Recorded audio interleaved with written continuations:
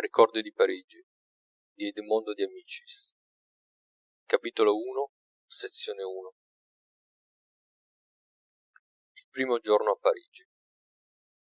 Parigi, 28 giugno 1878. Eccomi preso da capo a questa immensa rete dorata in cui ogni tanto bisogna cascare, volere o non volere.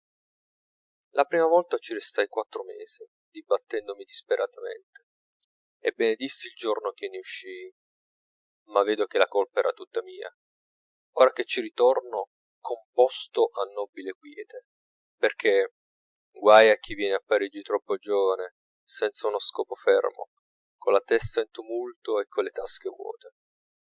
Ora vedo Parigi serenamente e la vedo attraverso all'anima d'un caro amico, che mi fa risentire più vive e più fresche tutte le impressioni della prima volta. Ed ecco quelle del primo giorno, come le può rendere una mente stanca e una penna presa in prestito dall'albergatore. Prima di essere condotto all'esposizione bisogna che il lettore entri con noi in Parigi. Daremo insieme un'occhiata al teatro prima di voltarci verso il palcoscenico.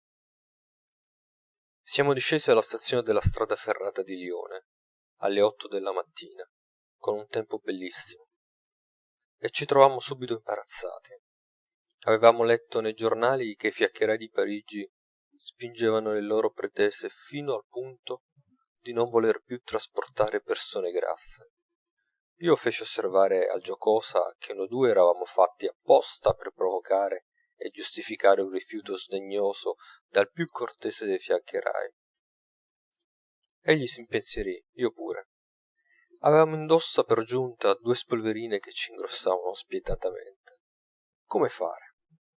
Non c'era che da tentare di produrre un po' di illusione avvicinandosi a una carrozza a passo di contraddanza e interpellando l'uomo con una voce in falsetto. Il tentativo riuscì. Il fiaccheraio ci rivolse uno sguardo inquieto ma ci lasciò salire e si diresse rapidamente verso il boulevard. Dovevamo andare fino al boulevard degli Italiani, ossia diritto al centro di Parigi, passando per la più ammirabile delle sue strade. La prima impressione è gradevole. È la grande piazza regolare della Bastiglia, spettacolosa e tumultuosa, nella quale sboccano 4 boulevard e 10 vie, e da cui si sente rumoreggiare sordamente il vasto sobborgo di Sant'Antonio. Ma si è ancora intronati dallo strepito della grande stazione lugubre, dove si è discesi rotti e sonnolenti, e quel vasto spazio pieno di luce, quei 1000 colori, la grande colonna di Luglio, gli alberi, il via vai rapidissimo delle carrozze e della folla, si intravedono appena. È il primo soffio impetuoso e sonoro della vita di Parigi, e si riceve a occhi socchiusi. Non si comincia a vedere nettamente che nei boulevard Beaumarchais. Qui comincia ad apparire Parigi, la via larghissima, la doppia fila degli alberi, le case allegre, tutto è nitido e fresco, e da tutto spira un'aria giovanile.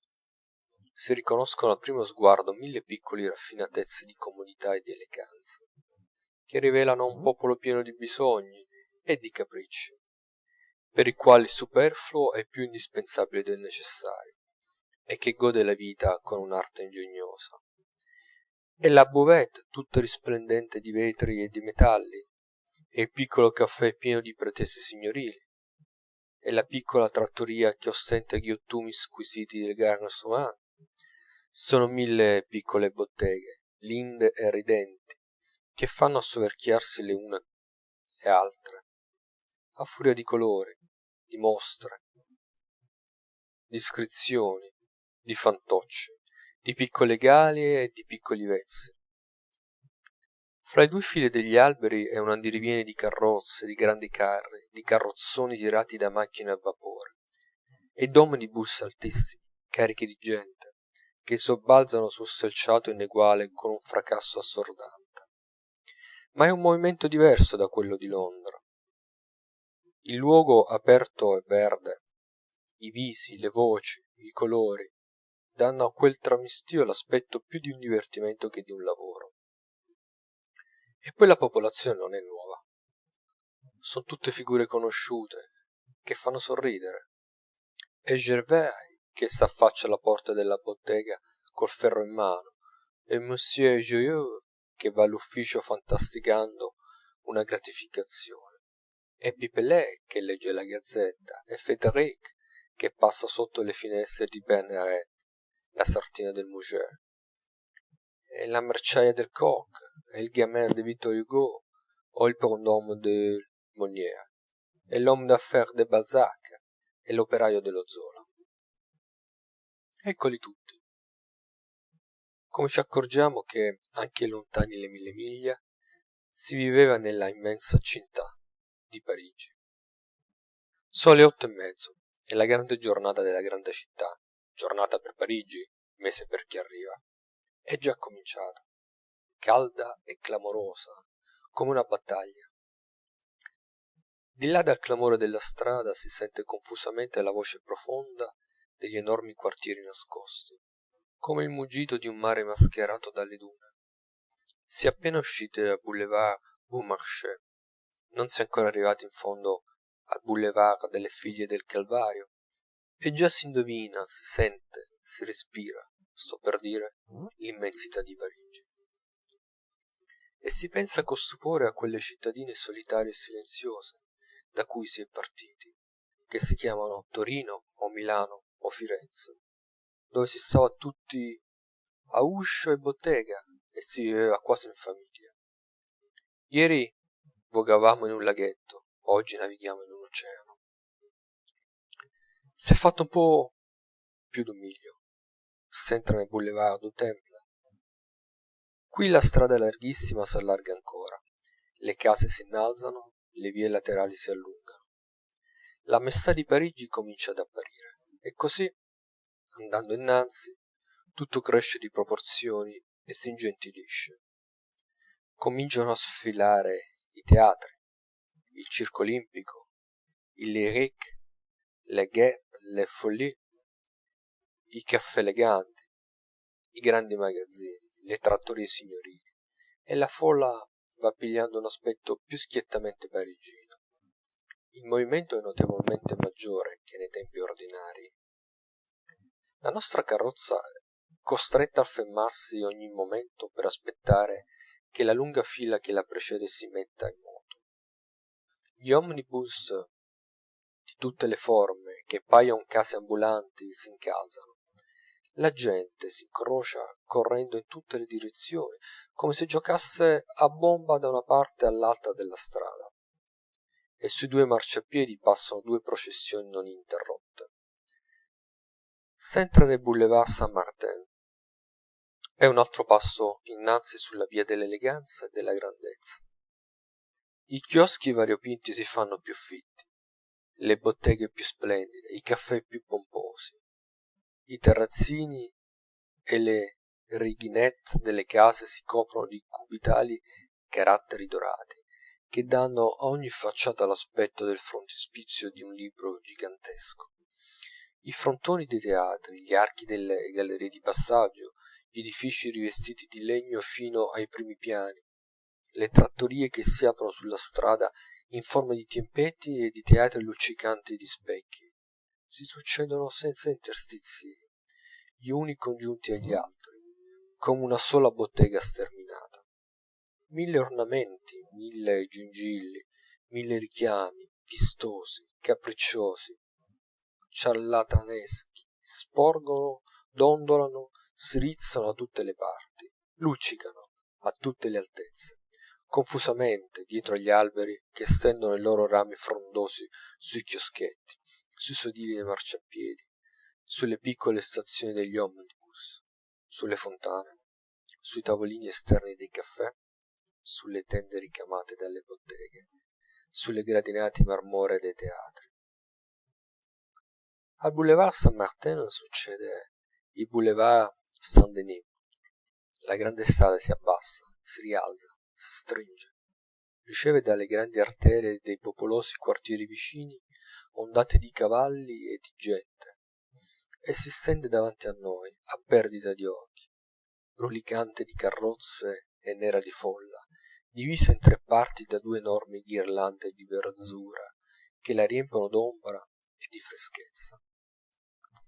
Sono 3/4 d'ora che si va a passo, serpeggiando, rasentando file interminabili di carrozze, che danno l'immagine di favolosi cortei nuziali che si estendono da un capo all'altro di Parigi.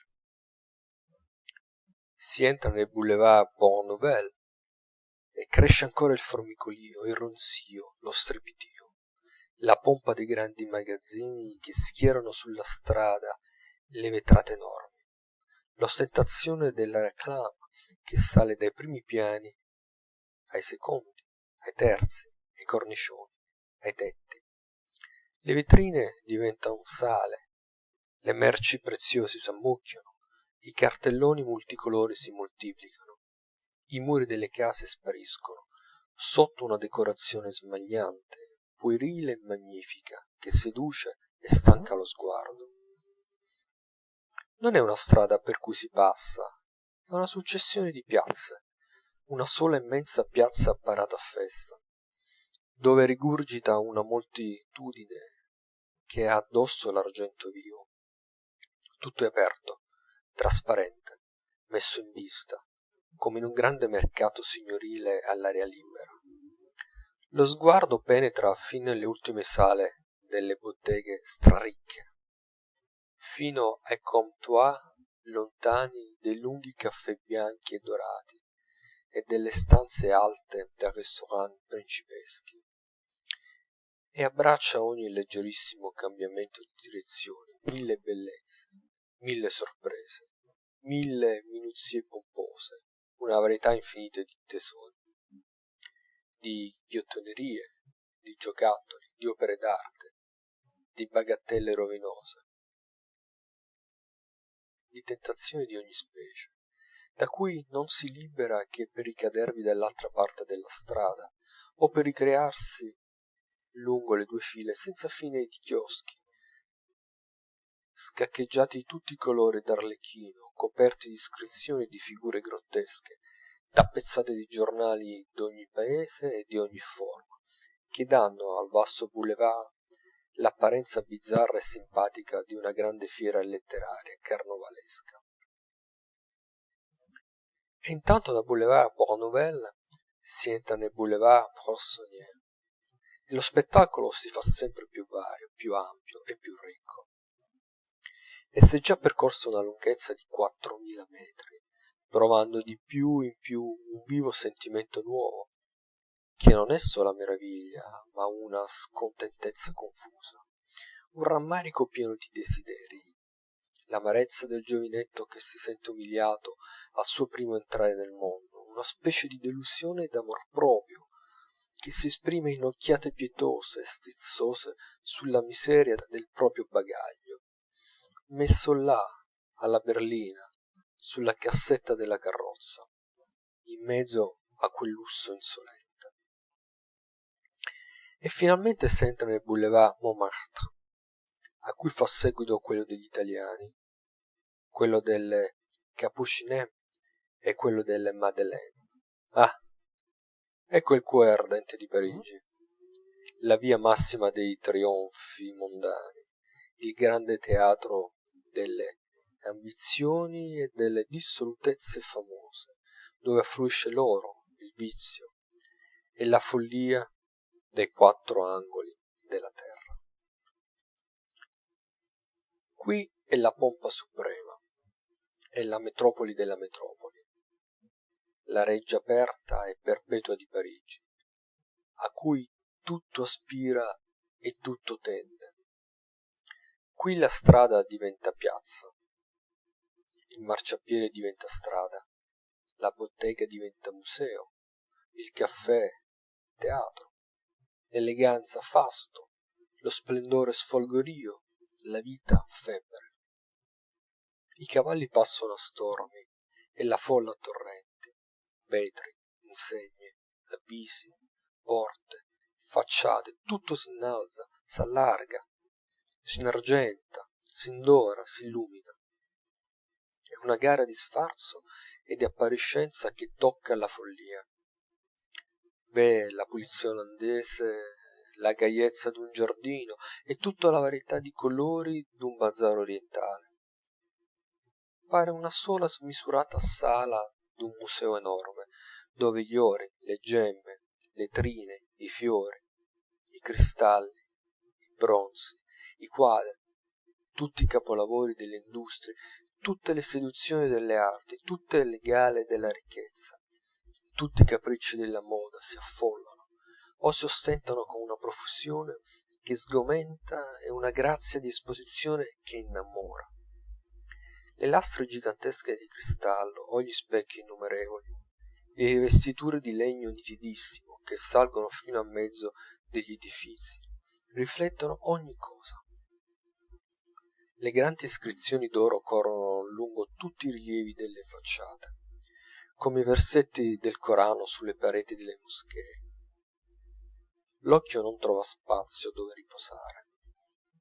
Da ogni parte brillano i nomi illustri nel regno dei piaceri e della moda, i titoli dei restaurant celebrati da Nuova York a Pietroburgo, gli alberghi dei principi e dei cresi, le botteghe di cui si apre la porta con la mano tremante. Per tutto un lusso aristocratico, provocante e sfacciato, che dice spendi, spandi e godi, e nello stesso tempo suscita e umilia i desideri. Non vi è nessuna bellezza monumentale, è una specie di magnificenza teatrale e femminea, una maestà d'apparato, eccessiva e piena di civetteria e di superbia, che sbalordisce ed abbaglia come un immenso tremolio di punti luminosi, ed esprime appunto la natura della grande città opulenta e lasciva, che lavora per furore di godimento e di gloria. Ci si prova una certa soggezione. Non par di passare in un luogo pubblico, tanta è la nitidezza e la pompa. La folla stessa vi passa con una certa grazia contegnosa, come per una grandissima sala, scivolando sull'asfalto, senza rumore, come sopra un tappeto.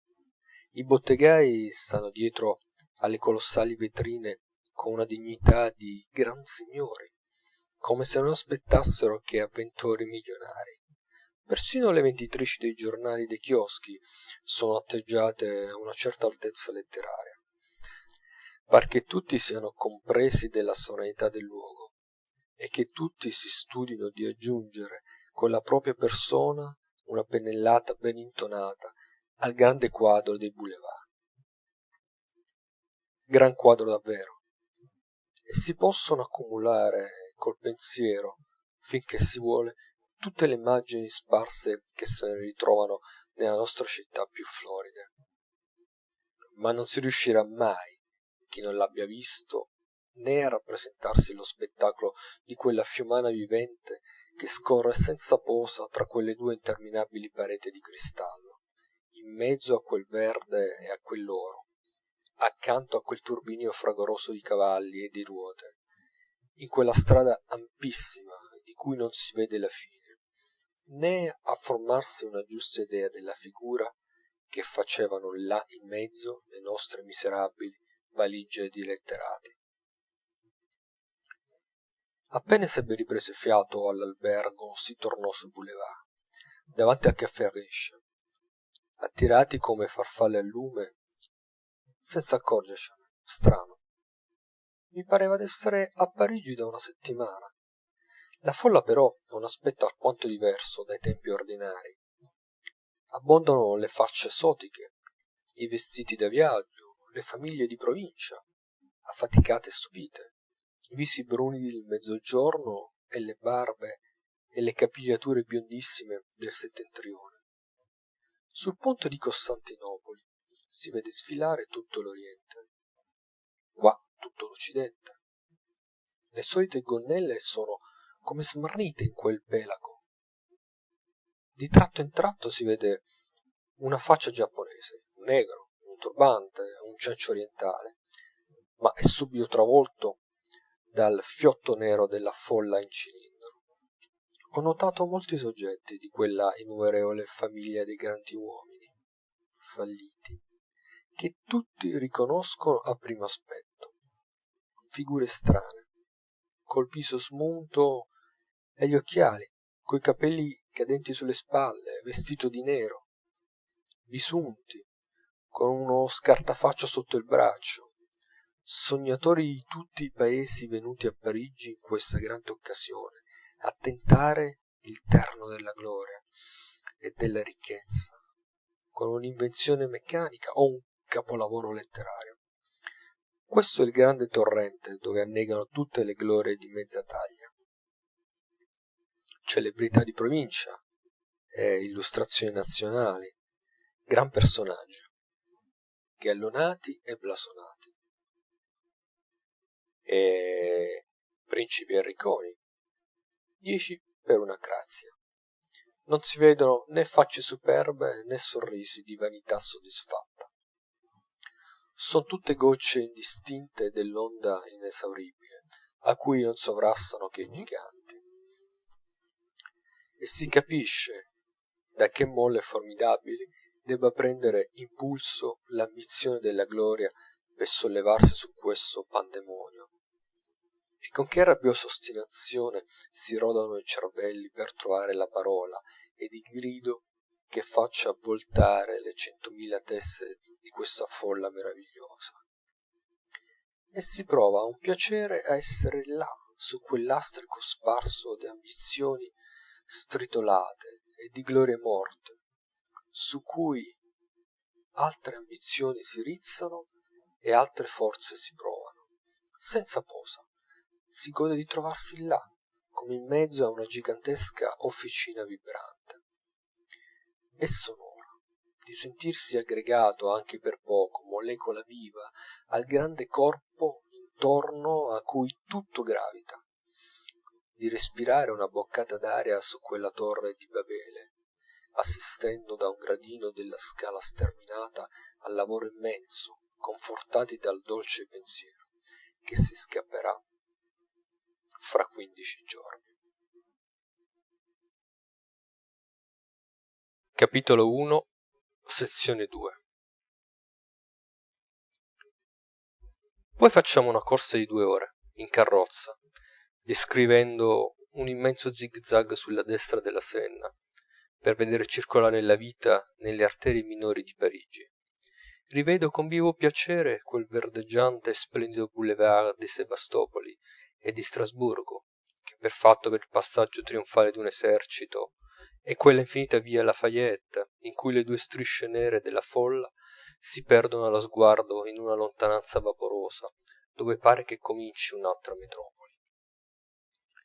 Ripasso per quelle smisurate spaccature di Parigi, che si chiamano il boulevard Haussmann, il boulevard Malesherbes, il boulevard Magenta, il boulevard Principe Eugenio, in cui si sprofonda lo sguardo con un fremito, come in un abisso, afferrando per un braccio il compagno.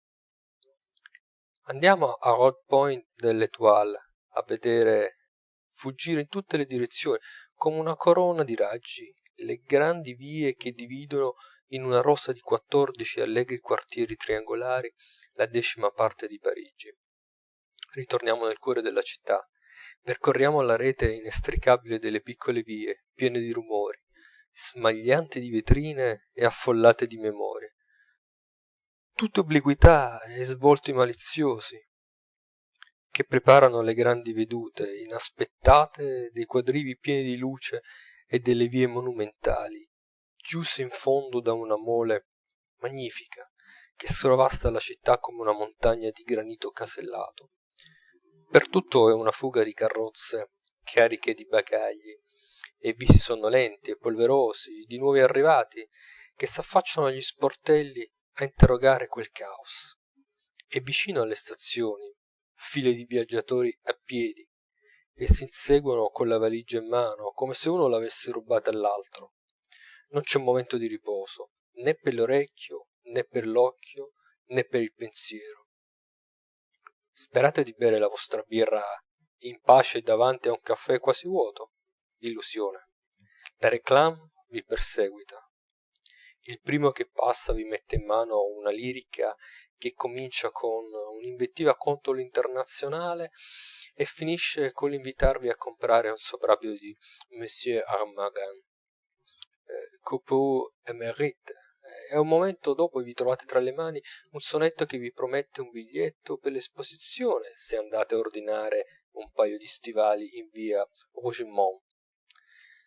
Per liberarvene alzate gli occhi. Oh Dio! Passa una carrozza dorata di réclame con servitori in livrea che vi propone dei cilindri a ribasso. Guardate in fondo alla strada.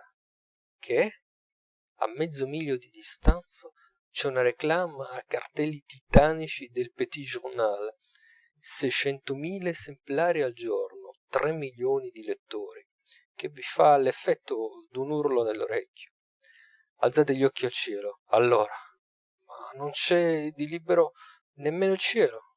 Al di sopra del più alto tetto del quartiere si disegna nell'azzurro, in sottili e altissimi caratteri di ferro, il nome di un artista delle nuvole che vuol farvi la fotografia. Non c'è dunque altro che tenere gli occhi inchiodati sul tavolino. No, nemmeno. Il tavolino è diviso in tanti quadretti colorati e stampati che vi offrono delle tinture e delle pomate. Torcete il volto stizziti. Ah, disgraziati! La spalliera della seggiola vi raccomanda un guantaio. Non resta altro rifugio che guardarsi i piedi, dunque. No, non resta neppure questo rifugio. Sotto i vostri piedi sull'asfalto c'è un avviso a stampatello che vuol farvi mangiare alla casalinga in via delle Chaussées d'Antin. Camminando un'ora si legge, senza volerlo, un mezzo volume. È un'inesauribile decorazione grafica variopinta ed enorme, aiutata da immagini grottesche di diavoli e di fantocci alti come case che v'assedia. Vi opprime, vi fa maledire l'alfabeto. Quel Petit Journal, per esempio, che copre mezza Parigi. Ma bisogna o ammazzarsi o comprarlo. Tutto ciò che vi si mette in mano, dal biglietto del battello al contrassegno della seggiola su cui riposate le ossa nel giardino pubblico, tutto nasconde l'insidia della réclame. Persino le pareti dei tempietti, dove non s'entra che per forza, parlano, offrono, raccomandano. Ci sono in tutti gli angoli 1000 bocche che vi chiamano e 1000 mani che v'accennano. È una rete che avvolge tutta Parigi. È tutto economico. Potete spendere fino all'ultimo centesimo credendo sempre di fare economia. Ma quanta varietà di oggetti e di spettacoli! Nello spazio di 15 passi vedete una corona di diamanti, un mazzo spropositato di camelie, un mucchio di tartarughe vive, un quadro a olio, una coppia di signorine automatiche che nuotano in una vaschetta di latta, un vestimento completo da contentare l'uomo più scrupolosamente elegante per 8 lire e 50 centesimi. Un numero del Journal des Abrutis con un articolo a doppio taglio sull'esposizione delle vacche, un gabinetto per gli esperimenti del fonografo e un bottegaio che dà il volo a un nuvolo di farfalle di penna per adescare i bimbi che passano. A ogni tratto vedete schierate tutte le facce illustri della Francia. Non c'è città che in questo genere di esposizione eguagli Parigi. L'Hugo, Lugier, Mademoiselle Judy, il Litra, il Coquelin, il Dufour, il Daudet, sono tutti buchi. Incontrate dei visi d'amici da tutte le parti. E nessuna impressione, neanche dei luoghi, è veramente nuova.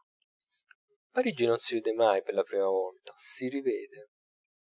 Non ricorda nessuna città italiana, eppure non par straniera. Tanto vi si ritrovano fitte le reminiscenze della nostra vita intellettuale. Un amico vi dice: ecco la casa del Sardou, ecco il palazzo del Gambetta, ecco le finestre del Dumas, ecco l'ufficio del Figaro, e a voi viene naturale di rispondere: lo sapevo. Così, riconoscendo 1000 cose e 1000 aspetti, continuiamo a girare rapidamente in mezzo a incrociamenti di legni da cui non vedo come usciremo, attraverso a folle serrate che ci arrestano all'improvviso, nelle ombre deliziose del parco monceau, intorno alle grandi arcate leggiere del Halles, davanti agli immensi magazzini di novità assiepati di carrozze, intravedendo di lontano ora un fianco del teatro dell'opera, ora il colonnato della borsa, ora la tettoia enorme d'una stazione, ora un palazzo incendiato dalla comune, ora la cupola dorata degli invalidi, e dicendoci l'un l'altro mille cose e le stesse cose e con la più viva espansione, senza pronunciare una parola e senza ricambiarci uno sguardo. Avevo inteso dire che uno straniero a Parigi non si accorge quasi che ci sia l'esposizione. Baie, tutto conduce il pensiero all'esposizione. Le torri del Trocadero si vedono effigiate da tutte le parti, come se mille migliaia di specchi le riflettessero, e l'immagine del campo di Marte vi si presenta per mille vie e sotto mille forme. Tutta la popolazione sembra, ed è infatti d'accordo per far ben riescire la festa. V'è un raffinamento universale di cortesia. Tutti fanno la loro parte. Fin l'ultimo bottegaio sente la dignità dell'ospite, si legge in viso a ogni parigino la soddisfazione d'essere azionista del teatro in cui si offre al mondo il grande spettacolo, e la coscienza di essere un oggetto d'ammirazione, il che serve moltissimo a rendersi davvero ammirabili. La grande città fa il bocchino, è premurosa, vuol contentar tutti, e infatti a tutti i bisogni, a tutti i desideri, a tutti i capricci, ha provvisto in mille modi, a ogni prezzo e a ogni passo. Per questa festa del lavoro c'è la febbre. Il lavoro, la pace, la grande fratellanza, la grande ospitalità fraterna risuonano da ogni parte. E forse, anzi certo, vi si nasconde sotto un altro sentimento. È l'amore proprio ferito in un'altra gloria, che s'afferra tutto alla gloria presente per compensarsi della passata, ed esalta con tutte le sue forze il primato che le rimane, per gettare l'oscurità su quello in fondo al cuore forse più caro, che ha perduto. E non di meno prodigioso il vedere questa città, che pare un giorno caduta in fondo sotto il peso di tutte le maledizioni di Dio. Dopo 7 anni, così splendida, così superba, così piena di sangue, d'oro e di gloria. E si prova un sentimento inaspettato arrivandoci. S'era partiti per l'esposizione, era lo scopo, la prima cosa. Appena arrivati diventa l'ultima. Parigi, che l'ha fatta, l'ammazza. Si pensa, sì, che c'è laggiù, in fondo alla grande città, uno smisurato palazzo posticcio che contiene molte bellissime cose, ma ci si pensa quasi con dispetto, come a un importuno che voglia contendervi e turbarvi il godimento di Parigi. Il primo giorno l'immagine delle torri del Trocadero m'era odiosa. Così, al campo di Marte, statici davanti a una bellissima ragazza inglese che lavora, degnate appena d'uno sguardo la macchinetta ingegnosa che luccica sotto le sue mani. Arriviamo finalmente sulla Senna. Che largo e sano respiro. E come è sempre bella questa grande strada azzurra che fugge, riflettendo i colori allegri delle sue 1000 case galleggianti, fra le due alte rive coronate di colossi di pietra. Davanti e dietro di noi i ponti lunghissimi confondono i loro archi d'ogni forma, e le strisce nere della folla che brulica dietro ai loro parapetti. Sotto i battelli stipati di teste s'inseguono, frotte di gente scendono continuamente dalle gradinate delle rive e fanno ressa agli scali, e la voce confusa della moltitudine si mesce ai canti delle 1000 donne affollate nei lavatoi, al suono dei corni e delle campanelle, allo strepito delle carrozze e dei quais, al lamento del fiume e al mormorio degli alberi delle due rive, agitati da un'arietta vivace che fa sentire la freschezza della campagna e del mare. Anche la senna lavora per la grande festa della pace e par che spieghi più benevolmente dell'usato, in mezzo alle due Parigi che la guardano, la sua maestà regale e materna. Qui il mio compagno non potè resistere alla tentazione di Notre Dame e salimmo sulla cima d'una delle due torri per vedere il mostro. Ottima cosa che mette i pensieri in calma. Bisogna almeno dominarle, queste mostruose città, in quel solo modo che ci è possibile, con lo sguardo. Salimmo sulla punta del tetto della torre di sinistra, dove Quasimodo delirava a cavallo alla campana, e ci afferrammo all'asta di ferro. Che immensità gloriosa! Parigi empie l'orizzonte e par che voglia coprire tutta la terra con le smisurate onde immobili e grigie dei suoi tetti e delle sue mura. Il cielo era inquieto. Le nuvole gettavano qua e là ombre fosche che coprivano spazi grandi come Roma, e in altre parti apparivano montagne, grandi vallate e vastissimi altipiani di case dorate al sole. La senna luccicava come una sciarpa d'argento da un capo all'altro di Parigi, rigata di nero dai suoi 30 ponti che parevano fili tesi tra le due rive, e punteggiata appena dai suoi 100 battelli che parevano foglioline natanti. Sotto la mole delicata e triste della cattedrale, le due isole, piazze nereggianti di formiche, lo scheletro del futuro htel de ville, simile a una grande gabbia di uccelli, e la réclame, smisurata e insolente, d'un mercante d'abiti fatti che sfondava gli occhi a 1200 metri di distanza. Qua e là le grandi macchie dei cimiteri, dei giardini e dei parchi, isole verdi in quell'oceano. Lontano, all'orizzonte, attraverso a brume violacee leggerissime, contorni incerti di vasti sobborghi fumanti, dietro i quali non si vede più, ma si indovina ancora Parigi.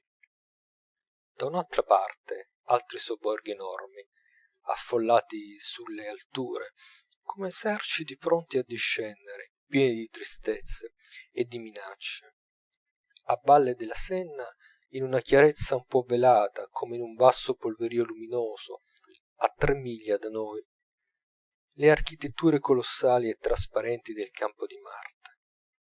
Che belli slanci vertiginosi dello sguardo da Belleville a Ivry, dal bosco di Boulogne a Pantin, da Courbevoie al bosco di Vincennes, saltando di cupola in cupola, di torre in torre, di colosso in colosso, di memoria in memoria, di secolo in secolo, accompagnati come da una musica dall'immenso respiro di Parigi. Povero e caro nido della mia famigliuola, dove sei? Poi il mio amico mi disse: ridiscendiamo nell'inferno, e tornammo a tuffarci nell'oscurità delle interminabili scale a chiocciola, dove un rintocco inaspettato della grande campana di Luigi XIV ci fece tremare le vene e i polsi come un colpo di cannone. E ritornammo sui boulevard. Era l'ora del desinare. In quell'ora il movimento è tale da non poter dare un'idea. Le carrozze passano a 6 di fronte, a 50 di fila, a grandi gruppi, a masse fitte e serrate, che si sparpagliano qua e là verso le vie laterali, e par che escano le une dalle altre, come razzi, levando un rumore cupo e monotono, come d'un solo enorme treno di strada ferrata che passi senza fine. Allora tutta la vita gaia di Parigi si riversa là, da tutte le strade vicine, dalle gallerie, dalle piazze. Arrivano e si scaricano i 100 omnibus del Trocadero, le carrozze e la folla a piedi che viene dagli scali della Senna, flutti di gente che attraversa la strada di corsa arrischiando le ossa, s'accalca sui marciapiedi, assalta i chioschi da cui si spandono miriadi di giornali, si disputa le sedie davanti ai caffè e rigurgita all'imboccatura delle strade. Si accendono i primi lumi, il grande banchetto comincia. Da tutte le parti tintinnano e scintillano i cristalli e le posate sulle tovaglie bianchissime, distesi in vista di tutti. Zaffate d'ori ghiotti escono dai grandi restaurants di cui si vanno illuminando le finestre dei piani superiori, lasciando vedere scorci di sale luccicanti e ombre di donne che guizzano dietro le tende di trina. Un'aria calda e molle, come di teatro, si spande pregna d'odor di sigari d'Avana, dell'odore acuto dell'assenzio che verdeggia in 10.000 bicchieri, delle fragranze che escono dalle botteghe di fiori, di muschio, di vesti profumati, di capigliature femminili, un odore proprio dei boulevard di Parigi, misto di grande albergo e d'alcova, che dà alla testa. Le carrozze si fermano, le cocotte dai lunghi strascichi discendono, fra due ali di curiosi, e spariscono come frecce nelle porte delle trattorie. Fra la folla dei caffè suonano le risa argentine e forzate di quelli che siedono a crocchio. Le coppie fendono audacemente la calca. La gente comincia a serrarsi in doppia fila alle porte dei teatri. La circolazione è interrotta ogni momento. Bisogna camminare a zig-zag, a passette, respingendo dolcemente gomiti e toraci, fra una selva di cilindri e di gibus, fra i soprabiti neri, le giubbe, i gran panciotti spettorati e le camicie ricamate, badando sempre ai piedini e alle code, in mezzo a un mormorio sordo, diffuso, affrettato, sul quale echeggiano i colpi sonori delle bottiglie stappate, dentro un polverio finissimo che vien su da quel terribile asfalto che brucia i talloni alle ragazze. Non è più un andirivieni di gente, è un ribollimento, un rimescolio febbrile, come se sotto la strada divampasse una fornace immensa. È un ozio che pare un lavoro, una festa faticosa, come una smania e un timore di tutti di non arrivare in tempo e prendere posto al gran convito. Il vastissimo spazio non basta più alla moltitudine nera, elegante, nervosa, sensuale, profumata, piena d'oro e d'appetiti, che cerca con tutti i sensi tutti i piaceri. E di minuto in minuto lo spettacolo si ravviva. Il via vai delle carrozze somiglia alla fuga disordinata delle salmerie d'un esercito in rotta. I caffè risuonano come officine. All'ombra degli alberi si stringono i dolci colloqui. Tutto s'agita e freme in quella mezza oscurità, non ancora vinta dall'illuminazione notturna, e un non so che di voluttuoso spira nell'aria, mentre la notte di Parigi, carica di follie e di peccati, prepara le sue insidie famose. Quello è davvero il momento in cui la grande città s'impadronisce di voi e vi soggioga, se anche fosse l'uomo più austero della terra. È il lenocinio gallico del Gioberti, è una mano invisibile che v'accarezza, una voce dolce che vi parla nell'orecchio, una scintilla che vi corre nelle vene, una voglia impetuosa di tuffarvi in quel vortice e d'annegarvi, passata la quale si va a desinare benissimo a 2 lire e 75. Capitolo 1, sezione 3. E anche il desinare è uno spettacolo per chi si ritrova impensatamente, come accade a noi, in una trattoria vasta e rischiarata come un teatro, formata d'una sala unica, cinta d'una larghissima galleria, dove si sfamano insieme 500 persone rumoreggiando come una grande assemblea di buon umore. E dopo viene l'ultima cena della meravigliosa rappresentazione cominciata alle 8 della mattina. in piazza della Bastiglia. La notte di Parigi. Ritorniamo nel cuore della città. Qui par che faccia giorno da capo. Non è un'illuminazione, è un incendio. I boulevards ardono. Tutto il pianterreno degli edifizi sembra in fuoco. Sto chiudendo gli occhi, par di vedere a destra e a sinistra due file di fornaci fiammanti. Le botteghe gettano dei fasci di luce vivissima fino a metà della strada e avvolgono la folla come in una polvere d'oro. Da tutte le parti piovono raggi e chiarori diffusi che fanno brillare i caratteri dorati e i rivestimenti lucidi delle facciate, come se tutto fosse fosforescente. I chioschi che si allungano in due file senza fine, rischiarati di dentro, coi loro vetri di mille colori, simili a enormi lanterne cinesi piantate in terra, o ai teatrini trasparenti di marionette, danno alla strada l'aspetto fantastico e puerile d'una festa orientale. I riflessi infiniti dei cristalli, i mille punti luminosi che traspaiono fra i rami degli alberi, le iscrizioni di fuoco che splendono sui frontoni dei teatri, il movimento rapidissimo delle innumerevoli fiammelle delle carrozze che sembrano miriadi di lucciole mulinate dal vento, le lanterne porporine degli omnibus, le grandi sale ardenti aperte sulla strada, le botteghe che somigliano a cave d'oro e d'argento incandescente, le 100.000 finestre illuminate, gli alberi che paiono accesi, tutti questi splendori teatrali frastagliati dalla verzura che lascia vedere ora sì ora no le illuminazioni lontane e presenta lo spettacolo ad apparizioni successive.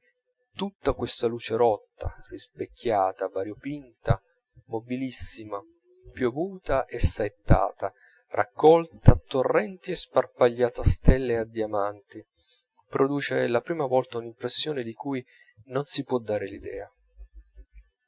Par di vedere un solo immenso fuoco d'artifizio, che debba spegnersi improvvisamente e lasciare tutta la città sepolta nel fumo. Sui marciapiedi non c'è una riga d'ombra.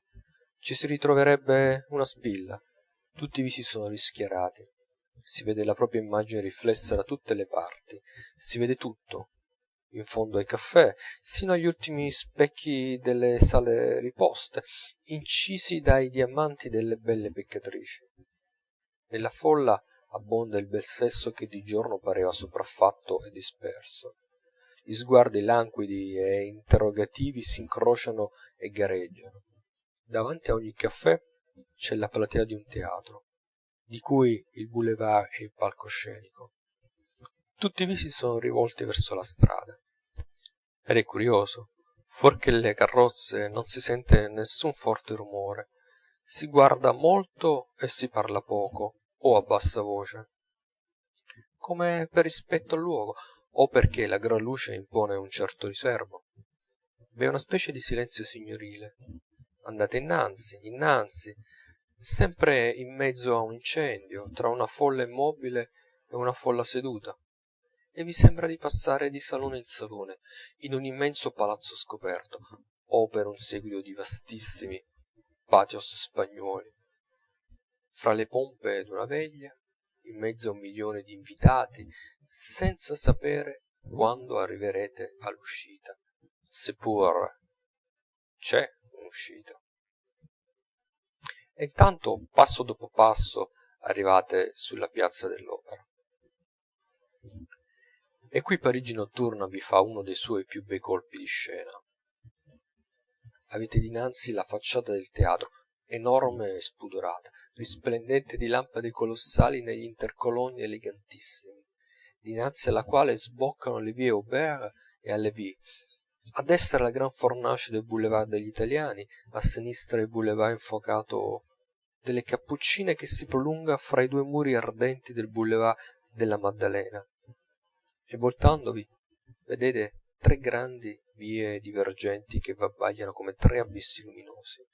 La via della pace, tutta smagliante di ori e di gioielli, in fondo alla quale si drizza sul cielo stellato la mole nera della colonna Vendôme, l'avenue dell'opera inondata di luce elettrica, la via 4 settembre lucente di mille fiammelle e 7 file continue di carrozze che vengono dai 2 boulevards e dalle 5 strade, incrociandosi furiosamente sulla piazza, e una folla che scorre, e una folla che fugge sotto una pioggia di luce rossa e di luce bianchissima, diffusa da grandi globi di cristallo spulito, che fan l'effetto di ghirlande e di corone di lune piene, e colorano gli alberi, gli alti edifizi, la moltitudine dei riflessi bizzarri e misteriosi delle scene finali di un ballo fantastico.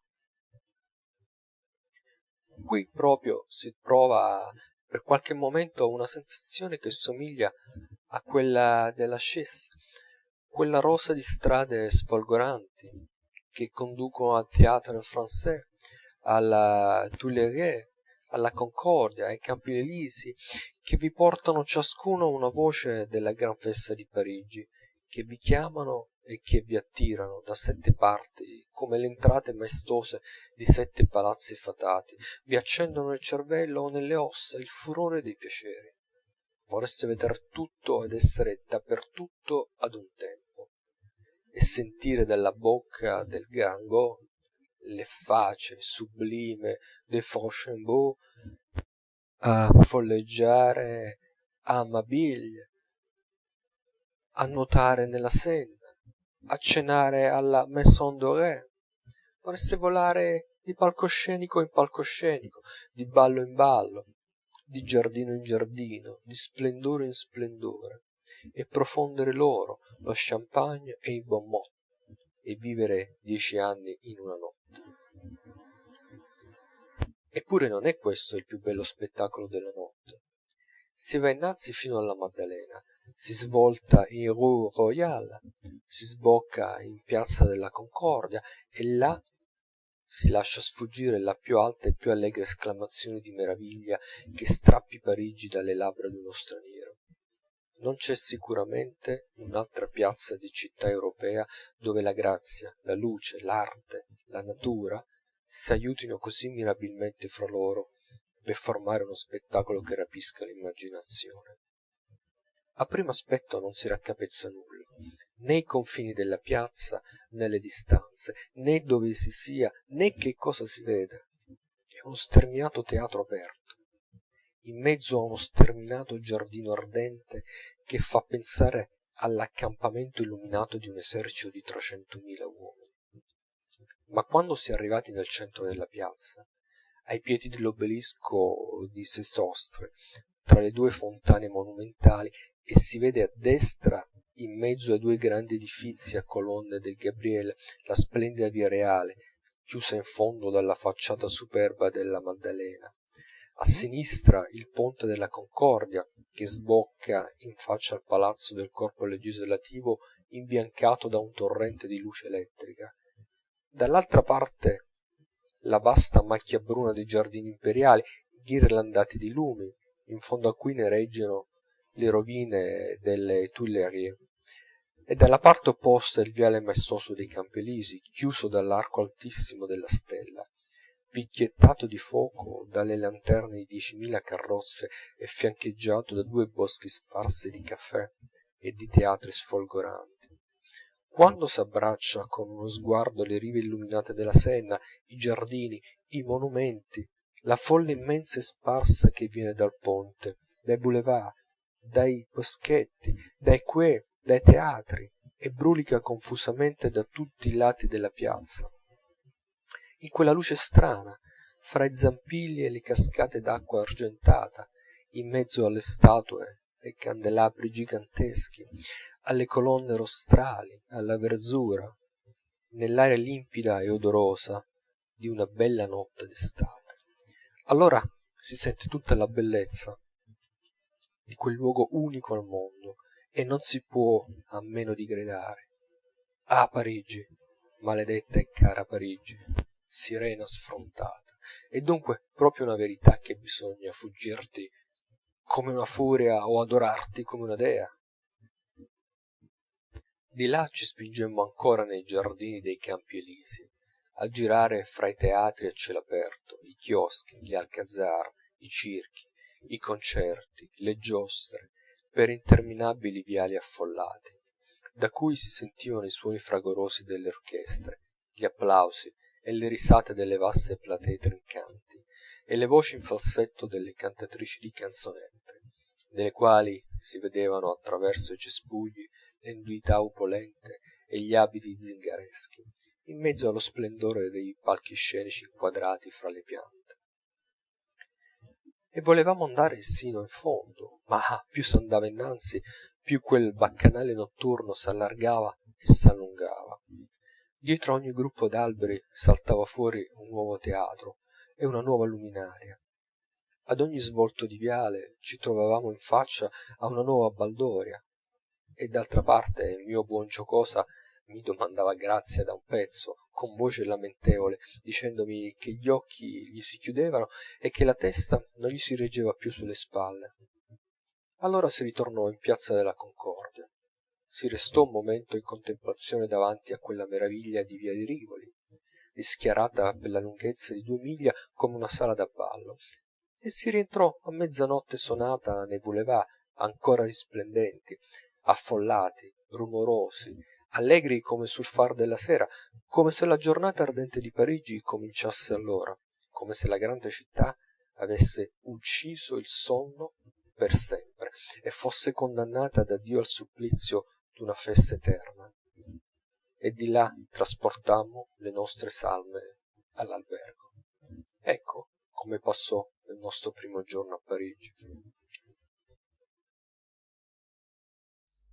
Capitolo 2, sezione 1. Uno sguardo all'esposizione.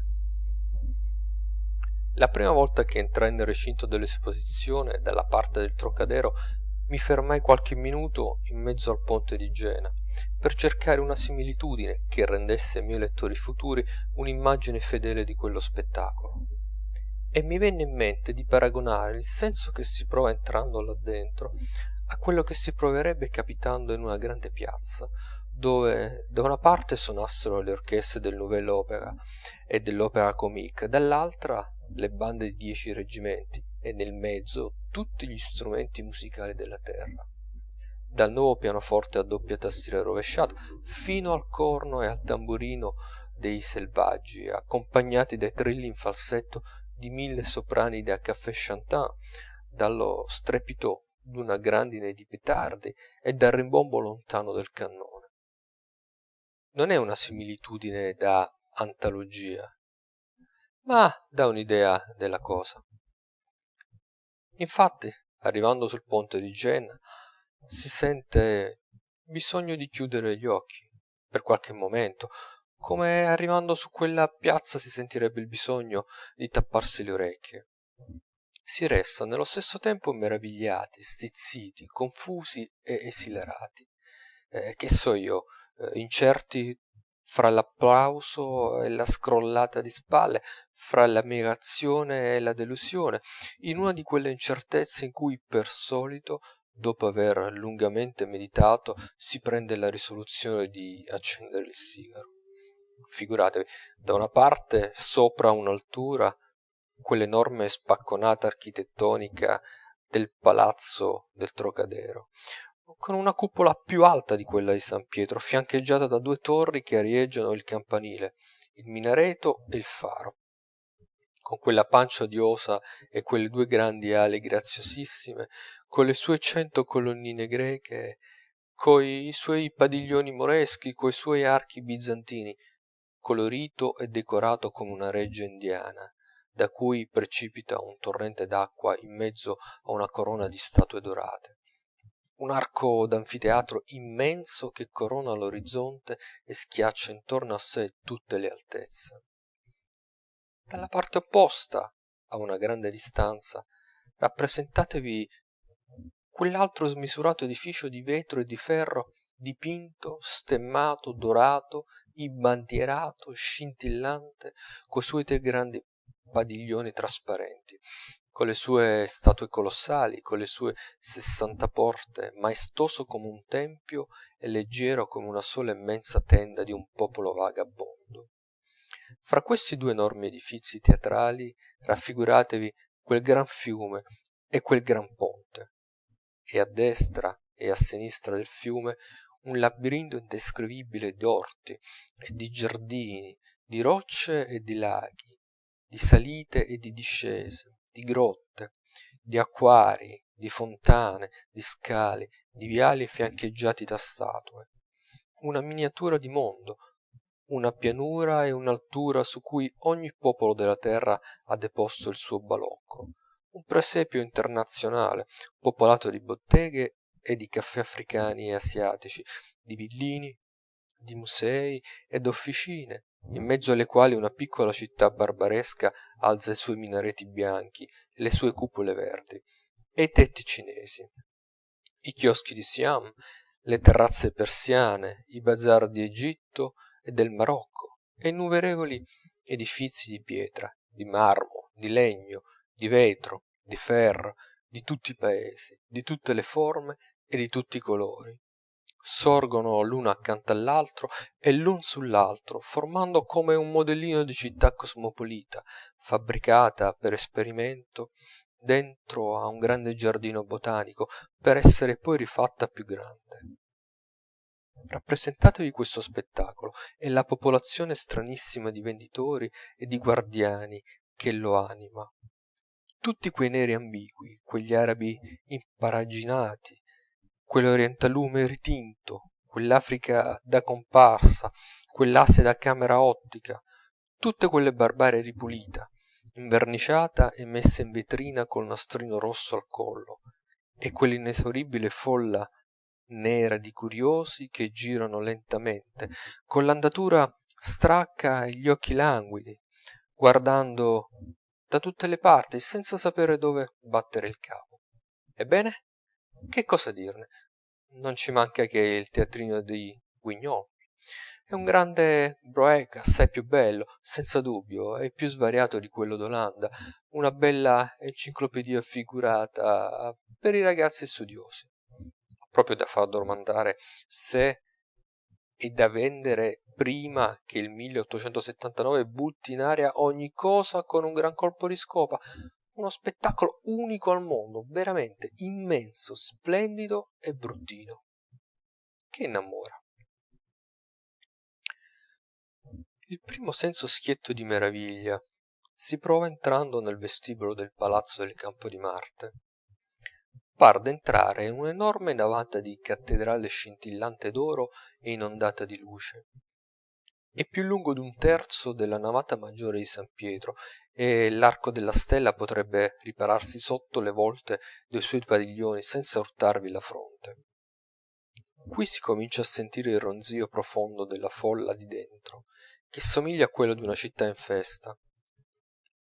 La gente si aggruppa intorno alla statua equestre di Carlo Magno, davanti al tempietto classico delle porcellane di Sèvres, ai piedi dell'altissimo trofeo del Canada, che si innalza all'estremità del vestibolo come un'antica torre d'assedio, e una doppia processione sale e scende per le scale di quel bizzarro palazzo indiano, sostenuto da 100 colonnine e coronato da 10 cupole, nel quale bisogna entrare assolutamente per accertarsi che non c'è una idiata di principessine dell'Indostan da rapire. Un gruppo di curiosi affascinati circonda la vetrina dei diamanti reali d'inghilterra, fra i quali scintilla sopra un diadema, il Chiandevassi famoso, del valore di 3 milioni di lire, abbagliante e perfido come la pupilla fissa d'una fata, che nello stesso punto vi arde il cuore e vi danni l'anima. Ma tutto è oscurato dai tesori favolosi delle Indie, da quel monte di armature, di coppe, di vassoi, di selle, di tappeti, di narghilè, sfolgoranti d'oro, d'argento e di gemme, che fa pensare le ricchezze di una di quelle regioni insensate della gente araba, dai capricci immensi e inesorabili, che stancano le bacchette onnipotenti dei geni. E veramente quando si pensa che son tutti doni spontanei di principi o di popoli, ci si crede senza alcun dubbio. Ma si guarda intorno involontariamente, con una vaga idea di trovar là, a piedi della statua equestre del principe di Galles, tutti i donatori scamiciati e legati. e si pensa pure, qualche volta, se in tutto quel tratto di vestibolo pieno di tesori, compreso fra il palazzo indiano e la statua del principe, accatastandoli bene dal pavimento alla volta, pigiandoli, non lasciandoci nemmeno un piccolissimo vano, ci sarebbe la metà degli scheletri dei morti di fame delle Indie al tempo dell'ultima carestia. Dato uno sguardo al vestibolo, m'affacciai subito con viva curiosità alla porta interna che dà sulla via delle nazioni. Sì, è un po' una cosa da teatrino, ma bella, un grazioso scherzo combinato da 20 popoli, ingegnosamente. Mezzo mondo veduto di scorcio, la via di una grande città di là da venire, in un tempo di fratellanza universale, quando saranno sparite le patrie. A primo aspetto non sembra che una splendida bizzarria, e si pensa che il mondo ha avuto un quarto d'ora di buon umore. Tutta quella linea così mattamente spezzettata di tetti acutissimi, di torricciuoli gotiche, di chioschetti e di campanili, di guglie e di piramidi, quella fuga di facciate di colori vivissimi, lucenti di mosaici e di dorature, ornate di stemmi, decorate di statue, coronate di bandierine, che s'aprono in colonnati ed in portici, e sporgono in terrazze e balaustri, in balconi vetrati, in logge aeree, in scale esterne e in gradinate, fraiuole di fiori e zampilli di fontane. Quella fila di villini, di regge, di chiostri, di palazzine, dei quali non si riconosce subito né la nazionalità né lo stile, non destano da principio che un senso di confusione piacevole, come il frastuono allegro di una festa. Ma dopo la prima corsa, quando si son riconosciuti gli edifizi, lo spettacolo muta significato. Allora da ognuna di quelle facciate esce un'idea, l'espressione di un sentimento diverso della vita, è come un soffio d'aria d'un altro cielo e d'un altro secolo, che bisbiglia nomi d'imperatori e di poeti, e porta il suono di musiche lontane, piene di pensieri e di memorie, e fanno un'impressione strana tutti quei begli edifizi muti e senza vita.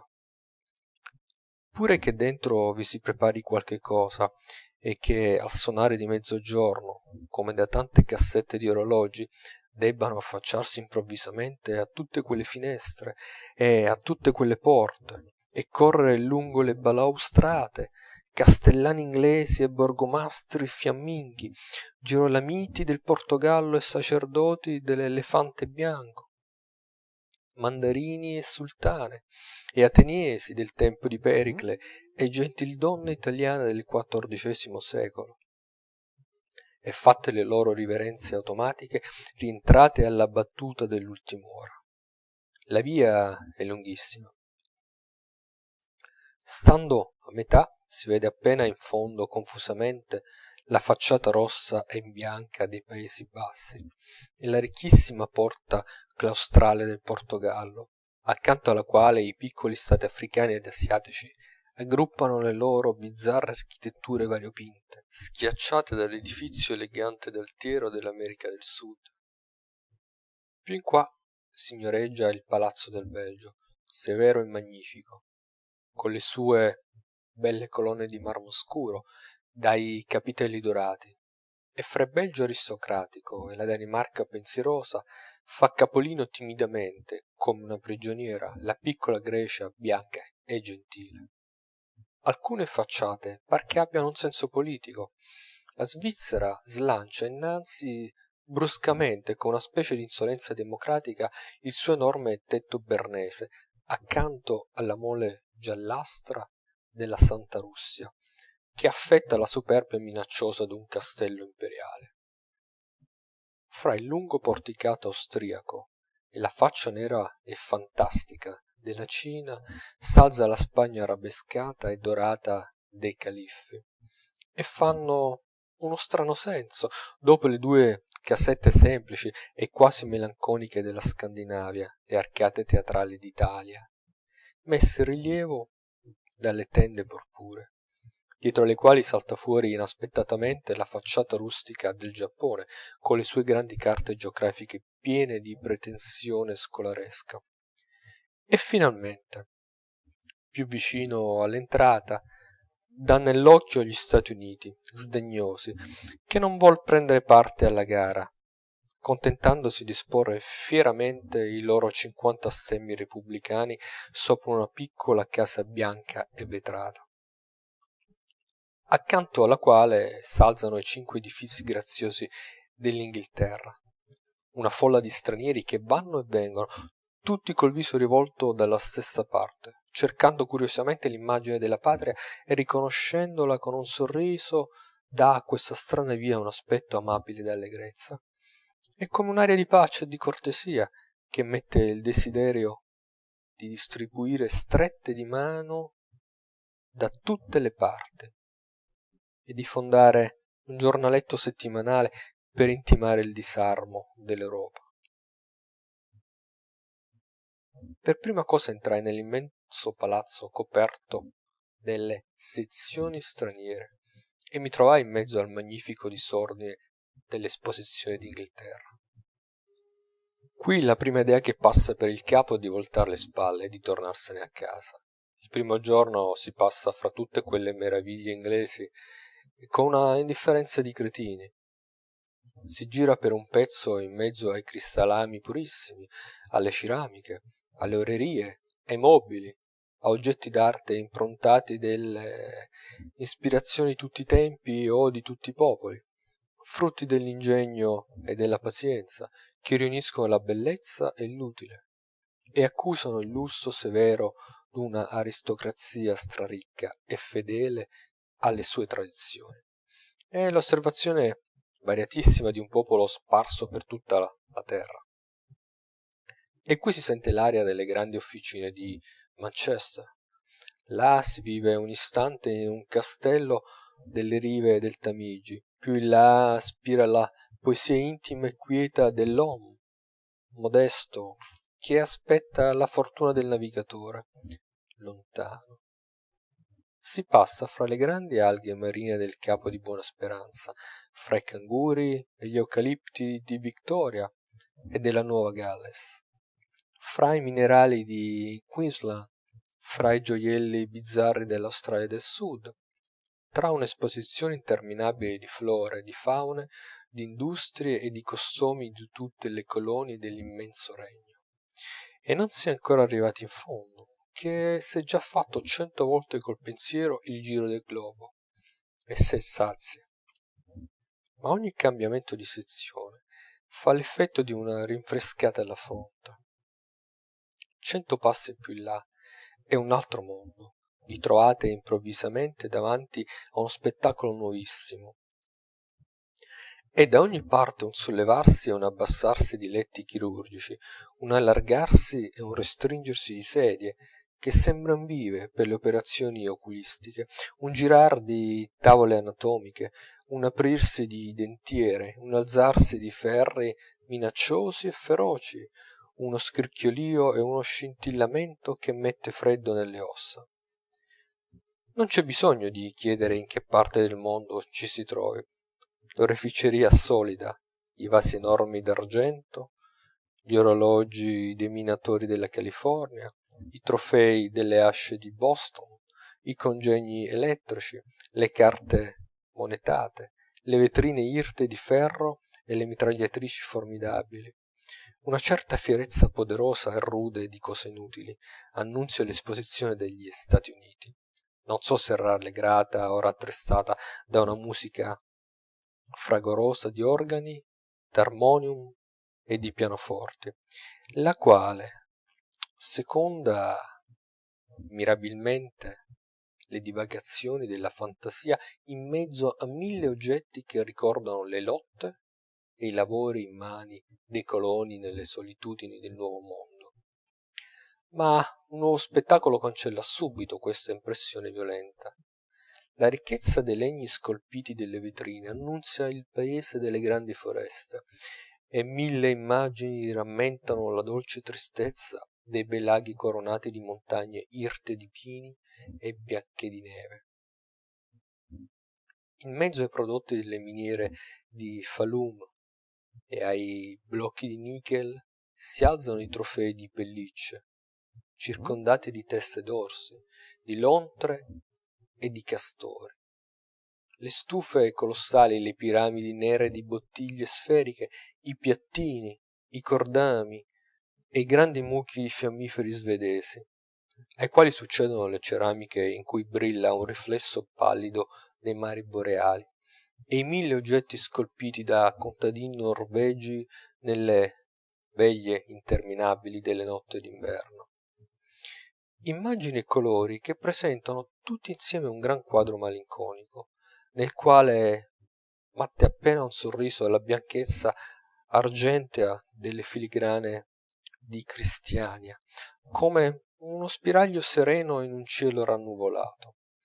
Lo spiraglio, però, s'allarga improvvisamente all'uscire delle sale della Scandinavia, e alle brume boreali succede in un batter d'occhio l'ampio sereno immacolato di un cielo primaverile, un popolo di statue candide, uno sfolgorio diffuso di cristalli, un luccichio di sete e di mosaici, un riso di colore e di forme, davanti a cui tutti i visi si rischiarano, tutti i cuori s'allargano e tutte le bocche dicono Italia, prima che gli occhi ne abbiano letto l'annunzio. È un vero colpo di scena, al quale segue immediatamente un altro non meno meraviglioso. Passate la soglia d'una porta. Avete fatto un viaggio di mare di 2 mesi, siete in un altro emisfero. Vi trovate dinanzi a un ideale artistico nuovo, che urta e scompiglia violentemente tutte le immagini che vi sono affollate nel capo fino a quel punto. In mezzo a visi esotici, a oggetti strani, a combinazioni inaspettate di colori, a prodotti bizzarri d'industrie enigmatiche che mandano profumi sconosciuti e destano a poco, oltre la curiosità, un'ammirazione accresciuta di non so che simpatia intima, come di natura. È il Giappone, la Francia dell'Asia, che espone i suoi vasi colossali dipinti su fondo d'oro, i salotti arredati di mobili di porcellana, i quadri di seta ricamati a uccelli e a fiorami, le intarsiature d'avorio, di lacca e di bronzo, e mille piccole meraviglie innominabili. E in ogni cosa quella nitidezza cristallina, quella perfezione disperata delle minuzie, quella finezza aristocratica di colori, quell'ingenuità gentile d'immaginazione femminea, che è l'impronta propria e indimenticabile dell'arte sua. Il Giappone prepara alla Cina, ma è in ogni modo un gran salto. Alla musica dei colori succede il tumulto, il grazioso, il grottesco, al finito il tormentato, alla varietà la confusione, al capriccio la follia. Al primo entrare la vista rimane offesa. In mezzo ai mobili di mille forme sconosciute, di legno di rosa o di legno di ferro, intarsiati di avorio o di madreperla, casellati con una pazienza prodigiosa, si rizzano i baldacchini purpurei, i paraventi dipinti di giardini misteriosi, i parafuochi ricamati di farfalle argentee e di uccelli dorati, le pagode a 7 piani coperte di chimere e di mostre, i chioschi snelli dai tetti arrovesciati e frangianti, su cui spenzolano dalle volte le enormi lanterne fantastiche, simili a tempietti aerei d'oro e di corallo, fra le pareti coperte di grandi stendardi di seta gialla, ornati di caratteri cabalistici di velluto nero, dai quali, abbassando lo sguardo, si ritrovano le portantine delle dame, i bottoni dei mandarini, le scarpette ricurve, le pipe da oppio, le bacchettine di riso, i bizzarri strumenti di musica e immagini della vita cinese d'ogni tempo e d'ogni ceto, che appagano 100 curiosità, svegliandone 1000 e mettono la testa in tumulto. Ah, come si riposa l'occhio e la mente uscendo dalla porta rossa di Pechino. par di tornare nella propria patria, in mezzo ai fratelli e agli amici. Siviglia canta, Granata sorride, Barcellona lavora. La prima occhiata riconosco le mie belle amiche dei 25 anni. Ecco la chitarra di Figaro, ecco i pugnali di Toledo, ecco le mantiglie insidiose, le scarpettine calamitate, i ventagli che parlano, i bustini che fanno scattare le braccia, le stoffe pittoresche della Catalogna e dell'Andalusia, e i vasi moreschi, e i ricami di seta dei chiostri antichi, e gli svelti fantaccini di Espartero e di Prim, che drizzano i loro graziosi cappelletti alla Ross in mezzo ai cannoni che fulmineranno il terzo esercito di Don Carlos. Ma è una visione fuggitiva. Passano i Pirenei, passano le Alpi, uno scintillio diffuso di cristallami che mandano riflessi di tutti i metalli e di tutte le perle, fra cui brilla da ogni parte il white comb verde, stemmato e coronato, annunzia la Boemia. Si va innanzi fra la mostra splendida dell'orologeria viennese e i ricchi mobili improntati del gusto del Cinquecento e del gusto nuovissimo, sposati graziosamente, attraverso a un museo di pipe splendide, immenso ammucchi di saponi del Danubio, dell'apparenza di formaggi, di frutti, fra i tessuti di vetro e i prodotti delle miniere d'Ungheria, che mostra la novità preziosa del suo opale nero. E poi dove si riesce? Siamo all'estremo settentrione o all'estremo oriente? Si può credere l'uno e l'altro, sono due spettacoli in uno. Di qua le pietre preziose della Siberia, i grandi sblocchi di malachite dell'Ural, gli orsi bianchi e la volpe azzurra, le stufe enormi, le stufe porporine di Mosca, 1000 scene dipinte della vita russa, intima e grave, e saggi ingegnosi di nuovi metodi di insegnamento, che rivelano una cultura fiorente. Di là i vestiari briganteschi e splendidi del Caucaso, i pugnali e i gioielli barbarici, e un barlume del cielo di Tartaria, e un riflesso del sole di Persia. E poi l'oreficeria e la ceramica dall'impronta bizantina, fra cui brillano i grandi piatti di mosaico a fondo d'oro, nuova gloria di Mosca.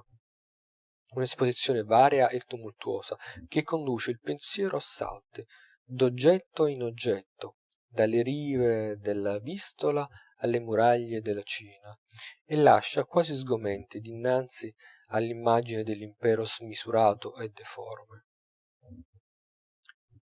Improvvisamente un alito d'aria montanina vi porta una vaga fragranza d'Italia, e vi ritrovate in mezzo a 1000 cose e a 1000 colori famigliari al vostro sguardo. La Svizzera c'è tutta, verde, fresca, nevosa, vigorosa, ricca e contenta.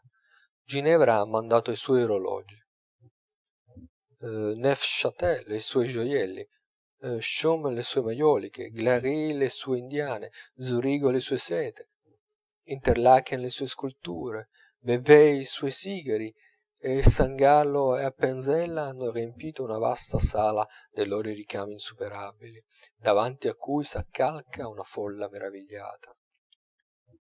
Ma di qui s'intravede già nelle sale vicine l'arte e la splendidezza d'un popolo più fine e più opulento. Qui decorazioni d'appartamenti principeschi, pulpiti e seggioloni di cori, prodigiosamente scolpiti, che si riflettono nei palchetti intarsiati e negli specchi colossali, in mezzo ai bronzi e ai pianoforti. È una ceramica superba che riproduce i grandi capolavori della pittura nazionale. Le trine di Malines riempono della loro grazia aerea ed aristocratica una sala affollata di signore che gettan lampi dagli occhi. Dalle pareti pendono le tappezzerie istoriate d'Ingelmunter, le belle armi di Liege, vicino allo scultore in legno di Spa, e ai prodotti metallurgici della vecchia montagna, dopo i quali si può prendere un po di respiro in un gabinetto di re Leopoldo, scolpito in legno di quercia, che fa sinceramente desiderare per un'oretta al giorno la corona del Belgio. E poi un contrasto curiosissimo: le esposizioni di due paesi profondamente diversi, che par che si guardino l'un l'altro stupiti di trovarsi di fronte. Figuratevi da una parte le pelli degli orsi bianchi uccisi dai navigatori danesi in mezzo ai ghiacci polari, e dall'altra i tappeti fatti a mano delle belle fanciulle brune dei villaggi irradiati del Peloponneso. Di qui i legni della foresta di Dodona, di là i zoccoli delle grosse contadine di Fionia. A destra i marmi delle miniere dell'Aurium, che rammentano le glorie dello scalpello antico, a sinistra le reti dei pescatori del Baltico, che fanno sentire nella mente echi lontani di canzoni pie e melanconiche, e dirimpetto alle immagini degli oggetti ritrovati negli scavi delle terre famose, di fronte alla poesia delle rovine immortali e delle ceneri glorificate del mondo, i visi pacati, i costumi semplici, le feste patriarcali di un popolo grave e paziente, industrioso ed economo, che ispira l'amore del lavoro tranquillo e della vita oscura e raccolta. Di là, dalla Danimarca, s'apre un nuovo infinito orizzonte, dinanzi al quale il visitatore si arresta, e gli balenano alla mente i pampas sterminati, le tempeste di sabbia, i nembi di cavallette, gli armenti innumerevoli, i viali deserti fiancheggiati da monumenti titanici di pietra, e le foreste senza fine, e le immense valli solitarie su cui sorge appena l'aurora della vita umana. E qua e là, dietro un velo di nebbia, facce mostruose e stupefatte, di incas, che tendono l'orecchio agli squilli vittoriosi della civiltà che s'avanza. Qui un labirinto di sale e di gallerie, che vi conducono dal Perù all'Uruguay, dall'Uruguay a Venezuela, a Nicaragua, al Messico, a San Salvador, ad Haiti, alla Bolivia, tra i mobili di Buenos Aires e gli abbigliamenti delle signore di Lima, fra i cappelli di foglie di Sen, le stoffe d'alpaga e i tappeti di lama, in mezzo alle canne di zucchero, ai bambù, alle liane, alle scaglie di coccodrillo, agli idoli informi, alle memorie dei primi conquistatori, finché il quadro selvaggio e grandioso, che vi riempie di pensieri solenni, s'interrompe bruscamente fra i 1000 colori ridenti e i 1000 ninnoli puerili di un bazar musulmano, da cui, fra due pesanti cortine, s'intravedono le pareti misteriose di un harem. Eccovi a Tunisi, e oramai per un pezzo non uscirete dai paesi prediletti del sole. Ecco le graziose decorazioni moresche dell'impero dei sceriffi, accanto al quale la Persia mostra i suoi tappeti regali e le sue ricche armi damascate. Poi un piccolo gruppo di paesi semifavolosi, e un visibilio di cose indescrivibili che mi par di aver viste sognando. Annam coi suoi mobili grotteschi e coi suoi ventagli incredibili, Bangkok con i suoi strumenti d'una musica dell'altro mondo e con le maschere mostruose dei suoi attori drammatici. Cambogia. Ah, è bravo chi si ricorda di Cambogia. E dopo la favola viene la barzelletta, gli stati putti, i nani della festa, che si rizzano l'uno sulle spalle dell'altro, in via delle nazioni, per parer di statura. Monaco che offre una tavola, Lussemburgo che mostra dei banchi di scuola, Andorra che presenta le sue leggi, San Marino che fa vedere una macchinetta. Qui l'esposizione volge un poco all'ameno, ma si ripiglia immediatamente, ricca e severa, con le arcate del chiosco di Belem e con le mura dell'abbazia di Bathala, fra i modelli dell'antica architettura portoghese sopravvissuta al terremoto famoso, negli splendidi vasi moreschi, nelle sculture in legno, nelle belle stuoie di Lisbona e nelle innumerevoli figurine d'argilla dipinte, che rivelano tipi, fogge e costumi e che vi fanno vivere un'ora nella città di Camoens, in via d'Occhiado, o al passeio di Don Pedro de Alcantara, in mezzo ai fidalgos, ai marinai, ai toreros e ai tagliacantoni inferraiolati e alle belle ragazze brune del Bairro Alto. E finalmente lo spettacolo cambia per l'ultima volta. Si rientra nella nebbia del settentrione, in mezzo a un popolo ben coperto e ben pasciuto, che trinca, fuma e lavora, col corpo e con l'anima in pace. E qui si ritrovano le sue dighe e i suoi canali, le sue stanzine piene di comodi, le sue grosse massaie, le sue tavole apparecchiate, i mercati e le scuole, i ponti e le slitte, tutta l'Olanda, umida e egregia, nella quale termina il mondo e la visione faticosa svanisce. Capitolo 2, sezione 2. Usciti di qui è bene scappare, se si può, a prendere le docce nella più vicina casa di bagni, e poi si ritorna per vedere la sezione francese. Fatto il conto, è una passeggiata di 8000 passi. Son circa 200 sale, varie di colore e di gradazione di luce, ma quasi tutte rischiarate da una luce soave, in cui l'occhio si riposa. Ora par d'essere in una reggia, ora in un museo, ora in una chiesa, ora in un'accademia. La Francia si prese in spazio la parte del leone, ma seppe mostrarsene degna. Una delle mostre più belle è quella dei cristallami, in una vastissima sala bianca e azzurrina che attira gli sguardi da tutte le parti. È una foresta di cristallo inondata di luce, un palazzo di ghiaccio traforato e niellato, tutto trasparenza e leggerezza, nel quale brillano i colori di tutti i fiori e di tutte le conchiglie, e lampeggia l'oro e l'argento, fra un barbaglio diffuso di scintille diamantine e un incrociamento d'iridi infinite, che fa socchiudere gli occhi. Lascio ad altri la descrizione dei grandi lampadari dalle miriadi di prismi, dei candelabri e dei vasi casellati, delle bottiglie e delle tazze elegantissime color di cielo, di sangue e di neve, delle imitazioni di Murano del Baccarat o dei famosi vetri smaltati del Baccarat. Io mi ristringo ad esprimere una matta ammirazione per la leggerezza miracolosa dei servizi da tavola di Clichy, fabbricati proprio per un banchetto di regine di 18 anni, bionde e sottili come creature di un sogno.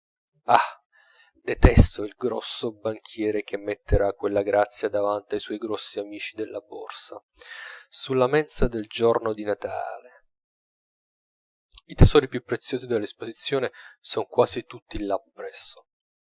Fatti pochi passi si arriva nello scompartimento dei gioielli, che è un solo enorme scrigno che contiene 80 milioni di lire in perle e in diamanti, pieno di rarità bizzarre e di lavori meravigliosamente delicati, da far desiderare a un osservatore onesto d'aver le mani legate. E nelle sale dell'oreficeria, in mezzo ai vasi e alle statuette da salotti reali, alle posate d'oro, agli altari sfolgoranti, a 1000 piccoli capolavori da grandi borse che metterebbero il furore del lusso casalingo in un arabo del deserto.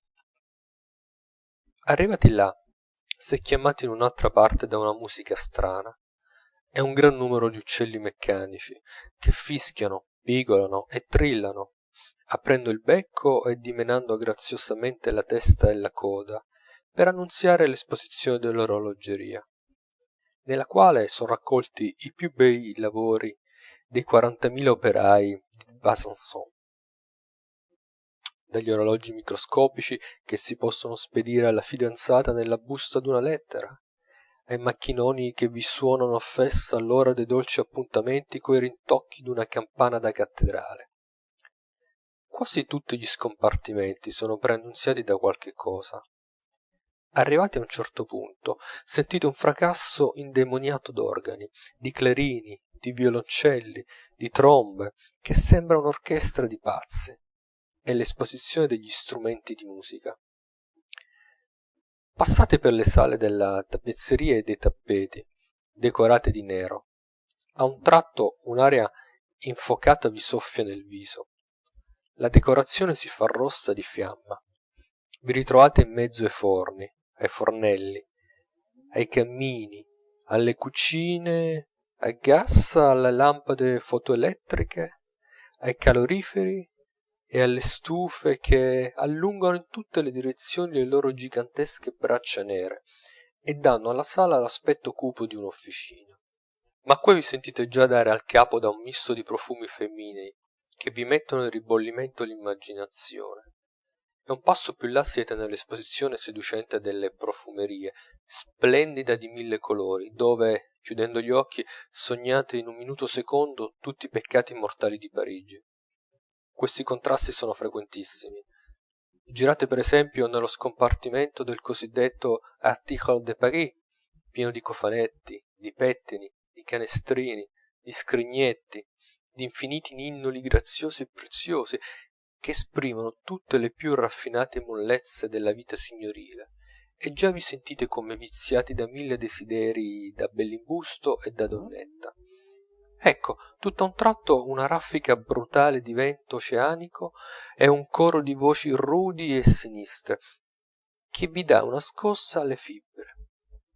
Siete entrati in una vasta sala decorata selvaggiamente di reti e di cordami enormi, in mezzo ai prodotti delle colonie francesi, tra le lance e le frecce, tra gli uccelli strani e i feticci mostruosi, tra i bambù della Martinica e i piedi d'elefante della Cocincina, tra i vegetali del Senegal e i lavori dei deportati della Nuova Caledonia, tra 1000 cose che vi raccontano storie di fatiche, di dolori e di pericoli, da cui uscite pensierosi e ritemperati.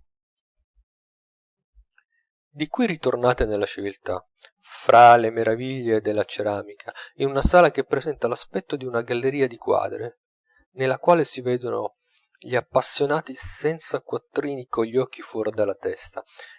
Qui c'è la varietà e la ricchezza di un'industria fiorente, piena di speranza e d'ardimenti, a cui sorride la fortuna.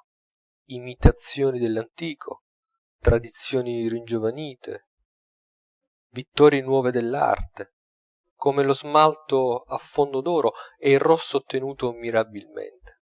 Busti e statue, paesaggi, figurine, fiori, ritratti d'un colorito fresco e possente, che paiono pitture ad olio. Le pareti coperte di terre cotte, di porcellane, di lave smaltate, di camini altissimi e d'ogni sorta di decorazioni colossali, che permettono alla nuova ceramica uno splendido avvenire di conquiste sull'architettura, già incominciate di fatto nel palazzo stesso dell'esposizione.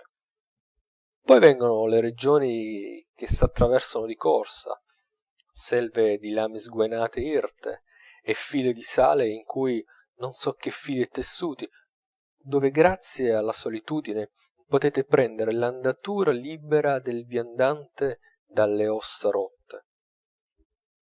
Improvvisamente vi fermate davanti alla magnificenza delle sete. Sete di tutti i colori e di tutti i disegni, antiche e nuove, fra cui risplendono quelle ricamate d'oro e d'argento, che piglieranno la via dell'Oriente, per esser tagliate in caffettani e in calzoncini per le belle donne degli harem. Qui, per le signore, comincia il regno della tentazione.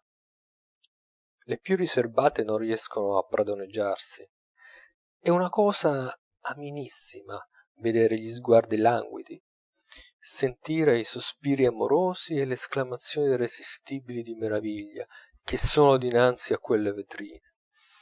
S'entra nelle sale delle trine, dove c'è il lavoro di 500.000 mani di donna, veli e gale da imperatrici che si manderebbero in aria con un soffio, quadri di pizzo pieni di figurine aeree, ombrellini e ventagli che paion fatti di ragnatelli e ricami di fata, vere pitture del lago, che farebbero domandare su due piedi come un re delle 1001 notte la mano della ricamatrice incognita, a rischio di legarsi a un rosticcio.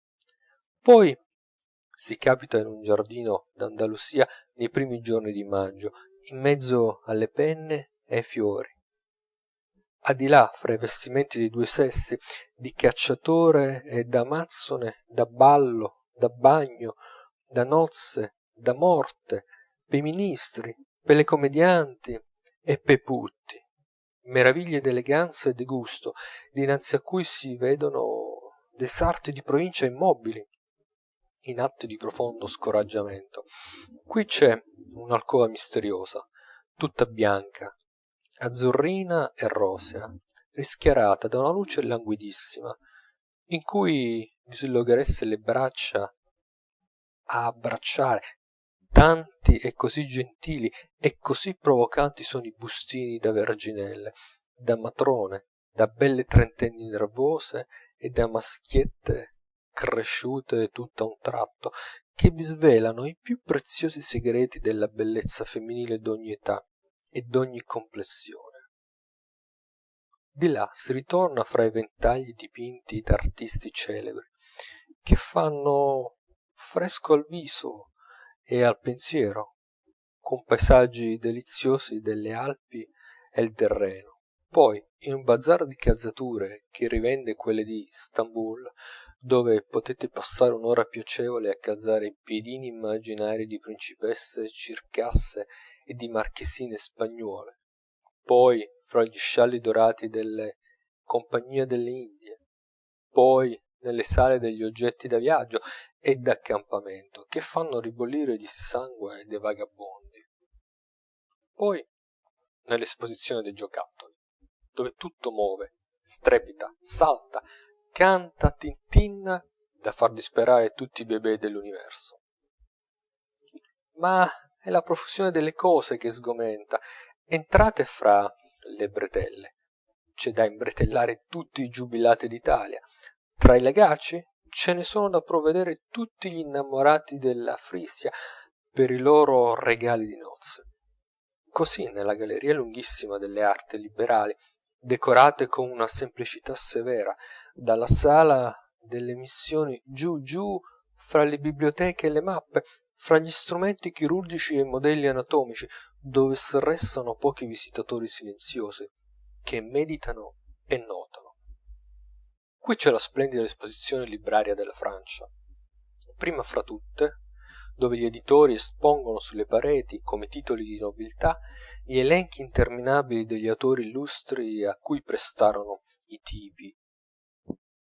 Una collezione di gioielli del Plon, del Didot, del Jouvet, dell'Hachette, che annunzia al mondo il connubio desiderato e glorioso del genio dell'Ariosto e dell'ispirazione del Dorè, e le legature delicate e magnifiche del Rossignol, dinanzi a cui la mano si slancia prima al portamonete e poi si alza a dare una grattatina rassegnata alla barba.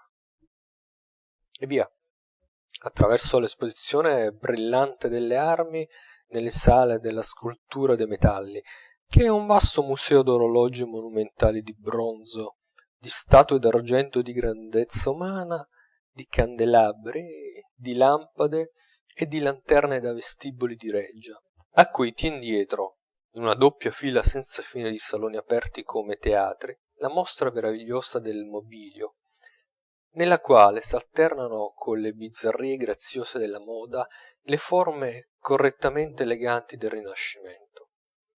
Dopodiché non resta che la galleria dei prodotti, ci avete però un quarto d'ora di cammino fra i lavori ciclopici dell'industria metallurgica, fra migliaia di tubi enormi, che presentano l'aspetto delle pareti di una grotta di basalto, attraverso a foreste di ferro e di rame, in mezzo alle opere innumerevoli della galvanoplastica, fra cui torreggia il vaso colossale del Doré. E via via il museo statuario del Christofle, una montagna di pellicce, una selva di penne, un palazzo di corallo, e i prodotti chimici e le pelli e... che so io. Verso la fine la stessa stanchezza vi mette le ali ai piedi, le sale fuggono, gli oggetti si confondono, se ci fosse un treno di strada ferrata pigliereste il treno, e quando arrivate in fondo dareste la testa per uno scudo, ma proprio con la sicurezza di fare un buonissimo affare. Facciamo un sonnellino sopra uno dei 1000 divani del campo di Marte, e poi ritorniamo nel mare Magno. Io esprimo le mie impressioni del primo giorno, semplicemente. Ebbene, ciò che mi fece più meraviglia non sono le cose esposte, è l'arte dell'esposizione. Qui, davvero, bisogna ammirare l'inesauribile fecondità dell'immaginazione umana. L'esposizione dei mezzi di esposizione sarebbe per sé sola una cosa da sbalordire. Figuratevi dei grandi chioschi di legno scolpiti, leggeri che paiono di carta o di paglia, delle vetrine casellate per la mostra dei figli di Scozia che costano 1000 sterline l'una, delle case di vetro, degli archi trionfali, delle specie di colossali trionfi da tavola, carichi di oggetti che potrebbero stare in mezzo a una piazza.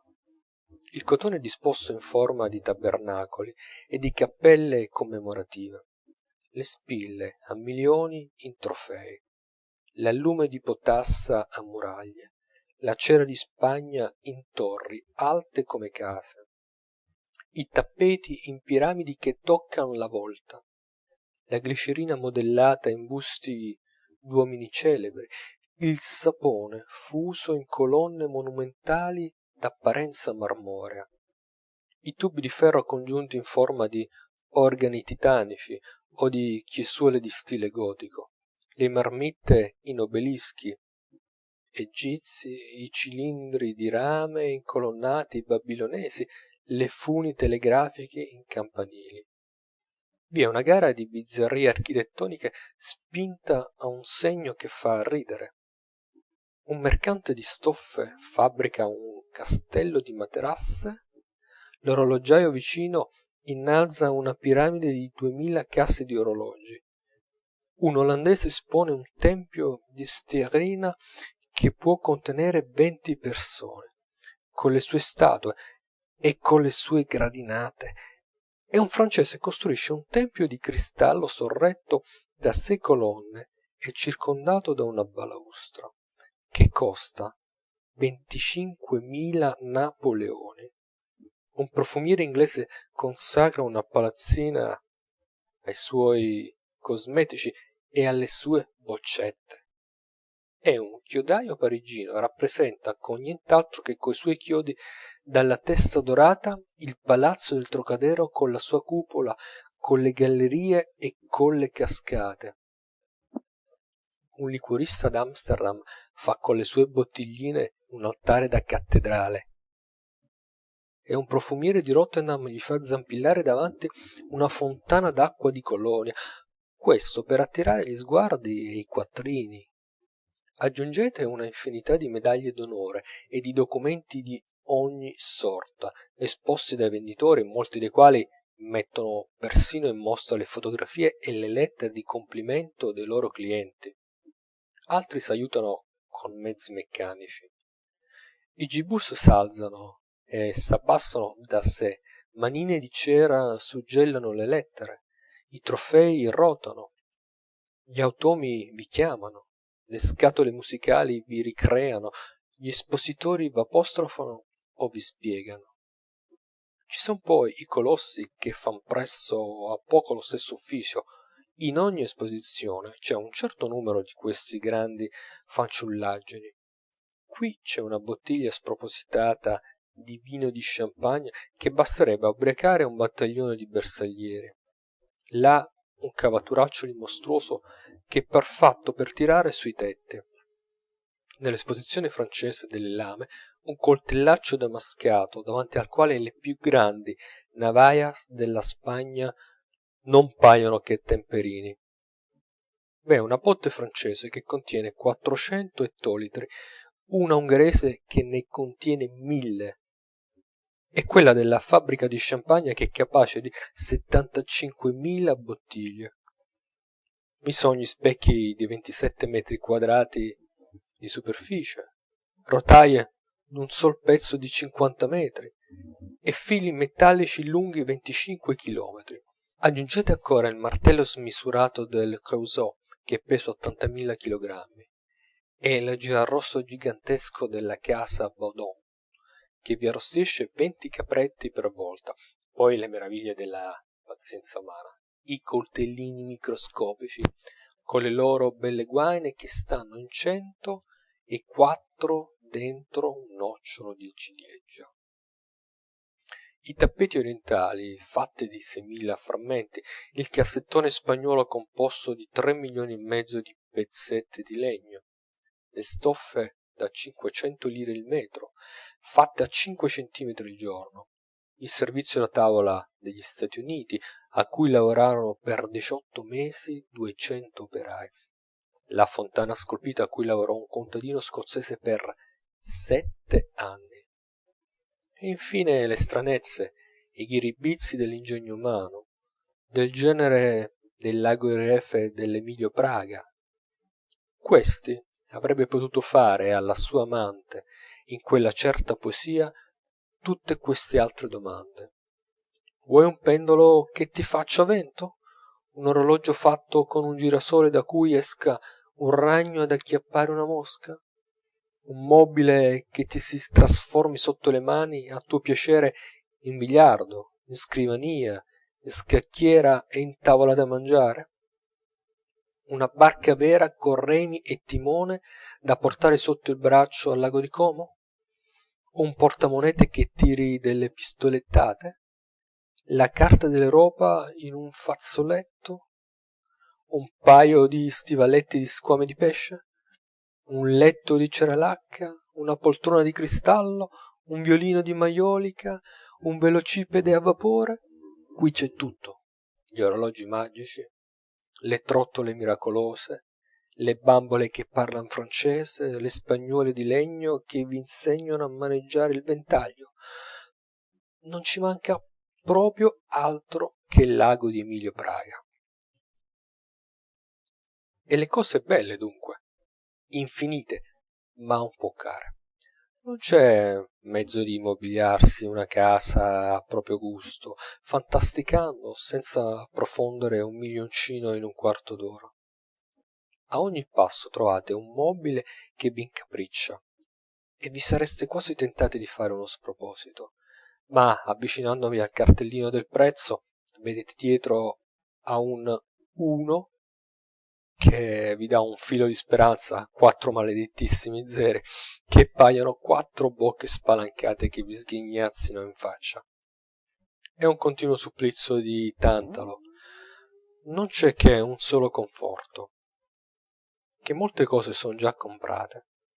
Avete messo gli occhi sopra un meraviglioso servizio da tavola della casa Cristofla che vale 400.000 lire, ma ve l'ha buffato il duca di Santona. Così la duchessa v'ha liberato dalla tentazione di portare a casa una splendida veste Colbert d'Alençon che avrebbe spazzato netto il vostro piccolo patrimonio. Il gran vaso di malachite ornato d'oro della sezione russa alto 3 metri che ve l'ha portato via il principe Demidov. Il più bel paio di stivaletti trinati di tutta l'esposizione sono della principessa di Metternich. I 2 più bei manicotti di volpe nera appartengono alla principessa di Galles e l'imperatore d'Austria ha già messo il suo augusto suggello sopra un impareggiabile cofano d'argento casellato che sarebbe stato la vostra delizia. Ci rimane però dell'altro. Io mi rimetterei di suggerire alle signore facili accontentarsi un graziosissimo velo di trina dell'esposizione belga, fatto con un filo che costa 5.000 scudi il chilogramma, e agli sposi di giudizio un letto cinese di legno rirosa intarsiato d'avorio che costa poco più di una villetta passabile sulle rive del lago di Como. Alla porta della camera si potrebbero mettere le 2 tende di seta ricamate d'oro e d'argento che sono in vendita nell'esposizione austriaca per 1.200 napoleoni. C'è la comodità di poter comprare delle sale intere, anzi degli interi appartamenti, d'ogni stile e d'ogni paese, lì, su 2 piedi, d'un colpo, con un gran risparmio di tempo e di seccature. E ci sono pure delle ammirabili cose per le borse modeste. Lo zaffiro del Rowena, circondato di diamanti, si può avere con 1,5 milioni, e stiracchiando un poco si può anche ottenere a un prezzo ragionevole un curiosissimo diamante tagliato in forma di una lanterna a gas e incastonato in un candelabro d'oro microscopico, che è una vera bellezza. Tutte cose che sulle prime fanno girare un po' il capo, ma poi si scrollano le spalle e si tira via senza badarci, dicendo corbellerie, corbellerie, con l'indifferenza di un franco impostore. E si va a vedere l'esposizione dei prodotti alimentari, meno pericolosa per la fantasia, una passeggiata d'un miglio o poco meno. Chiudete gli occhi, pigliatevi la testa fra le mani e cercate di rappresentarvi tutto quanto di più strano e di più raro può mettersi in corpo un uomo senza rischiare la vita. C'è tutto. Potete bere a 15 centesimi un bicchiere delle 14 sorgenti d'acqua minerale della Francia, o un bicchiere d'acqua delle Termopili nella sezione greca, o birra della Danimarca che ha fatto il giro del mondo, o se preferite i vini, vino di champagne che si fa sotto i vostri occhi, tutti i vini della Spagna in bottigline graziose da mezza lira che vi vende una bella ragazza di Jerez, e vini di Porto e di Madera imbottigliati nel 1792 a 100 lire la bottiglia, compresi i documenti storici debitamente legalizzati. E se il vino di 86 anni vi par troppo giovane, trovate nella sezione francese, in mezzo a una corona di sorelle nonagenarie, una bottiglia di vin del Giura del 1774, coronata di semprevive, a un prezzo da convenirsi.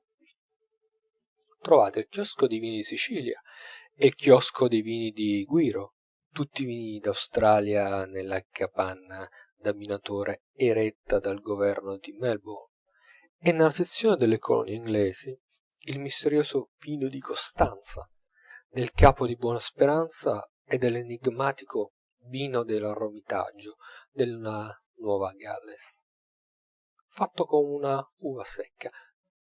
Ci avete il vino di Shiraz nella sezione di Persia, il vino di Corinto accanto all'acqua delle Termopili, e potete gustare un Tokai squisito nella trattoria rustica dell'Ungheria, al suono d'una banda di zingari. Per mangiare poi non c'è che da chiedere. Nei padiglioni delle colonie francesi una creola vi dà l'ananasso, una mulatta vi dà il banano, un negro la vaniglia. Potete mangiare delle marmellate del Canada e intingere in un bicchiere del famoso Sant'Uberto di Vittoria dei biscotti che hanno attraversato l'Atlantico. Potete scegliere fra i pesci celebrati della Norvegia e i maiali illustri di Chicago. Potete fare anche meglio, prendervi un pezzo di carne cruda venuta dall'Uruguay, ma fresca e insanguinante che par della mattina, e andarvela a far cuocere voi stessi con lo specchio storio dell'università di Tours, nella galleria delle arti liberali di Francia. Poi ci sono le trattorie olandesi, americane, inglesi e spagnole. Avete al vostro servizio 100 bei pezzi di ragazze vestite di nero e di bianco in un monumentale bouillon d'oie che pare un tempio delle Indie. Se avete un debole per la Russia, potete andare alla trattoria russa, dove da manine polacche, moscovite, armene, caucase, v'è servito il vero kumisi venuto dalle steppe dell'Ural, o l'acqua igienica della Neva, o la colebiaca d'erbaggi e di pesce, o qualche altro pasticcio russo turco condito con vin di Cipro. Per dolci la Francia vi offre il palazzo di Fontainebleau, delle cattedrali gotiche di zucchero, e dei mazzi gustosissimi di rose e di violette, che sembran colte un'ora prima. Dopo il desinare ricevete il caffè gratis dalla Repubblica di Guatemala, seppur non preferite quello scelto e tritato dalle negre di Venezuela. E poi, per un set, potete sorseggiare un bitter di nuova invenzione che vi porge una svizzera in costume di perna all'ombra di un chioschetto signorile, o andare nel chiosco olandese, dove tra belle frisone rose col casco dorato vi fanno sentire il curasò o lo scidam, o arrischiarvi a gustare il liquore dei fichi nel padiglione del Marocco, rallegrato dagli strimpellamenti di 3 suonatori, uno dei quali pesa 190 chilogrammi a stomaco vuoto, o mettervi fra le labbra un sigaro di nuovo genere che invece d'un nuvoletto di fumo vi caccia in bocca un bicchierino di cognac. Ne avete abbastanza? Ma voi volete fumare?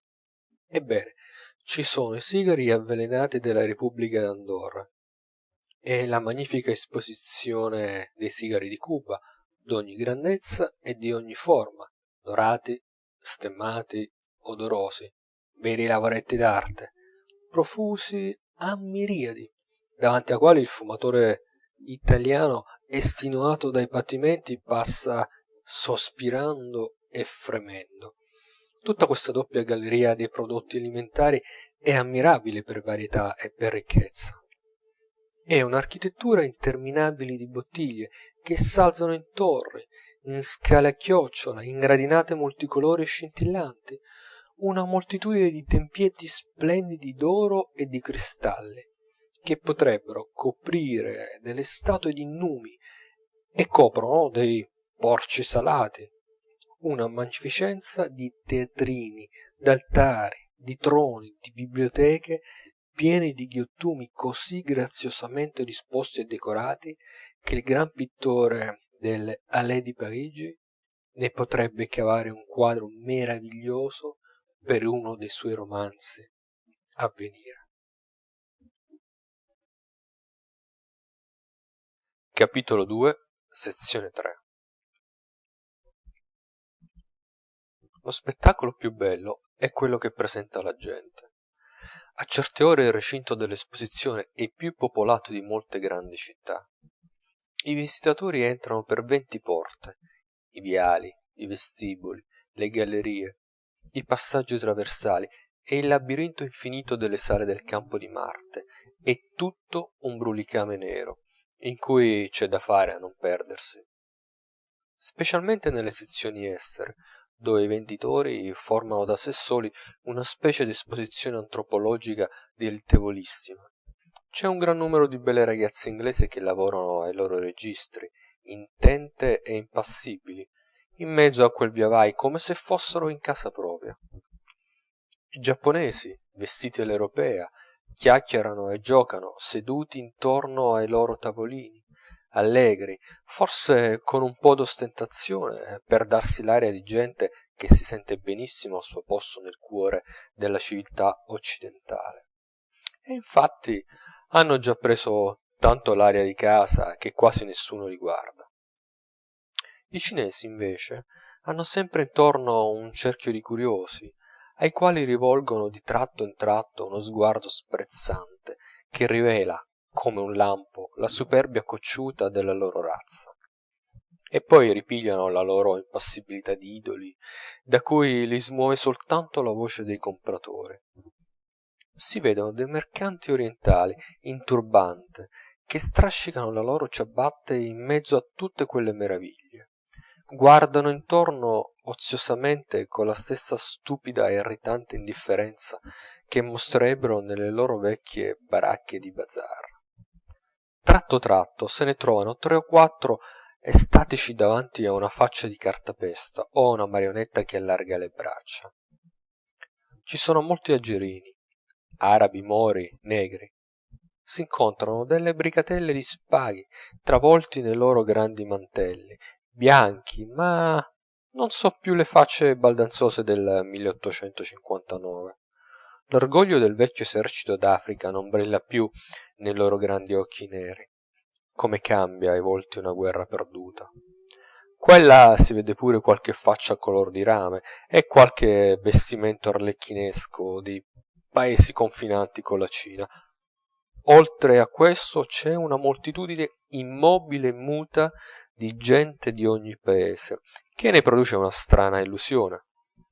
Ogni momento rasentate col gomito qualcuno che vi pare una persona viva ed è un grosso fantoccio colorito e vestito di tutto punto, che vi fa restare a bocca aperta.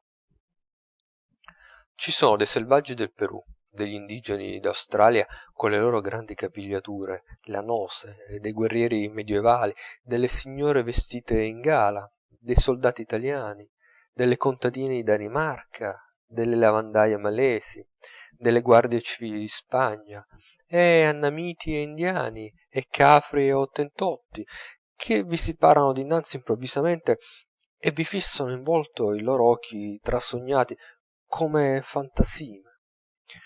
Lo spettacolo è ancora variato e rallegrato da un gran numero di signore che girano su poltrone a ruote o su carrozzine da bimbi, tirate davanti da un servitore, spinte per la spalliera dai mariti, fiancheggiate dai ragazzi. Madrone poderose, le cui rotondità sporgono da tutte le parti fuori del piccolo veicolo. Lunghissime zitelle inglesi, che ci stanno tutte raggruppate, con le ginocchia aguzze all'altezza del mento. Signoroni decrepiti che godono là, probabilmente, l'ultimo piacere della vita. Vecchie patrizie paralitiche e putti meravigliosamente biondi e rosati dei paesi nordici che formano, tutti insieme, in quel labirinto di vie fiancheggiate da case di vetro, una specie di corso in burletta, degno della matita del Cham. Nella via delle nazioni, all'ombra delle capannette di paglia, molta gente fa colezione sulle ginocchia, come per viaggio. I bimbi vanno a prendere acqua alle fontane del Giappone e dell'Italia. Altri sgranocchiano pane e prosciutto camminando. Delle coppie coniugali dormono saporitamente sui sedili in mezzo alla folla. E altre coppie, che hanno portato i loro amori all'esposizione, si servono di due capannine avvicinate per farsi qualche carezza di contrabbando. È un divertimento, poi, nelle sale, studiare i vari tipi dei visitatori. Ci sono i cavalli matti che scorazzano da tutte le parti senza vedere una maledetta, presi da una specie d'esaltazione febbrile, e i visitatori pazienti che si son fatti un programma, che muovono un passo ogni quarto d'ora, che meditano sui cataloghi, che guardano, fiutano e discutono ogni menoma cosa, che impiegheranno probabilmente 6 mesi a fare il giro di tutto il campo di Marte. Tra gli espositori si vedono i visi radianti dei fortunati, che hanno trovato là gloria e fortuna, e troneggiano sui loro banchi in mezzo alla folla dei curiosi e dei compratori. E i poveri diavoli trascurati, seduti nei loro cantucci solitari, con la testa bassa e la faccia malinconica, che meditano sulle speranze perdute. Nelle ultime sale i divani sono tutti occupati dai visitatori spossati. Si vedono delle famiglie intere di buoni provinciali, sfiniti, sbalorditi, istupiditi. I papà tutti in acqua, le mamme che soffocano, le ragazze ingobbite, i piccini morti di sonno, proprio da farsi domandare: ma chi v'ha consigliato di venire all'esposizione, disgraziati? L'affollamento maggiore è sotto le grandi arcate delle belle arti e intorno al padiglione della città di Parigi, che drizza i suoi 6 frontoni imbandierati nel mezzo del campo di Marte. Qui è il luogo di convegno dello stato maggiore dell'esposizione. Qui fanno crocchio gli artisti e i commissari di tutti i paesi, gli operai si radunano e si sciolgono, i critici tagliano l'aria coi gesti cattedratici, i giornalisti notano, i disegnatori schizzano, le discussioni fervono, i curiosi cercano i visi illustri, i nuovi arrivati si ritrovano, le celebrità dell'esposizione passano fra le scappellate e gli inchini. Ecco qui Monsieur Hardy, per esempio, l'architetto del palazzo del campo di Marte. Ecco là Monsieur Duval, direttore dei lavori idraulici, e i signori Bourdet e Daviot, architetti del palazzo del Trocadero.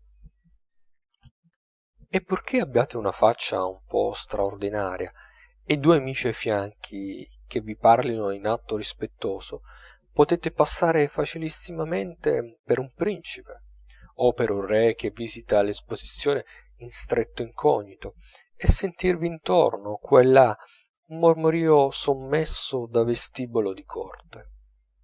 C'è da cavarsi tutti i gusti, da soddisfare tutti i bisogni e da riparare a tutti gli accidenti.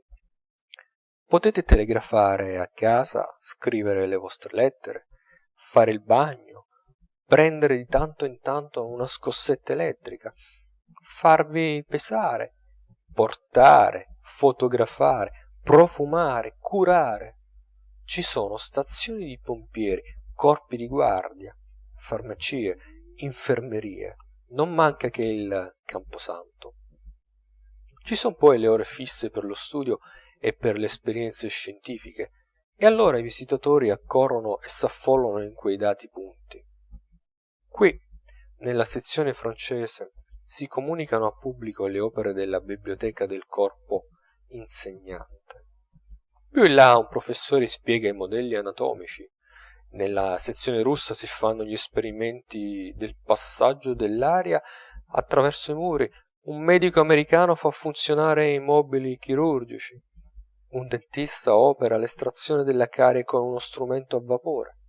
Si può andare ad assistere alla fabbricazione delle sigarette di Francia, a veder fare la carta dalla fabbrica d'Herblay, a vedere le esperienze della luce elettrica nel padiglione russo, o quelle del riscaldamento e dell'illuminazione nel parco del campo di Marte. Altri vanno a vedere alla prova il telefono Bell, o l'apparecchio telegrafico che trasmette con un solo filo 250 dispacci in un'ora, o il semaforo del nostro Pellegrino.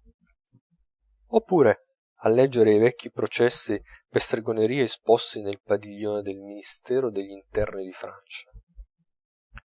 Intanto dei maestri spiegano i nuovi metodi di insegnamento, tutti gli inventori di qualche cosa hanno il loro circolo di uditori, tutte le nuove macchinette sono in movimento, gli album colossali si aprono, le carte geografiche si spiegano, i mappamondi girano, 1000 strumenti suonano, da ogni parte c'è uno spettacolo, una scuola o una conferenza.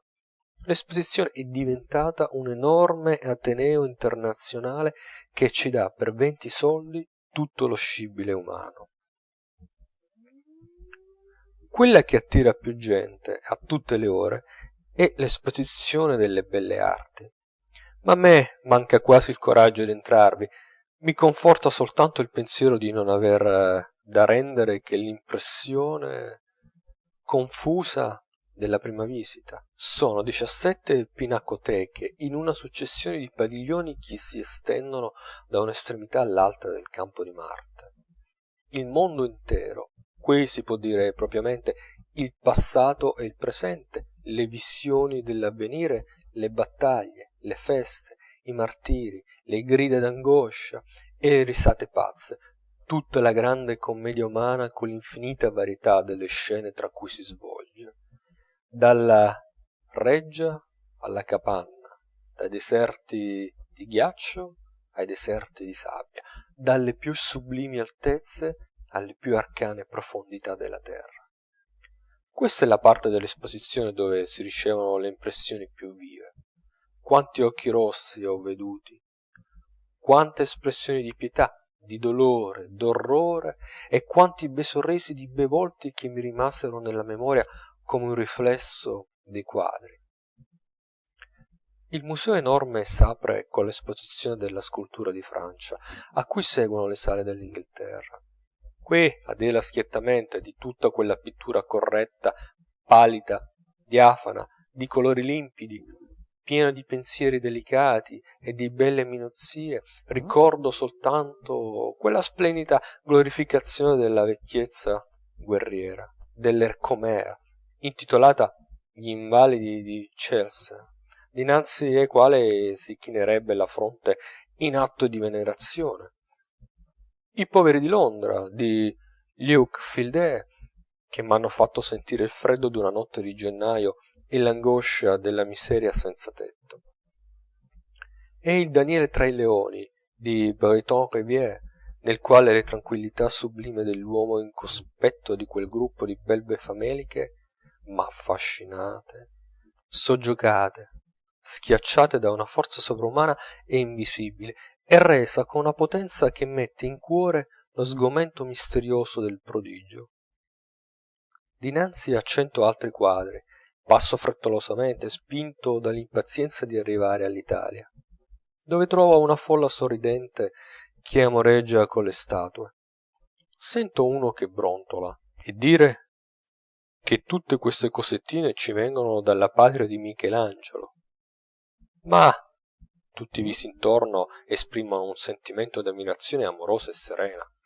Davanti ai quadri del Bel-Nittis, il pittore ardito e fine di Parigi e di Londra, c'è un gruppo di curiosi che si disputano lo spazio, e si indovina dal movimento dei volti, dalla vivacità dei gesti, dalla concitazione dei dialoghi, quel cozzo forte di giudizi contrari, da cui scaturiscono le scintille che vanno a formare le aureole. Un tale dice: belle pagine di giornale illustrato, ma l'aria dei boulevards si respira, l'umidità del Tamigi si sente, l'ora s'indovina, i visi si riconoscono, tutta quella vita si vive. Nell'altra sala guardo intorno se c'è il Pasini, per gridargli: salve, o fratello del sole. Il suo forte e splendido oriente è là, vagheggiato da 100 occhi pensierosi. E vorrei vedere il Michetti, quel caro viso scapigliato di genio, per stringergli la guancia tra l'indice e il pollice e dirgli che adoro le gambine pazze delle sue bagnanti e l'azzurro favoloso della sua marina. Ed ecco finalmente Genet. Qui osservo una cosa singolare. La gente che entra con un sorriso sulle labbra si ferma e corruga la fronte. Tutti i visi, fuggitivamente, riflettono il viso intento e risoluto di Genet, come se tutti per un momento si sentissero nelle mani la lancetta benefica del dottore o il braccio renitente del bambino. E tutti pensano, e nessuno parla, e chi s'è già allontanato, o si sofferma o ritorna, come tirato indietro a forza dal filo tenace d'un pensiero. Che cara soddisfazione! E ne provo un'altra subito nella sala vicina, incontrando il viso onesto e benevolo del Monteverde, il quale mi accompagna fino alla frontiera d'Italia. E di là vo innanzi nelle sale della pittura straniera, dove il cielo si rannuvola e l'aria si raffredda. La Svezia e la Norvegia hanno dipinto i loro crepuscoli melanconici, mattinate grigie di autunno, chiarori strani di luna su mari strani, e pescatori e naufragi in cui si mostra maggiore dell'arte l'amore dolce e profondo della patria, colorato di un sentimento di tristezza virile. 150 quadri dominati tutti dai soldati svedesi che portano il cadavere di re Carlo XII, giù per la china d'una via solitaria, nella neve, sanguinosi, tristi, superbi. Bel quadro semplice e solenne dell'Oderstrom, concepito da un'anima di poeta e sentito da un cuore di soldato. Seguono gli Stati Uniti. Il colosso delle 100 teste ha ancora la sua grossa mano di lavoratore un po' restia al pennello. Io non ricordo che la risata della bella donna dell'Hamilton e le facce buffe dei ridacchioni del Brown. Il più degli altri quadri tradiscono i pittori scappati di casa, che hanno rifatta la pelle a Parigi, a Düsseldorf, a Monaco, a Roma, e preso il colore, ma dilavato, della nuova patria. E subito dopo la Francia, che ha messo il mondo a soqquadro. La storia, la leggenda, la mitologia, il cristianesimo, l'epopea napoleonica e la vita mondana, il ritratto, la miniatura e il quadro smisurato, l'audacia pazza e la pedanteria fradicia. C'è ogni cosa, ma soprattutto una ricchezza grande di invenzione e di pensiero, che rivela l'aiuto potente d'una letteratura immaginosa e popolare, d'un sentimento drammatico vivo e diffuso, e della vita varia, piena, appassionata, tumultuosa d'una metropoli enorme. Nelle prime sale intravedo i quadri sentimentali, leccati, del Bouguereau.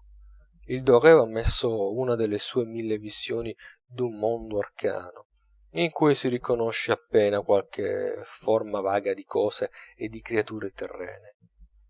Poi vien la storia dotta e severa dell'Albert Magnat, e quella immaginosa, confusa, vista come attraverso il velo d'un sogno, in una grande lontananza di spazio e di tempo, d'Elisabeth. In un'altra sala si drizza davanti a Massimiano Ercole il fantasma spaventoso di San Sebastiano, dei Boulanger, e il Moreau affatica e tormenta le fantasie con i suoi sogni biblici e mitologici pieni di terrori, di illusioni e d'enigmi, che restano conflitti nella memoria come le formule misteriose e sinistre di uno scongiuro. Poi si succedono i ritratti pieni di vita e di forza. Il Dubuff presenta Émile Auger, il Gounod il Dumas, il Durand presenta il Girardin, il Perrin espone il Daudet, e il Thierry rivive gloriosamente nella tela del Bonheur, davanti a cui si accalca la folla. Un'altra folla silenziosa e mobile annunzia nella medesima sala le miniature meravigliose dei Meissonier. Più là sorridono le patrizie eleganti del Cabanel, e Laurent strappa un sospiro presentando insieme nel suo nobilissimo Marceau la bellezza, l'eroismo e la morte. Andando innanzi trovo quella meravigliosa curvatura di schiene che ha fatto sorridere il mondo, l'Eminence grise del Gérôme, e il giustiziere formidabile del povero Henri Regnault, quadro splendido e triste, che serve di coperchio a un sepolcro, e infine le gigantesche e tragiche tele di Benjamin Constant. Resfa che respinge l'avvoltoio dal patibolo dei figli di Saul e Maometto II, che irrompe in Costantinopoli fra le rovine e la morte. Nella stessa sala, dove lo schiavo avvelenato del Silvestre agonizza sotto gli occhi di Nerone impassibile, e il Davide del Ferrier solleva la testa mostruosa del gigante. E in fondo strepita e ride il grande baccanale del Durand. Di là si esce affaticati e confusi, come dalla rappresentazione d'una tragedia dello Shakespeare, e s'entra fra i vasti quadri storici dell'Austria-Ungheria, splendidi d'armi, d'oro e di sete, e in mezzo ai grandi ritratti alla Velázquez e alla Van Dyck, che danno al luogo l'aspetto grave e magnifico d'una reggia. Qui vorrei baciare in fronte il Munkacsy, che dipinse quella divina testa de Milton, e gridare un viva sonoro davanti all'enorme, splendida, tumultuosa, temeraria tela del Macquart, tutta irradiata dal viso bianco di Carlo V, su cui brilla un pensiero vasto come il suo regno, e un'espressione indimenticabile di grazia giovanile e di maestà serena, che ci fa aggiungere un applauso al clamore del suo trionfo. Ed ecco don chisciotte, le manolà e i maillot, i ritratti graziosi del madrazo e la lucrezia romana del plasencia, in cui guizza un lampo degli ardimenti del goya. Ma c'è una parete dinanzi alla quale il cuore si stringe. Povero e caro Fortuny, bel fiore di Siviglia sbocciato al sole di Roma. I suoi capolavori son là, caldi, luminosi, pieni di riso e di vita, divorati cogli occhi da una folla commossa, ed egli è sotterra. E così il povero Zamoïcis non può più venire a godere del trionfo delle sue belle scene di monaci e di pazzi, come nelle sale austriache non può più affacciarsi il Schermach per vedere scintillare e inumidire 1000 occhi davanti al suo glorioso montenegrino ferito. Quanti cari e nobili artisti mancano alla festa! Lo sguardo li cerca ancora tra la folla, mentre il pensiero corre ai cimiteri lontani, e i loro quadri spandono intorno la tristezza dell'ultimo addio.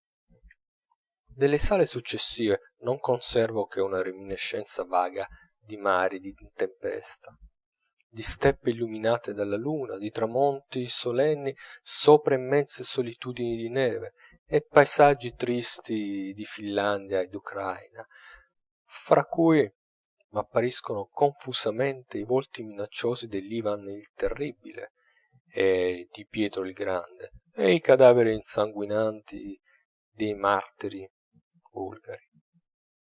Qui l'arte pare che riposi un poco per rialzarsi più vigorosa e più ardita.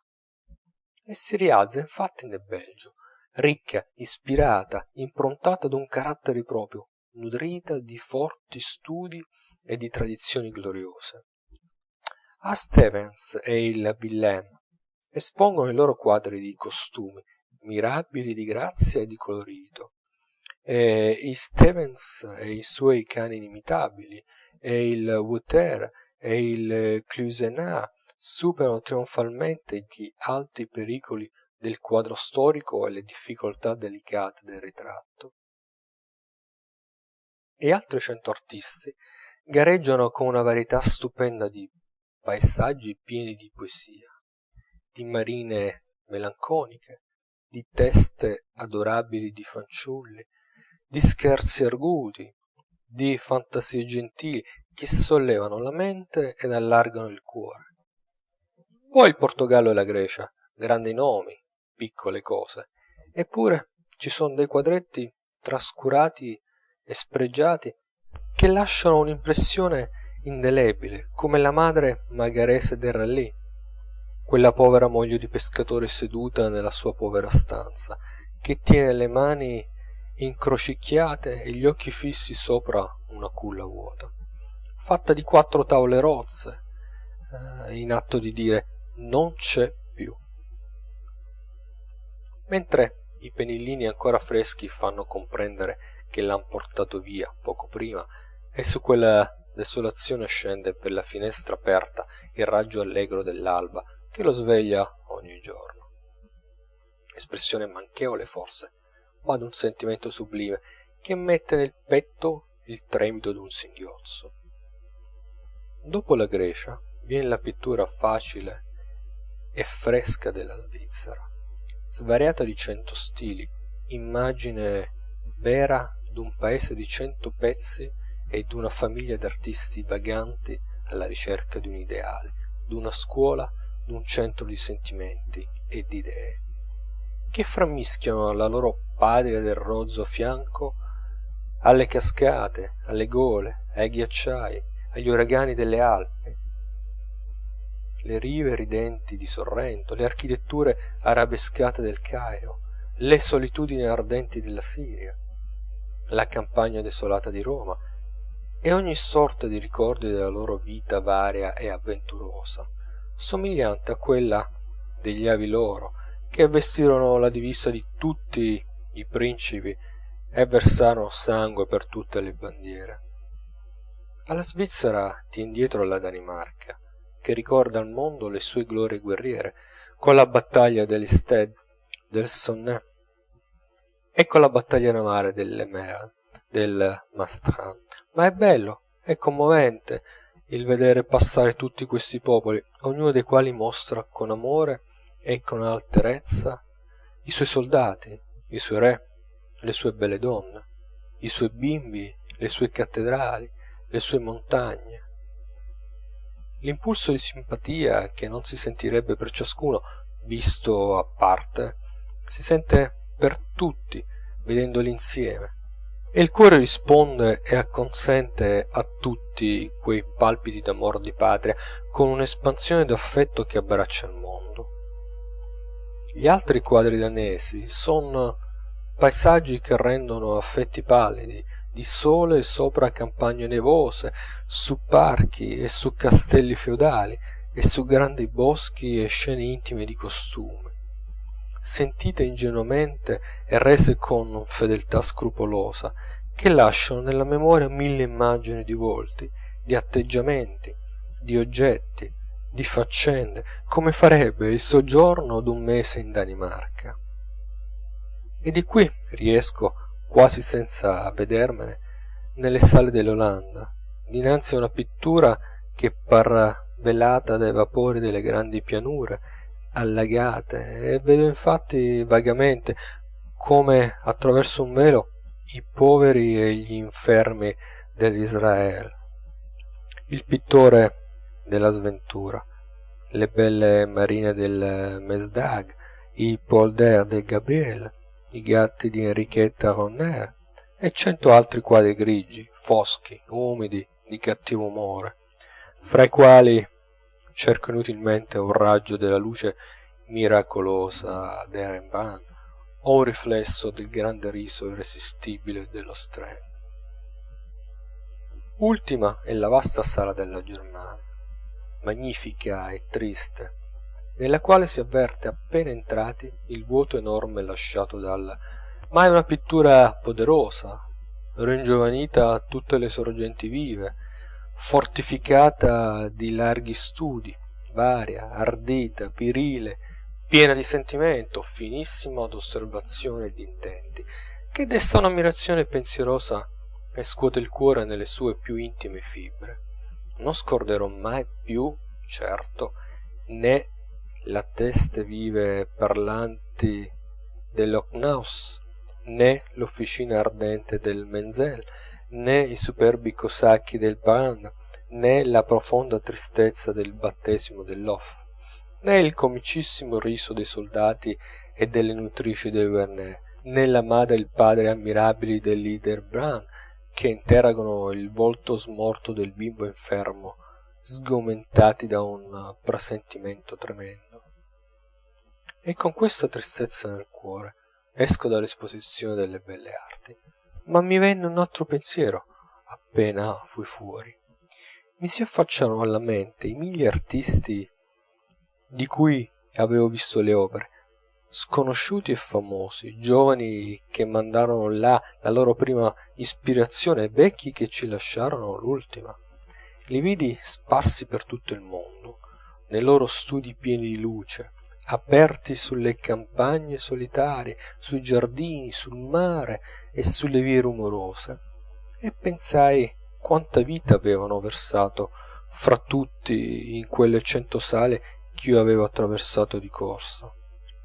Quanta parte dell'anima loro c'era in quelle tele, e in quei marmi innumerevoli, quante ispirazioni d'amanti e di spose, quante veglie, quante meditazioni, quanti pennelli spezzati, quanto sangue di cuori trafitti, quante reminiscenze d'avventura e di pellegrinazioni lontane, che vasta epopea d'amori, di dolori, di trionfi e di miserie, e quanti eran già calati nei loro sepolcri, consunti dalla febbre tremenda dell'arte, e quanti altri vi sarebbero discesi ancor giovani e pieni di speranze, e che immenso tesoro d'immagini, di sentimenti e d'idee portavano via da quel luogo milioni di visitatori di tutta la terra. E pensando a queste cose, con lo sguardo rivolto a quella lunga fila di padiglioni, mi sentii compreso improvvisamente d'un sentimento di affetto e di gratitudine così vivo, che se in quel momento mi passava a tiro un pittore, il primo venuto gli saltavo al collo come è vero il sole. Capitolo 2, sezione 4. L'ultima sala delle belle arti mette nella galleria del lavoro. Non si può immaginare un più strano cambiamento di scena. Qui tutto è agitazione e strepito. Si vedono le piccole industrie all'opera.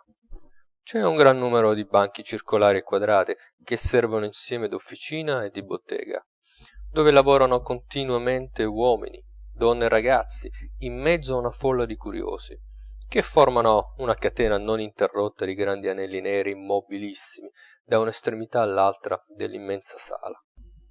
Qui si lavora l'oro, la tartaruga, l'avorio, la madreperla, si fabbricano gli oggetti di filigrana, si fanno i ventagli, le spazzole, i portamonete, gli orologi. C'è fra gli altri un gruppo d'operaie che fabbricano le bambole con una rapidità di prestigiatrici, e altre che fanno i fiori di stoffa, di smalto, di penne d'uccelli del tropico, con una sveltezza ed un garbo che par di vederli sbocciare fra le loro dita. In altre parti si tesse la seta, si dipinge la porcellana, si lavora il rame e si fa la guttaperca, si fabbricano le pipe di schiuma. In un angolo si vedono le pazienti manine normanne lavorare la trina. Nel mezzo della sala si taglia il diamante. Qui piovono i biglietti di visita, là le spille, più in là i bottoni. Da una parte si fanno le trecce e i chignon, dall'altra i canestrini e le scatolette di paglia. Un gruppo d'indiani, col capo coperto di enormi turbanti variopinti, lavorano agli scialli, e una lunghissima fila di piccoli fornelli, di macchinette vibranti, di fiammelle di gas, di teste chine, di mani in moto, di gente che interroga e di gente che spiega. Un chiacchierio, un affaccendamento allegro, un lavorio accelerato e sonoro, che mette la smania di far qualcosa. E la volta altissima ripercuote rumorosamente i sibili acuti che paiono grida di gioia infantile, il picchiettio cadenzato di 100 martelli, lo stridore delle lime e delle seghe e 1000 tintinni cristallini e metallici, e il ronzio sordo della moltitudine, che passa a processioni, a turbe, a gruppi, come un esercito sbandato, per riversarsi nei giardini esterni o nelle gallerie delle macchine. Qui lo spettacolo è degno d'un'ode di Victor Hugo. Sul primo momento par di essere sotto una delle immense tettoie arcate delle stazioni di Londra. Son 2 gallerie lunghe come il campo di Marte, larghe 90 uomini di fronte e piene di luce, nelle quali 1000 macchine enormi, un esercito di ciclopi di metallo minacciosi e splendidi, alzano le teste, le braccia, le mazze, le lame, fitte e intricate, fino alle volte altissime, producendo il fragore d'una battaglia. Un'immensa trasformazione di cose si compie da tutte le parti. Il foglio di carta esce in buste da lettera, lo spago in corde, il bronzo in medaglie, il filo di ottone in spille, il filo di lana in calze, il pezzo di legno in frammenti di mobili. La ricamatrice svizzera ricama con 300 aghi, il papirografo inglese riproduce 300 esemplari d'un manoscritto, la macchina dei saponi taglia i cubi, gli involta e li pesa. La macchina del Marinoni mette fuori i giornali piegati, le gigantesche filatrici di Birmingham e di Manchester lavorano accanto alle macchine d'estrazione delle miniere. La grande macchina da ghiaccio getta il suo furioso soffio gelato in mezzo agli aliti di fuoco delle macchine del gas. Altre lavorano i diamanti, altre lacerano e torcono il metallo come una pasta, altre lavano, raffinano, travasano, disegnano, dipingono, scrivono. In ogni parte freme una vita meravigliosa ed orribile di mostri di 100 bocche e di 100 mani, che irrita i nervi, introna le orecchie e confonde l'immaginazione. Qua e là si vede la materia informe sparire nel ventre tenebroso di quei colossi, riapparire in alto dopo qualche momento già mezzo lavorata e come portata in trionfo, e poi rinascondersi, ricacciata giù sdegnosamente e subire le ultime violenze. Qui lavorano delle braccia di gigante, là delle dita di fata. In una parte il lavoro si presenta sotto l'aspetto d'una distruzione furiosa, fra denti enormi di ferro e artigli d'acciaio, che stritolano e sbranano con un fracasso d'inferno, in cui si sente un suono confuso di lamenti umani. In mezzo a un roteggio intricato, vertiginoso, feroce, che sbriciolerebbe un titano come un gingillo di vetro. In un'altra parte il mostro mansueto accarezza la materia prigioniera, la palleggia, la lambisce, la liscia, delicatamente, lentamente, in silenzio, come se facesse per gioco. Altre macchine colossali, come quelle da maglie, fanno movimenti strani e misteriosi, d'apparenza quasi umana, con una certa grazia languida d'ondulazioni femminee, che ispirano un senso inesplicabile di ripugnanza, come se fossero esseri viventi dei quali non si riuscisse ad afferrare la forma. Fra le grandi membra di tutti questi lavoratori smisurati s'agita come una vita segreta, un indescrivibile lavorio di rotine che sembrano immobili, di seghe che paiono fili, di congegni delicatissimi e quasi invisibili che vibrano, tremano, trepidano e ingigantiscono ancora col paragone della loro umile piccolezza le ruote enormi, le cerniere colossali, le caldaie titaniche, le corregge spropositate, le gru, gli stantuffi, i tubi mostruosi, che si slanciano in alto come colonne monumentali e si succedono in una fila senza fine, presentando l'aspetto di non so che bizzarra e deforme città di metallo, in cui si dibatta fra le catene una legione di dannati o di pazzi. Ma anche l'uomo lavora. Un gran numero di donne cuciscono con le macchinette. Intorno alle grandi macchine vigilano degli operai, e meccanici e artefici di tutti i paesi, vestiti trascuratamente, osservano, notano, si caccian per tutto, fra gli stantuffi e le ruote a rischio della vita, fra i quali si vedono qua e là delle facce scarne e pallide, ma piene di vita, su cui lampeggia una volontà di ferro e un'ambizione implacabile. Chissà, operai oscuri oggi, forse inventori gloriosi domani.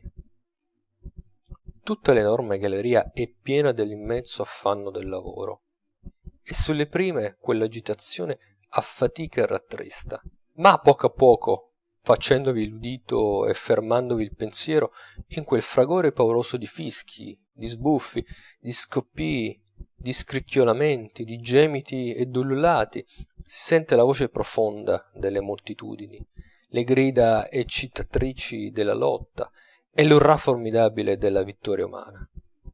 L'uomo, che entrando s'era sentito schiacciato, riacquista la coscienza di sé e contempla quell'immensa forzata, suscitata e disciplinata del suo pensiero, con un fremito d'alterezza, in cui tutto l'essere suo si rinvigorisce e s'innalza. E quello smisurato arsenale di armi pacifiche, le bandiere grandi come vele di nave che spenzolano dalla volta, gonfiate dall'aria commossa delle ruote innumerevoli, quei monumenti selvaggi di cordami e di reti, le piramidi delle zappe che servirono a dissodare i deserti del nuovo emisfero, i trofei degli strumenti per la pesca dei grandi cetacei dei mari polari, i tronchi giganteschi delle foreste vergini, le armature colossali dei palombari, le torri di merci, i fari giranti tra i nuvoli di fumo, i getti d'acqua e le piogge vaporose delle macchine a vapore.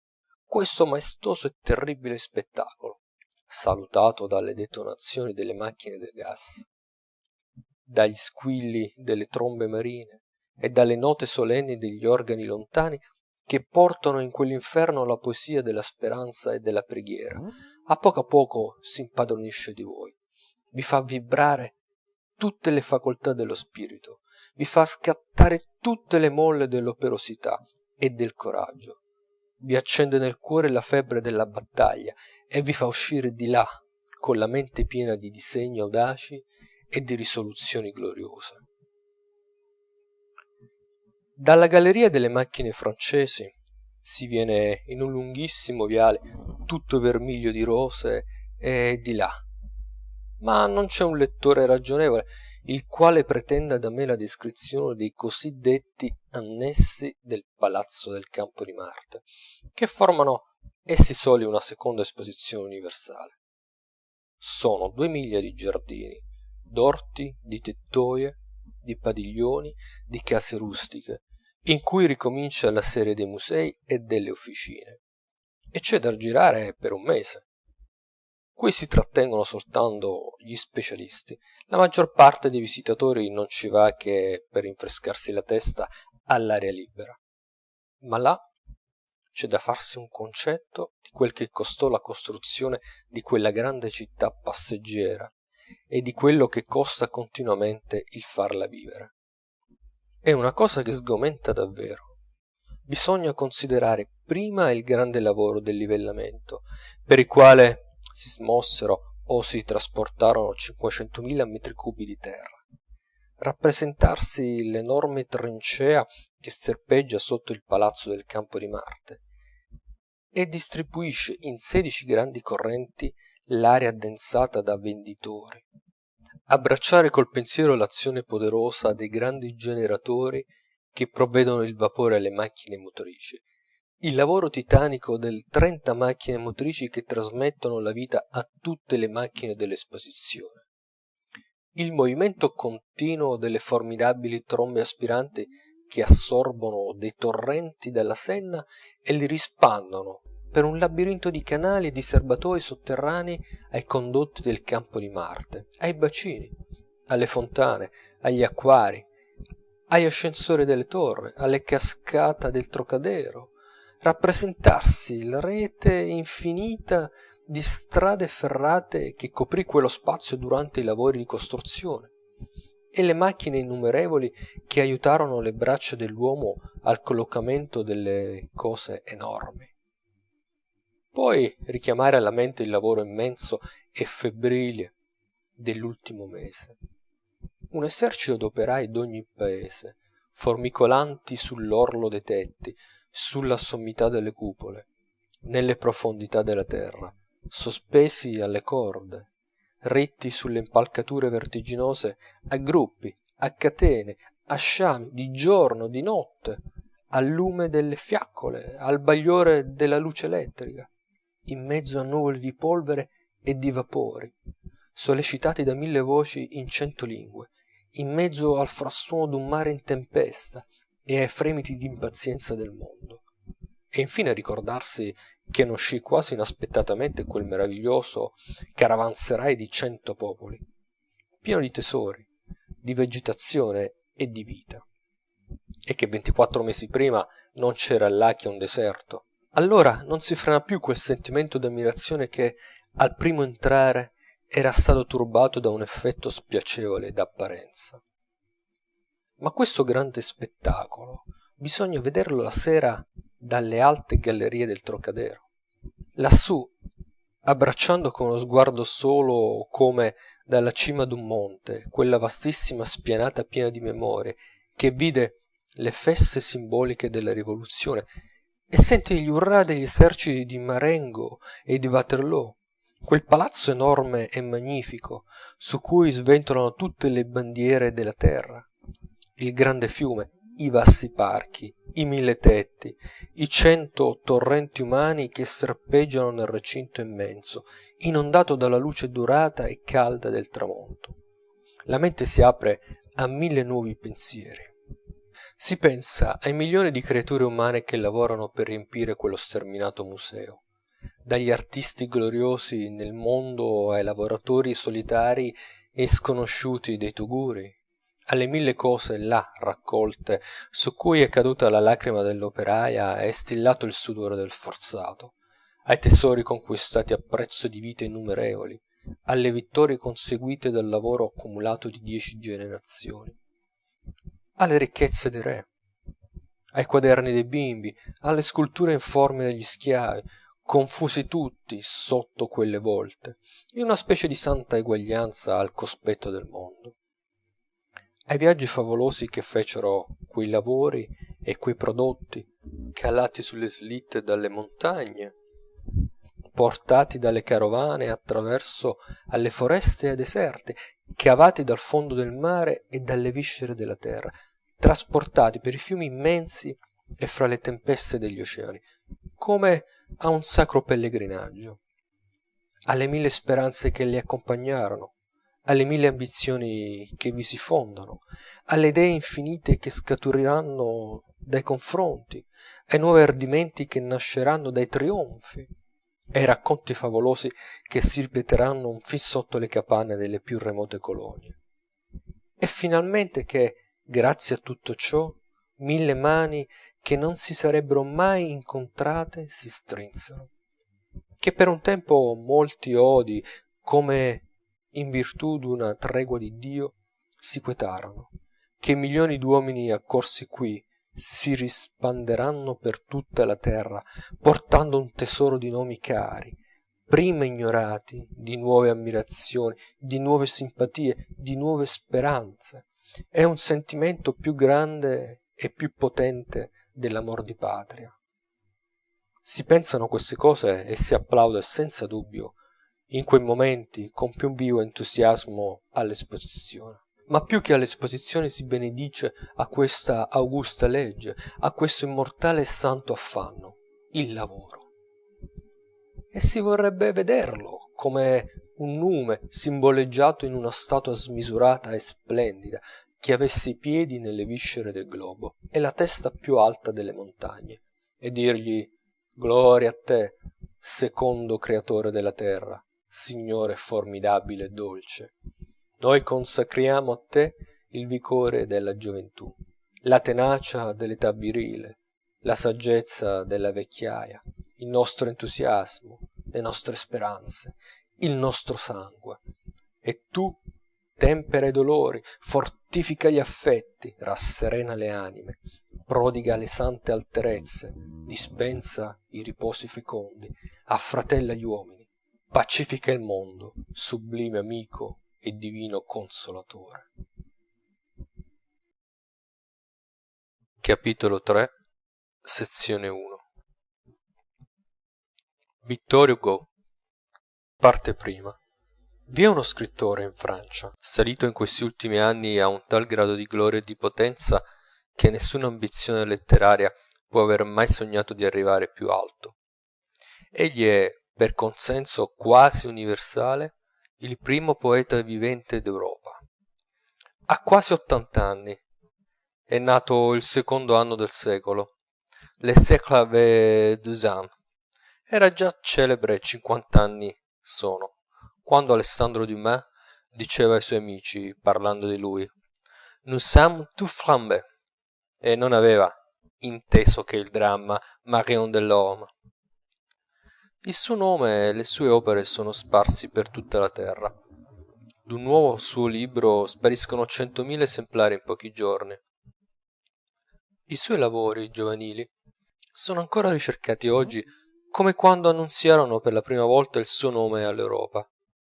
Tutti i suoi 50 volumi sono pieni di gioventù e di vita, come se fossero venuti alla luce tutti insieme pochi anni sono. La vita di quest'uomo è stata una guerra continua, una guerra letteraria prima, bandita dal teatro, una guerra politica dopo, rotta nelle assemblee e proseguita in esilio, l'una contro il classicismo, l'altra contro un imperatore, tutte e due vinte da lui. Nessun altro scrittore del suo tempo fu più di lui combattuto e nessun altro sedette, vecchio, sopra un più alto piedistallo di spoglie nemiche. Falangi d'avversarii furiosi gli attraversarono la strada, egli passò, e quelli disparvero.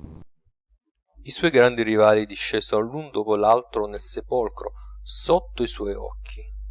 Una serie di sventure tragiche disperse la sua famiglia. Tutti i rami della quercia caddero l'un sull'altro fulminati. Il vecchio tronco rimase saldo ed immobile.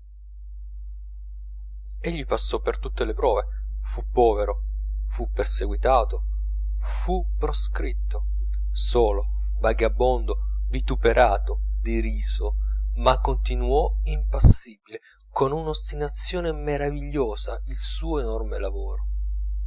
In tempi in cui pareva finito, si rialzò tutto a un tratto, trasfigurato, con opere piene di nuove forze e di nuove promesse. Su tutte le vie della letteratura mise l'impronta dei suoi passi giganteschi. Non tentò, assalì tutti i campi dell'arte e vi irruppe tempestando, rovesciando, sfracellando, lasciando da ogni parte le tracce di una battaglia. Alla tribuna, nel teatro, in tribunale, in patria, in esilio, nella poesia e nella critica, giovane e settuagenario, fu sempre ad un modo, audace, ostinato, sfrenato, provocatore, rude, furioso, selvaggio. E suscitò degli eserciti di nemici, ma si trascinò indietro degli eserciti. Una legione di scrittori fanatici e devoti gli si strinse e gli si stringe intorno e combatte in sua difesa e nel suo nome. 1000 ingegni eletti in vari tempi non brillarono d'altra luce che nel riflesso del suo genio. Altri, attratti nella sua orbita, sparirono nel suo seno. Altri s'affaticarono inutilmente tutta la vita per levarsi dalla fronte l'impronta ch'egli v'aveva stampata. La pittura, la scultura e la musica s'impadronirono delle creazioni della sua mente e le resero popolari, ma per la seconda volta in tutti i paesi civili. Una ricchezza enorme di immagini, di sentenze, di traslati di modi, di forme nuove dell'arte, profusa da lui, circola, vive e fruttifica in tutte le letterature d'Europa. Egli è da mezzo secolo argomento continuo di discussioni ardenti e feconde. Quasi tutte le nuove questioni letterarie o hanno radice nelle sue opere o vi girano intorno forzatamente, ed egli presiede, innominato e invisibile, a tutte le contese. Ma ora le contese, per quello che riguarda lui, almeno in Francia, sono quasi affatto cessate.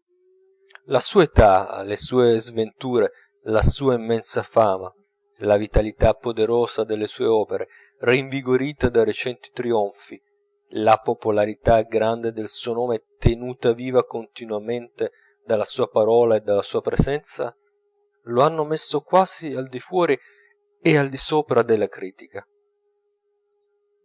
I suoi più acerrimi nemici letterari d'un tempo tacciono. I suoi più accaniti avversari politici saettano il repubblicano, ma rispettano il poeta, come una gloria della Francia. Chi non lo riconosce come poeta drammatico lo ammette come romanziere, chi lo respinge come romanziere lo adora come poeta lirico. Altri che detestano il suo gusto letterario accettano le sue idee, altri che combattono le sue idee sono entusiasmati dalla sua forma. chi non ammira nessuna delle sue opere partitamente, ammira ed esalta la vastità grandiosa dell'edifizio che formano tutte insieme. Nessuno gli contesta il genio, nessuno, parlandone con gli stranieri, si mostra incurante ed ostile all'omaggio che gli viene reso. E anche chi l'odia ne è altero. Oltre a ciò, l'aura politica del momento gli è favorevole. Egli è un poeta popolare, è un tribuno vittorioso, e porta sulla corona d'alloro come un'aureola sacra di genio tutelare della patria. È arrivato a quel punto culminante della gloria, oltre il quale non si può più salire che morendo. La sua casa è come una reggia. Scrittori ed artisti di tutti i paesi, principi ed operai, donne e giovanetti, entusiasti ardenti, vanno a visitarlo. Ogni sua apparizione in pubblico è un trionfo. La sua immagine è dappertutto, il suo nome suona ad ogni proposito. Si parla già di lui come d'una gloria consacrata dai secoli, e gli si prodigan già quelle lodi smisurate e solenni che non si concedono che ai morti. Ed egli è ancora pieno di vita, di forza, di idee, di disegni, ed annunzia ogni momento la pubblicazione d'un'opera nuova. Ecco l'uomo di cui intendo di scrivere oggi. Dopo l'esposizione universale, Victor Hugo. Un argomento va all'altro, mi pare. Parte seconda. Io credo, esprimendo quel che penso di Victor Hugo, d'esprimere pressappoco quello che ne pensano tutti i giovani del mio tempo. Non c'è nessuno di noi, certamente, che non si ricordi dei giorni in cui divorò giovanetto i primi volumi dell'Hugo che gli caddero fra le mani. È stata senza dubbio per tutti un'emozione nuova, profonda, confusa, indimenticabile. Tutti ci siamo domandati tratto tratto, interrompendo la lettura: che uomo è costui? Nello stesso tempo dolce e tremendo, fantastico e profondo, insensato e sublime. Egli mette accanto a una stramberia rettorica che rivolta la rivelazione d'una grande verità che fa dare un grido di stupore. Con la stessa potenza ci fa sentire la dolcezza del bacio di due amanti e l'orrore di un delitto. È ingenuo come un fanciullo, è truce come un uomo di sangue, è affettuoso come una donna, è mistico come un profeta, è violento come un oratore della convenzione, è triste come un uomo senza affetti e senza speranze. In 100 pagine ci mostra 100 facce.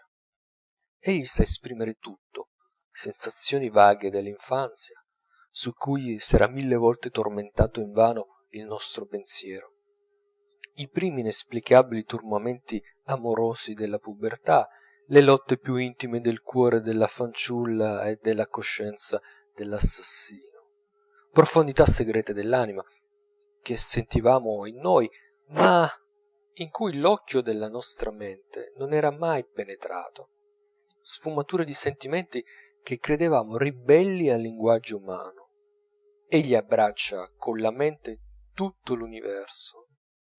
Ha, se si può dire, due anime che spaziano contemporaneamente in due mondi, e ogni opera sua porta l'impronta di questa sua doppia natura. Chi non ha fatto 1000 volte questa osservazione? In alto v'è quel suo eterno ciel bleu che ricorre ad ogni pagina, i firmamenti 1000 volte percorsi, gli astri continuamente invocati, gli angeli, le aurore, gli oceani di luce, 1000 sogni e 1000 visioni della vita futura. Un mondo tutto ideale, in cui egli si sprofonda come un estatico, trasportando con sé il lettore abbarbagliato e stordito. E sotto dei mari neri e tempestosi, tenebre su tenebre, la sua eterna ombre, i suoi abîmés, i suoi gouffres, il bagno, la cloaca, la corte dei miracoli, il carnefice, il rospo, la putredine, la deformità, la miseria, tutto quanto va di più orribile e di più immondo sopra la terra. Il campo della sua creazione non ha confini.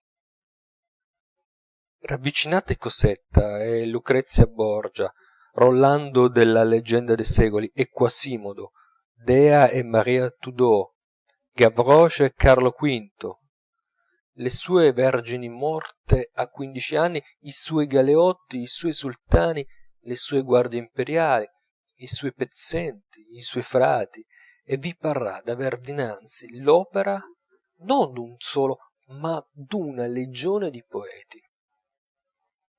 Riandate rapidamente tutte le sue creazioni. Esse lasciano l'impressione d'un'enorme epopea di frammenti, che risale da Caino a Napoleone il Grande. È una memoria confusa di amori divini, di lotte titaniche, di miserie inaudite, di morti orrende, viste come attraverso a una bruma paurosa rotta qua e là da torrenti di luce, in cui formicola una miriade di personaggi, metà creature reali e metà fantasmi, che sconvolgono l'immaginazione. Tutte le opere sue son come colorate dal riflesso d'una vita arcana che egli abbia vissuta altre volte in un mondo arcano, al qual par che alluda vagamente ad ogni pagina, e alle cui porte s'affaccia continuamente, impaziente dei confini che gli sono assegnati sulla terra. Una fantasmagoria immensa di cose ignote all'umanità par che lo tormenti di continuo, come una visione febbrile. Tutto quello che v'è più strano e di più oscuro sul limite che separa il mondo reale dal mondo dei sogni, egli lo cerca, lo studia e lo fa suo.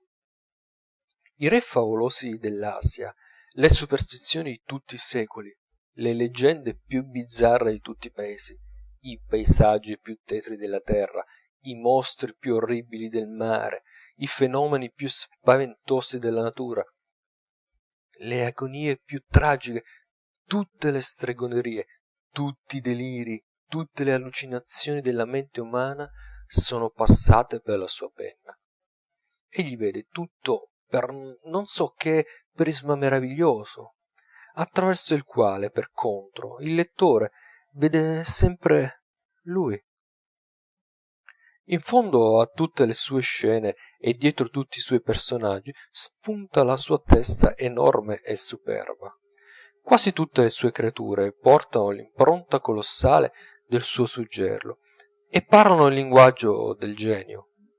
Sono, come lui, grandi poeti o grandi sognatori, statue a cui ha stampato sulla fronte il suo nome, larve dai contorni più che umani, che si vedono ingigantite come attraverso le nebbie dei mari polari, o accese dalla luce d'una glorificazione teatrale che le trasfigura. Così Javert, Gwynplaine, Triboulet, Simondin, Gilliatt, Giussiana, Rousseau, Quasimodo, Jean Valjean. Così il suo Napoleone III, rappresentato come un volgare malfattore tutto d'un pezzo liricamente. Pochi personaggi d'ossa e di carne che abbiano la nostra statura e la nostra voce.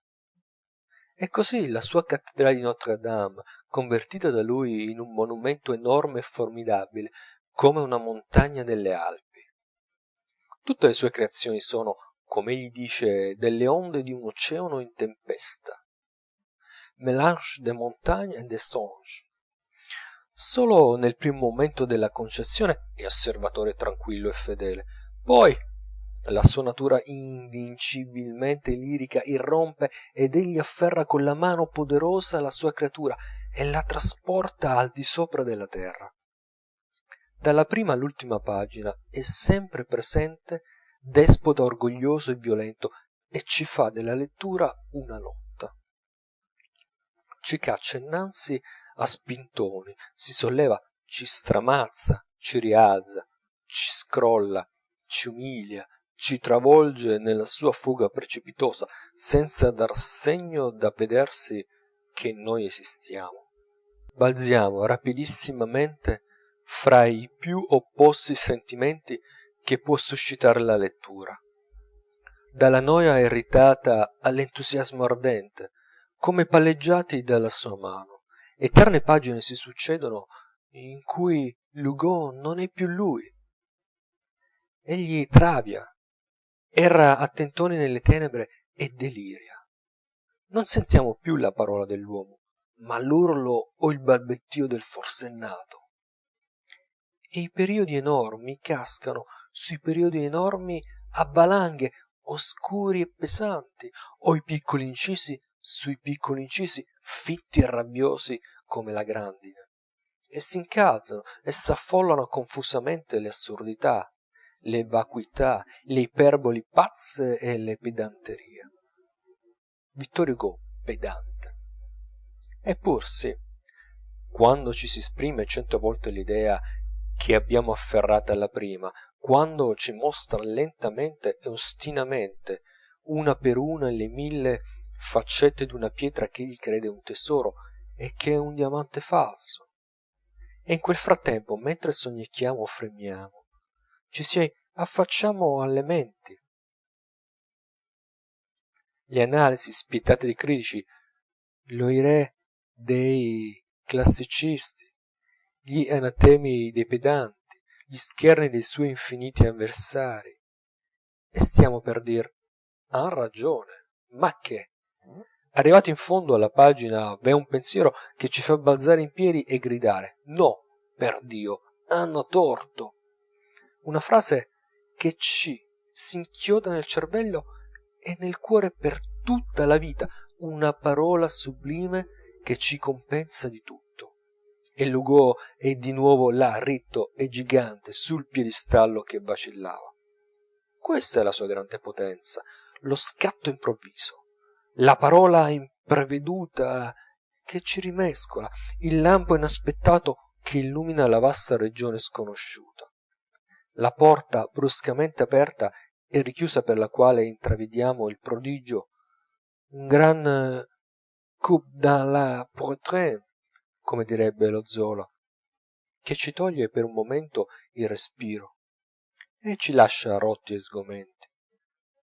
Non è l'aquila che si libra sulle ali, è il masso che rompe dal vulcano, tocca le nubi e ricasca. La sua arte è quasi tutta qui, un lungo lavorio paziente che prepara un effetto inatteso. Egli non ha riguardi per noi mentre prepara, ci strapazza e ci provoca. È un lavoratore sprezzante e brutale, non bada né alle nostre impazienze né alle nostre censure. I suoi difetti sono grandi come il suo genio, non nei, ma gobbe colossali che ci fan torcere il viso. L'architettura della più parte dei suoi romanzi è deforme. Sono episodi spropositati, spedienti brutali, inverosomiglianze sfrontatamente accumulate, fili di racconti pazzamente spezzati e riannodati, divagazioni o piuttosto corse furiose di cui non si vede la meta e che fanno presentire a ogni passo un precipizio. Ma egli vuol condurvi là dove vuole e vi trascina, renitenti, barcollando e danzando, calpestando la ragione, il buon gusto, il buon senso, la verità. E a un certo punto vi svincolate gridando no, Hugo, non ti seguo, e lo lasciate fuggir solo. Dove è andato? È caduto? Ah, eccolo là, sull'altura, con la fronte dorata dal sole. Ha vinto e ha ragione. Ma egli ha tutto per combattere e per vincere, ha l'audacia, la forza e le armi, ha il genio e la pazienza, è nato poeta e s'è fatto. Ha scavato dentro a se stesso con una mano pertinace la vena più profonda dei suoi tesori. Ogni opera sua è un immenso lavoro di scavazione, a cui si assiste leggendo e si sente il formidabile affanno del suo respiro. È una strana cosa veramente l'arte sua.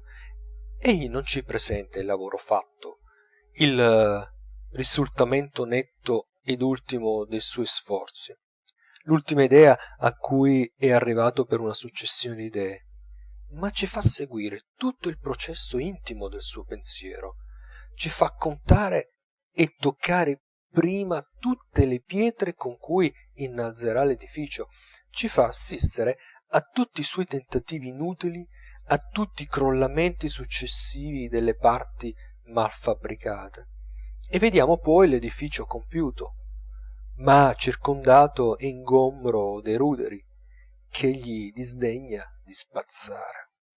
Il suo lavoro è uno strano accoppiamento di pazienza da musicista e di furia da pittore ispirato. Egli scrive come il Goya dipingeva. Ora Minia, liscia, accarezza l'opera propria, lento, quasi sonnolento, minuto, scrupoloso. Si diverte a stendere elenchi accurati di nomi e di cose, a spiegare il proprio concetto con similitudini interminabili diligentemente condotte, procede con le seste, cerca le simmetrie, dice, corregge, aggiunge, modifica, rettifica, sfuma, cesella, brunisce. A un tratto il soffio della grande ispirazione lo investe, e allora butta via il pennello delicato e, come il Goya faceva, dipinge a furia tutto quello che gli casca fra le mani, spande i colori con le spugne, getta le grandi macchie con gli strofinacci e le scope, dà i tocchi di sentimento a colpi furiosi di pollice che sfondan la tela. Il suo stile è tutto rilievi acuti, rialte di granito, punte di ferro e vene d'oro, pieno d'asprezze e d'affondamenti oscuri, rotto qua e là in grandi squarci, da cui si vedono prospetti confusi e lontani, ora semplice fino all'ingenuità scolaresca, ora architettato con l'arte sapiente d'un pensatore. A volta, acqua limpida e mare in burrasca, su cui erano nuvole rosee che riflettono il sole, o nuvole nere da cui si sprigiona la folgore. Le immagini nuove e potenti pullulano a miriadi sotto la sua penna, e le idee gli rompono dal capo armate, impennacchiate, sfolgoranti e sonanti, qualche volta offuscate dalla ricchezza e schiacciate dal peso dell'armatura. Egli non spende, profonde a piene mani, sperpera i tesori inesauribili della sua potenza espressiva col furore d'un giocatore forsennato. La lingua sua non gli basta. Egli toglie ad imprestito il gergo della plebe, la lingua furfantina delle galere, il balbettio informe ed illogico dei bambini, tempesta la sua prosa di parole straniere di 100 popoli e di traslati propri di tutte le letterature, e si fabbrica superbamente un linguaggio suo, tutto colori e scintille, pieno d'enigmi e di licenze, di laconismi potenti e delicatezze inimitabili. Secondo il bisogno, triviale, tecnico, accademico, vaporoso, brutale, solenne, così che lette le sue opere non pare d'aver sentito parlare la lingua di un solo popolo e d'un solo secolo, ma una vasta e confusa lingua d'un tempo a venire, per la quale non ci sia nulla di inesprimibile e di straniero. Di questa potenza espressiva, come del coraggio del suo genio, egli abusa, e allora s'impiglia e si ravvolge nel proprio pensiero e vi s'aggira come in un labirinto senza trovarne l'uscita. Ma anche nei suoi smarrimenti è grande, anche in quelle pagine affaticate, tormentate, astruse, in cui, volendo esprimere l'inesprimibile, tenta da tutte le parti il proprio concetto e accumula metafore su metafore, paragoni su paragoni, e ricorre inutilmente al suo misterioso linguaggio di tenebre e di luce, d'ombre e di abissi, d'inconnu e di insondable, e tutta la sua fortissima e ricchissima lingua non basta a render nemmeno una pallida idea di quel non so che d'immane e di mostruoso che ha nel capo. In quelle pagine i freddi pedanti trovano con gioia una presa assai facile alla critica, che distrugge e deride. Ma l'anima dell'artista vi sente l'anelito del titano che lotta con una potenza sovrumana e assiste a quegli sforzi poderosi con un sentimento di stupore e di rispetto, come a uno di quegli spettacoli in cui un uomo rischia la vita. Eppur sì, leggendo le opere sue, accade qualche volta che, arrivato a un certo punto, lo squilibrio delle facoltà, la continua prevalenza della fantasia sfrenata sulla ragione, la eccessiva frequenza delle aberrazioni e delle cadute vi stanca. I lampi di genio non bastano più a compensarvi dei continui sacrifizi che deve fare il vostro buon senso. Siete sazi, sdegnati, qualche volta nauseati, sentite il bisogno di riposarvi da quella tortura. Ritornate con piacere ai vostri scrittori sensati, rigorosi, sempre uguali. Respirate, vi ritrovate nel mondo reale, benedite la logica, riacquistate la vostra dignità d'uomini e di lettori.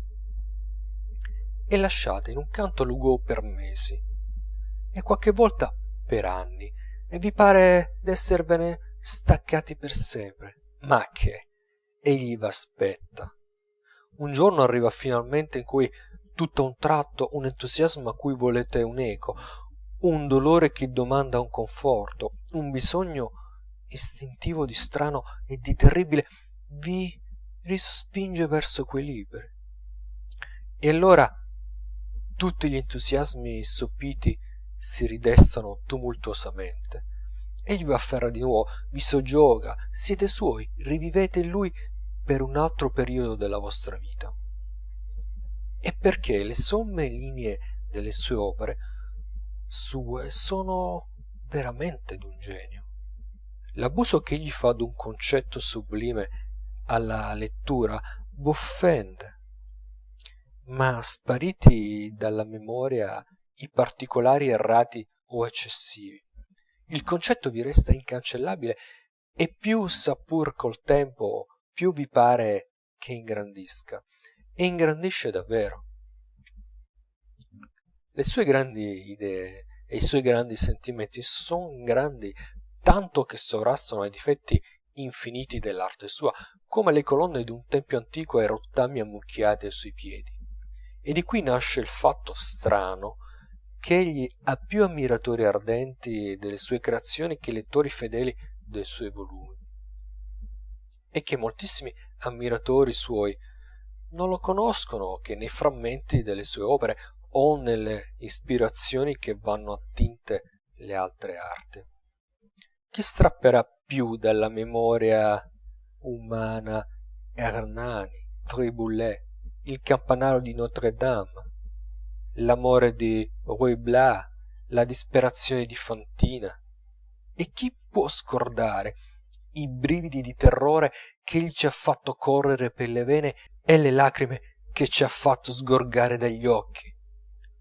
Poiché egli può tutto ed è grande nella tragedia e insuperabile nell'idillio, noi tutti abbiamo sentito scricchiolare le ossa dell'Esmeralda nel letto della tortura, e abbiamo visto faccia a faccia la morte quando ce la presenta orrenda come in Claudio Frollo appeso al cornicione della cattedrale, o furiosa come sulle barricate di via Saint-Denis, o epica come sul campo di Waterloo, o infinitamente triste come nelle nevi della Russia, o solennemente lugubre come nel naufragio dei Comprachicos.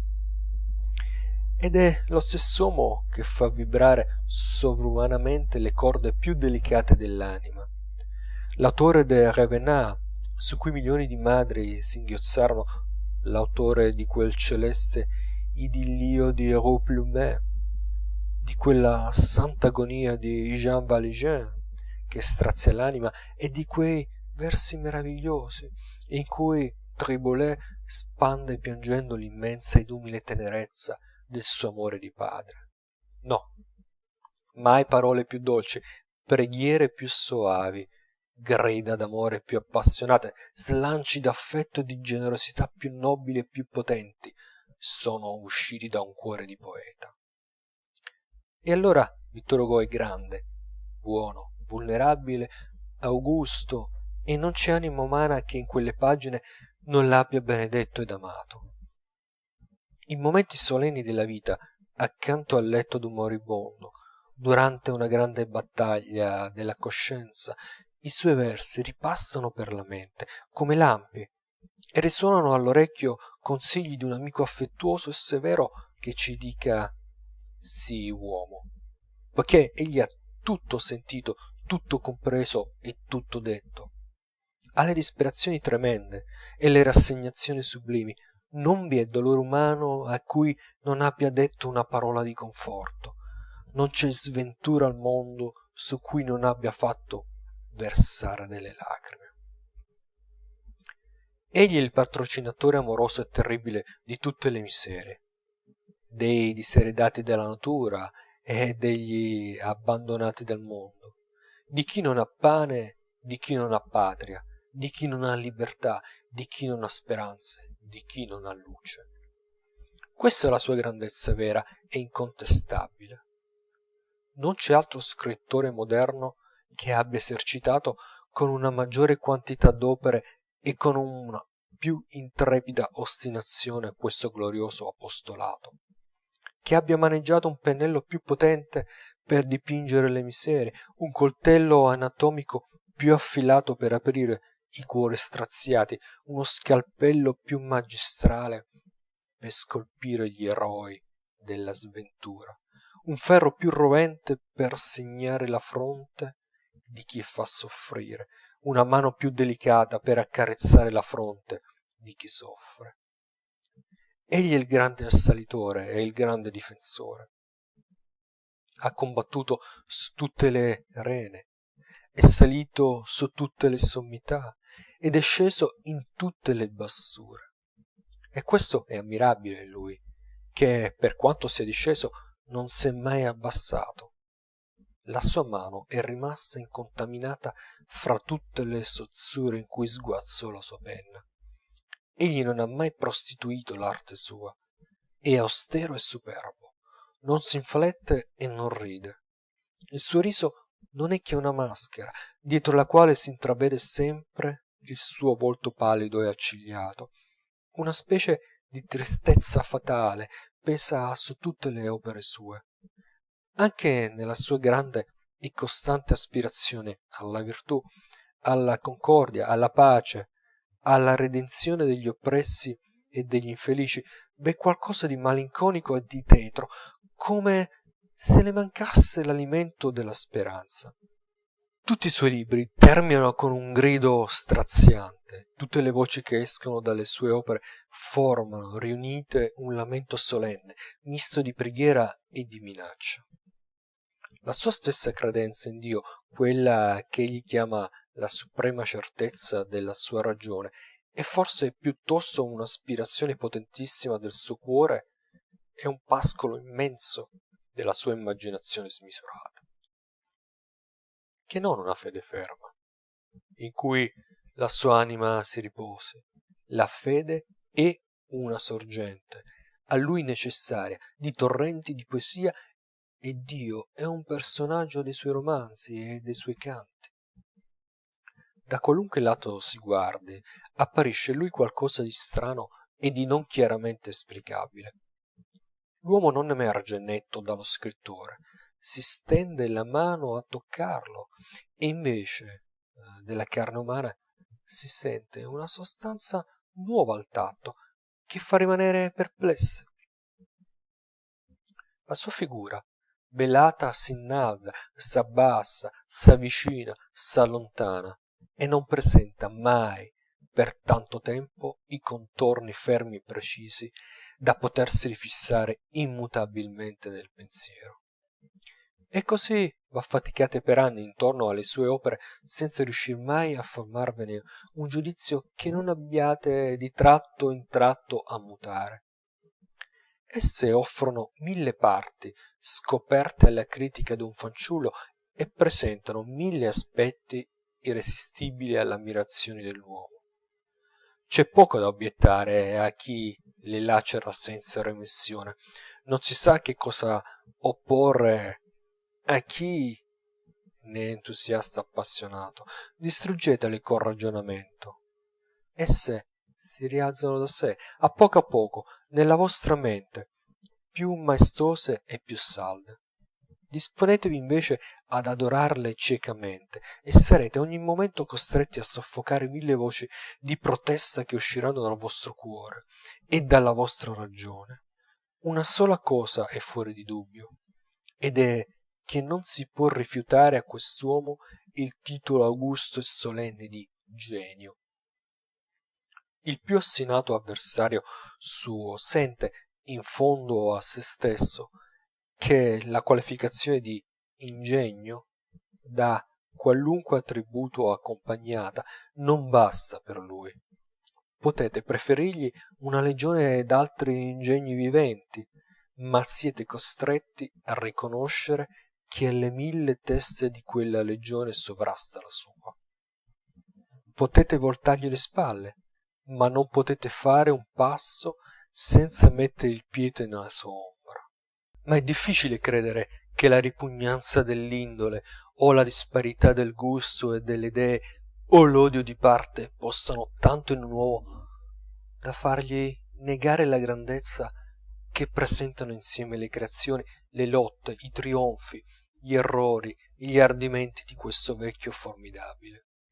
Per me, penso ai suoi 50 volumi pieni di ispirazioni e di fatiche, in cui si rivela col genio prepotente una volontà indomabile o una tempra fisica d'acciaio.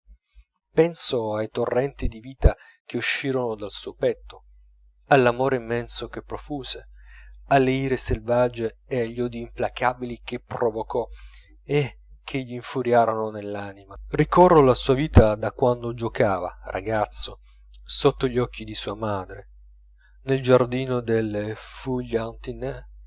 Lo vedo sedicenne, quando scriveva in 15 giorni, per guadagnare una scommessa, le pagine ardenti di Bargergal. Penso a quando comprò il primo scialle a sua moglie coi denari del Landesland. Me lo raffiguro fiero e impassibile in mezzo alle tempeste delle assemblee scatenate della sua parola temeraria. Lo vedo servire umilmente i 40 bambini poveri seduti alla sua mensa a Hauteville House. Me lo rappresento grave e triste in mezzo alla folla, dinanzi ai 100 sepolcri illustri su cui fece sentire la sua parola piena di maestà e di dolcezza. Lo vedo per le vie di Parigi, in mezzo alla moltitudine irriverente, costernato e invecchiato, seguire i feretri dei suoi figli. Lo vedo in quelle sue veglie febbrili, che egli descrisse così potentemente, quando di lontano, nel silenzio della notte, sentiva squillare il corno di Silva ed echeggiare il grido di Gennaro. Lo vedo assistere nel teatro francese, dopo mezzo secolo dalla prima rappresentazione, al trionfo clamoroso dell'Hernani, salutato dai primi scrittori e dai primi artisti della Francia come il loro principe rieletto e riconsacrato. Penso al suo Oriente splendido, al suo Medioevo tremendo, alla preghiera per tutti, all'infante che perde la rosa mentre Filippo II perde l'armada, alla carica dei corazzieri della guardia contro i quadrati della Wellington, alla scarpetta dell'Esmeralda, all'agonia dell'Eponina, a tutte le creature del mondo arcano, sfolgorante, immenso, che uscì dal suo capo, al suo esilio, alle sue sventure, ai suoi 77 anni, e sento una mano che mi fa curvare la fronte. Sezione 2. Parte terza. Vittor Hugo è certamente uno di quegli scrittori che ispirano un più ardente desiderio di vederli, perché i suoi 100 aspetti di scrittore ci fanno domandare ogni momento a quale di essi corrisponda il suo aspetto d'uomo. Sarà il viso dell'Hugo che ci fa inorridire o quello dell'Hugo che ci fa piangere? E ci riesce ugualmente difficile rappresentarcelo benevolo e rappresentarcelo truce. Io mi ricordo d'aver passato molte ore, giovanotto, all'ombra d'un giardino con un suo libro tra le mani, cercando di dipingermelo con l'immaginazione e componendo e ricomponendo 100 volte il suo viso e la sua persona senza trovar mai una figura che mi appagasse. Il suo spettro, di forme incerte, mi stava sempre davanti. Quest'uomo era un enigma per me. Io non sapevo bene rendermi conto del sentimento che mi ispirava. Alle volte mi pareva che vedendolo gli sarei corso incontro con l'espansione di un figlio e mi sarei strette le sue mani sul cuore. Altre volte mi pareva che, incontrandolo improvvisamente, mi sarei scansato con un sentimento di diffidenza e di timore, e avrei detto sommessamente ai miei vicini: indietro, Hugo, passa. Che so io. Era l'uomo che m'aveva spinto 100 volte, col cuore gonfio di tenerezza, tra le braccia di mia madre, ma era anche l'uomo che m'aveva fatto balzar sul letto più volte, nel cuore della notte, atterrito dall'apparizione improvvisa dei 5 cataletti di Lucrezia Borgia. Sentivo per lui un affetto pieno di trepidazione e di sospetto, ma il desiderio di vederlo era ardente, e andò crescendo quegli anni. Quanta è la potenza del genio! Voi arrivate in una città enorme, trascorrete di divertimento in divertimento, d'emozione in emozione, in mezzo a un popolo immenso e tumultuoso, fra gente di ogni paese, fra i capolavori delle arti e delle industrie di tutta la terra, fra 1000 spettacoli, 1000 pompe e 1000 seduzioni. Ebbene, tutto questo non è per voi che una cosa secondaria. Fra quell'immenso spettacolo e voi si drizza il fantasma di un uomo che non avete mai visto, che non vedrete forse mai, che non sa nemmeno che siate al mondo. E questo fantasma occupa tutta la vostra mente e tutto il vostro cuore. In quell'oceano di teste voi non cercate che la sua. A ogni vecchio che passi, il quale vi rammenti alla lontana la sua immagine, una voce intima vi dice: è lui. E il vostro sangue si rimescola. Tutta quell'enorme città non vi parla che di quell'uomo. Le torri delle cattedrali sono popolate dei fantasmi della sua mente. Ad ogni svolto di strada vi si affaccia una creatura della sua immaginazione. I frontoni dei teatri vi rammentano i suoi trionfi, gli alberi dei giardini vi bisbigliano i suoi versi, e le acque della Senna vi mormorano il suo nome. E allora prendete una risoluzione eroica e rivolgete una domanda, da lungo tempo meditata, a un amico, e non si può dire l'effetto che vi fanno queste 5 semplicissime parole. Vie di Clichy, numero 20. Parte quarta. V'è una considerazione però che rende titubanti molti ammiratori che desiderano di visitare Victor Hugo, ed è l'accusa che gli si fa d'avere un immenso orgoglio. Certo è che egli sente altissimamente di sé e non lo nasconde. Tutti sanno quello che disse, ancor giovane, all'attrice Mars, che si permetteva alle prove dell'Hernani di criticare i suoi versi: signorina, voi dimenticate con chi avete da fare. Voi avete un grande ingegno, non lo nego, ma ho un grande ingegno anch'io, e merito qualche riguardo. Io lascio ad altri risolvere questa quistione. Se in qualche caso uno smisurato sentimento di sé non sia un elemento del genio, quello che dà l'impulso ai grandi ardimenti, e se, ammessa la indole artistica di Victor Hugo, sia possibile concepire un Victor Hugo modesto. Mi restringo a considerare il fatto. Sì, Victor Hugo deve essere sovranamente orgoglioso. Si riconosce da mille segni. Egli, per esempio, è cosa notissima, non ammette la critica. Il genio, dice, è blocco. Bisogna accettarlo intero o respingerlo intero. L'opera del genio è un tempio in cui si deve entrare col capo scoperto e in silenzio. On ne chicane pas le génies. Ammirate, ringraziate e tacete. Il genio non ha difetti. I suoi difetti sono il rovescio delle sue qualità. Ecco tutto. Egli lo ha detto a chiare note nel suo libro sullo Shakespeare, nel quale s'è servito del tragico inglese per dire al mondo quello che pensa di se stesso. Il ritratto che egli traccia dello Shakespeare è il ritratto suo, quella deificazione che egli fa del genio, la quale per un uomo che creda in Dio è quasi sacrilega, è insomma la sua apoteosi. In quell'oceano a cui paragona i grandi poeti si vede riflessa prima d'ogni altra la sua grandezza. Quella montagna che ha tutti i climi e tutte le vegetazioni è Victor Hugo. In quegli elenchi che egli fa ad ogni pagina dei geni di tutti i tempi e di tutti i paesi, da Giobbe a Voltaire, si capisce, si giurerebbe che, arrivato all'ultimo nome, è stato lì sul punto d'aggiungervi il suo, e che non lo fece non per modestia, ma per salvare, come suol dirsi, le convenienze. Egli tratta tutti quei grandi da pari a pari. Tutti i genii, d'altra parte, è una sua idea, sono uguali. La regione dei geni è la regione dell'uguaglianza. Egli parla di Dante come d'un fratello. Ma oltre a queste ci sono mille altre manifestazioni della coscienza che egli ha della sua grandezza.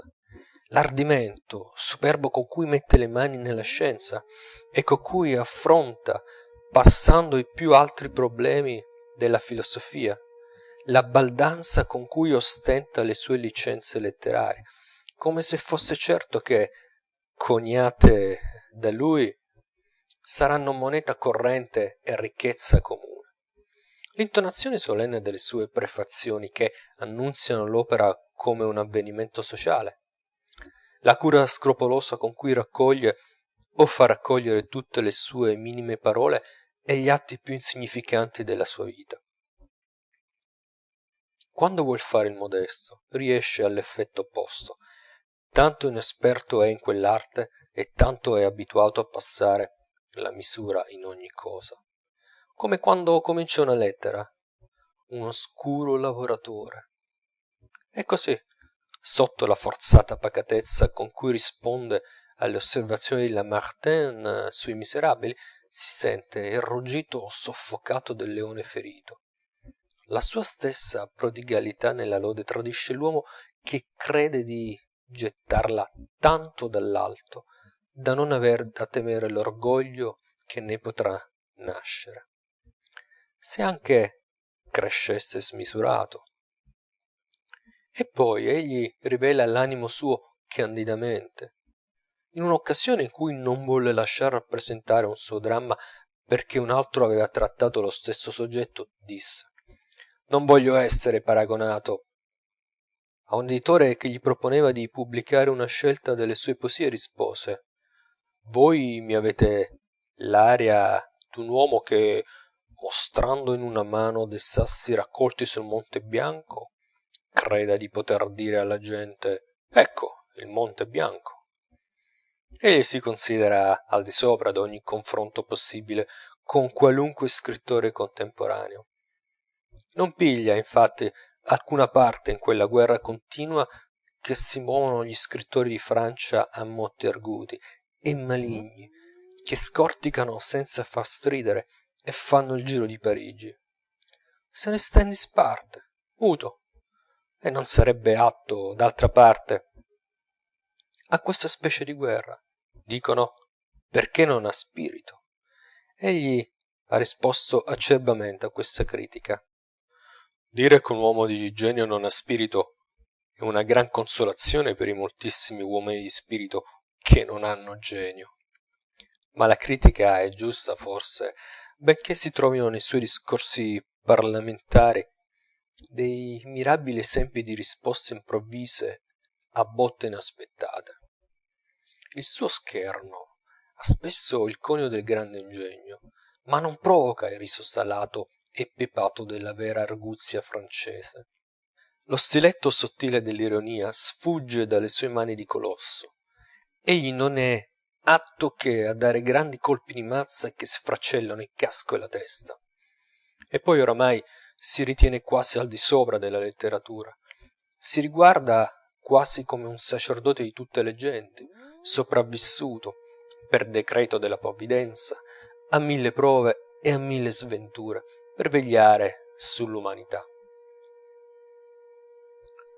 Questo apparisce lucidamente dalle sue apostrofi ai popoli, dalle sue intimazioni ai monarchi, dal tono di profezia che dà ai suoi presentimenti, dalla forma di responso che dà alle sue sentenze, dal carattere di minaccia che dà ai suoi rimproveri, da tutto il suo linguaggio spezzato in affermazioni altiere e in giudizi assoluti, come se ogni sua proposizione fosse un decreto da incidersi sul bronzo o nel marmo per le generazioni a venire. Tutte queste cose, o sapute prima o intese dire, fanno lungamente esitar lo straniero che vuole andare a battere alla sua porta.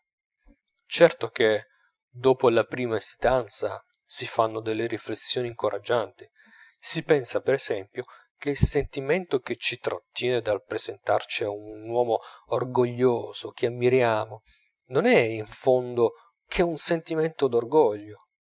Poi si pensa a quanti scrittorelli miserabili di mente e di cuore, a quanti pedanti fradici e impotenti, a quanti imbrattacarte sconosciuti di villaggio non si sentono da meno di Vittor Hugo. E infine ci si dice che è una pazza presunzione la nostra di credere che a noi, messi in luogo suo, non darebbe punto al capo la gloria di primo poeta d'Europa. E allora si ripiglia coraggio. Ma pure è una cosa che spaventa quel presentarsi là, sconosciuti, senz'altra scusa che l'impulso del cuore davanti a un uomo famoso nel mondo, nella grande città che lo festeggia, in casa sua, in mezzo a una folla di ammiratori, per dirgli che cosa? Voglio credervi.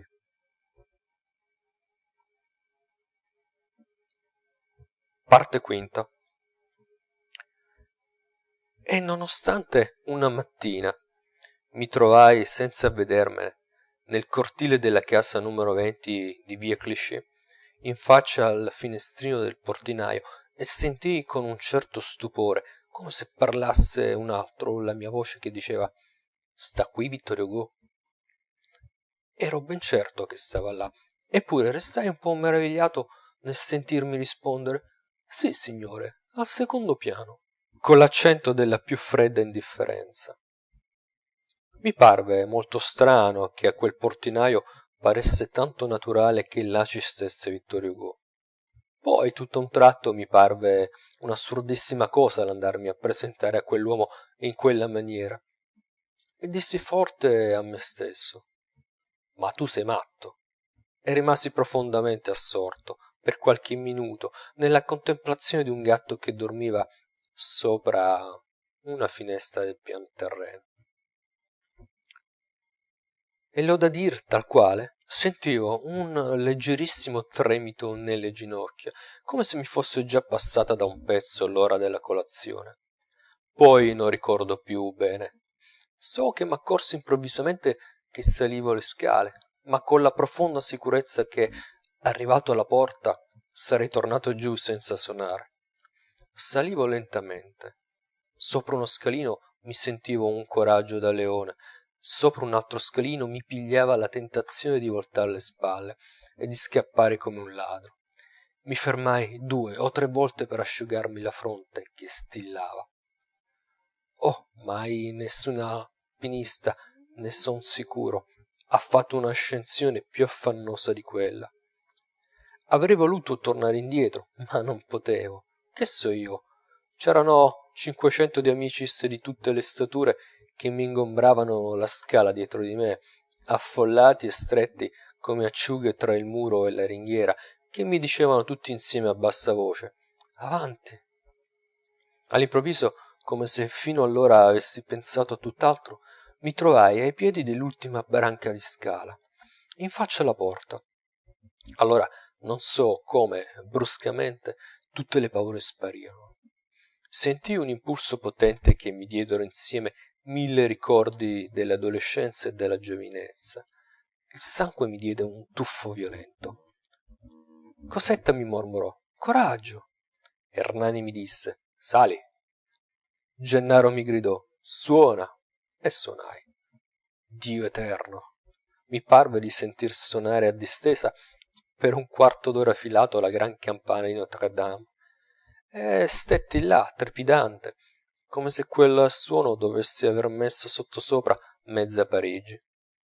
Finalmente, nello stesso punto, sentii l'impressione d'un pugno nel petto e vidi spalancarsi la porta. Mi trovai dinanzi una governante, una bella donna, vestita con garbo.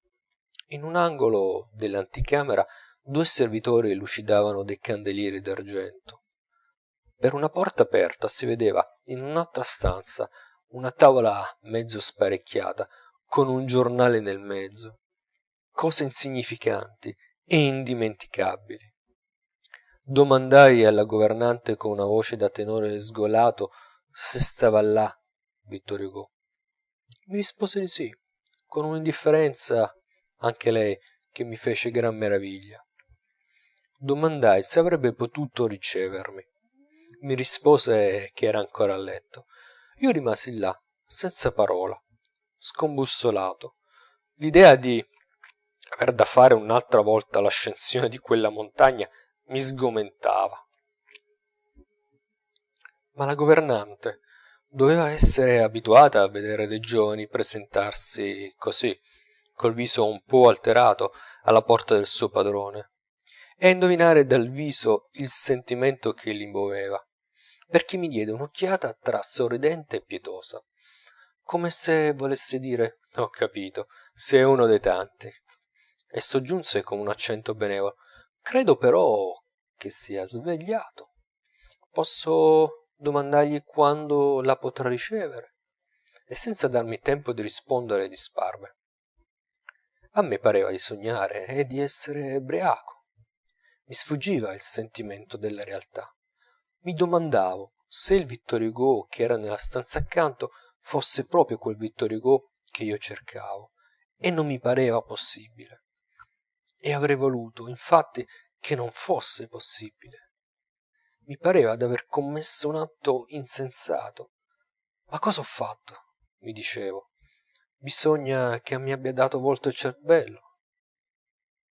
E cosa seguirà adesso? E pensando che era possibile che egli non mi volesse ricevere, mi sentivo salire delle ondate di sangue alla testa. Improvvisamente la governante ricomparve e disse gentilmente: il signor Vittor Hugo la riceverà con piacere questa sera alle 9:30. Ah, governante adorata, bisogna ch'io risalga a 20 anni fa, quando, dopo aver aspettato per 3 ore, immobile davanti a una porta, una parola che doveva darmi 3 mesi di libertà e di piaceri, o 3 mesi di schiavitù e di umiliazioni, usciva finalmente il segretario della commissione a dirmi solennemente: promosso. Bisogna ch'io risalga a uno di quei giorni per poter dire d'aver sentito altre volte un allargamento di polmoni così delizioso, una soddisfazione così piena, una così matta voglia di scendere le scale a 5 gradini per volta, come quella che m'ha fatto provar tu, con quelle 14 benedette parole, o governante dell'anima mia. Parte sesta. E dalle 9:30 della mattina alle 9:30 della sera fui re di Francia. Ah, Vittor Hugo superbo, Vittor Hugo comunardo, Vittor Hugo energumeno, Victor Hugo matto, che baia. Tutti questi Victor Hugo della critica o della calunnia, col berretto frigio o colle corna dell'orgoglioso satanico, erano spariti dalla mia mente. Per me non c'era più che un solo Hugo, il grande poeta amoroso e sdegnoso, pieno di consigli fortissimi e di sante consolazioni, l'uomo che m'aveva fatto delirar d'amore da giovanetto, che m'aveva fatto pensare e lottare da uomo, il poeta di cui le strofe fulminee m'eran sonate nel cuore sul campo di battaglia come grida eccitatrici d'un generale lontano, lo scrittore che aveva 1000 volte schiacciato il mio misero orgoglio di piastrafogli, facendomi provar non so che voluttà acre e salutare nell'umiliazione che mi acquietava l'anima. L'autore di cui parlando m'era sgorgata 1000 volte dal cuore commosso la parola facile e calda che m'aveva cattivato delle simpatie, l'artista che mi aveva aiutato a esprimere 1000 sentimenti e a render l'immagine di 1000 cose che senza di lui mi sarebbero forse rimaste sepolte per sempre nell'anima. Lo scrittore di cui in Spagna, in Grecia, sul Reno, sul Bosforo, sul mare, mi ricorreva a ogni momento alla memoria un pensiero o un'immagine che rischiarava, formulava e commentava la mia emozione. Il poeta dei fanciulli, il consolatore delle madri sventurate, il cantore delle morti gloriose, il grande pittore dei cieli e degli oceani, oggetto di 20 anni di studio, di curiosità e di discussioni, 1000 volte abbandonato, 1000 volte ripreso, 1000 volte difeso, galeotto d'amori gentili, auspice d'amicizie ardenti, compagno di vegli febbrili e provocatore di scoppi di pianto disperati.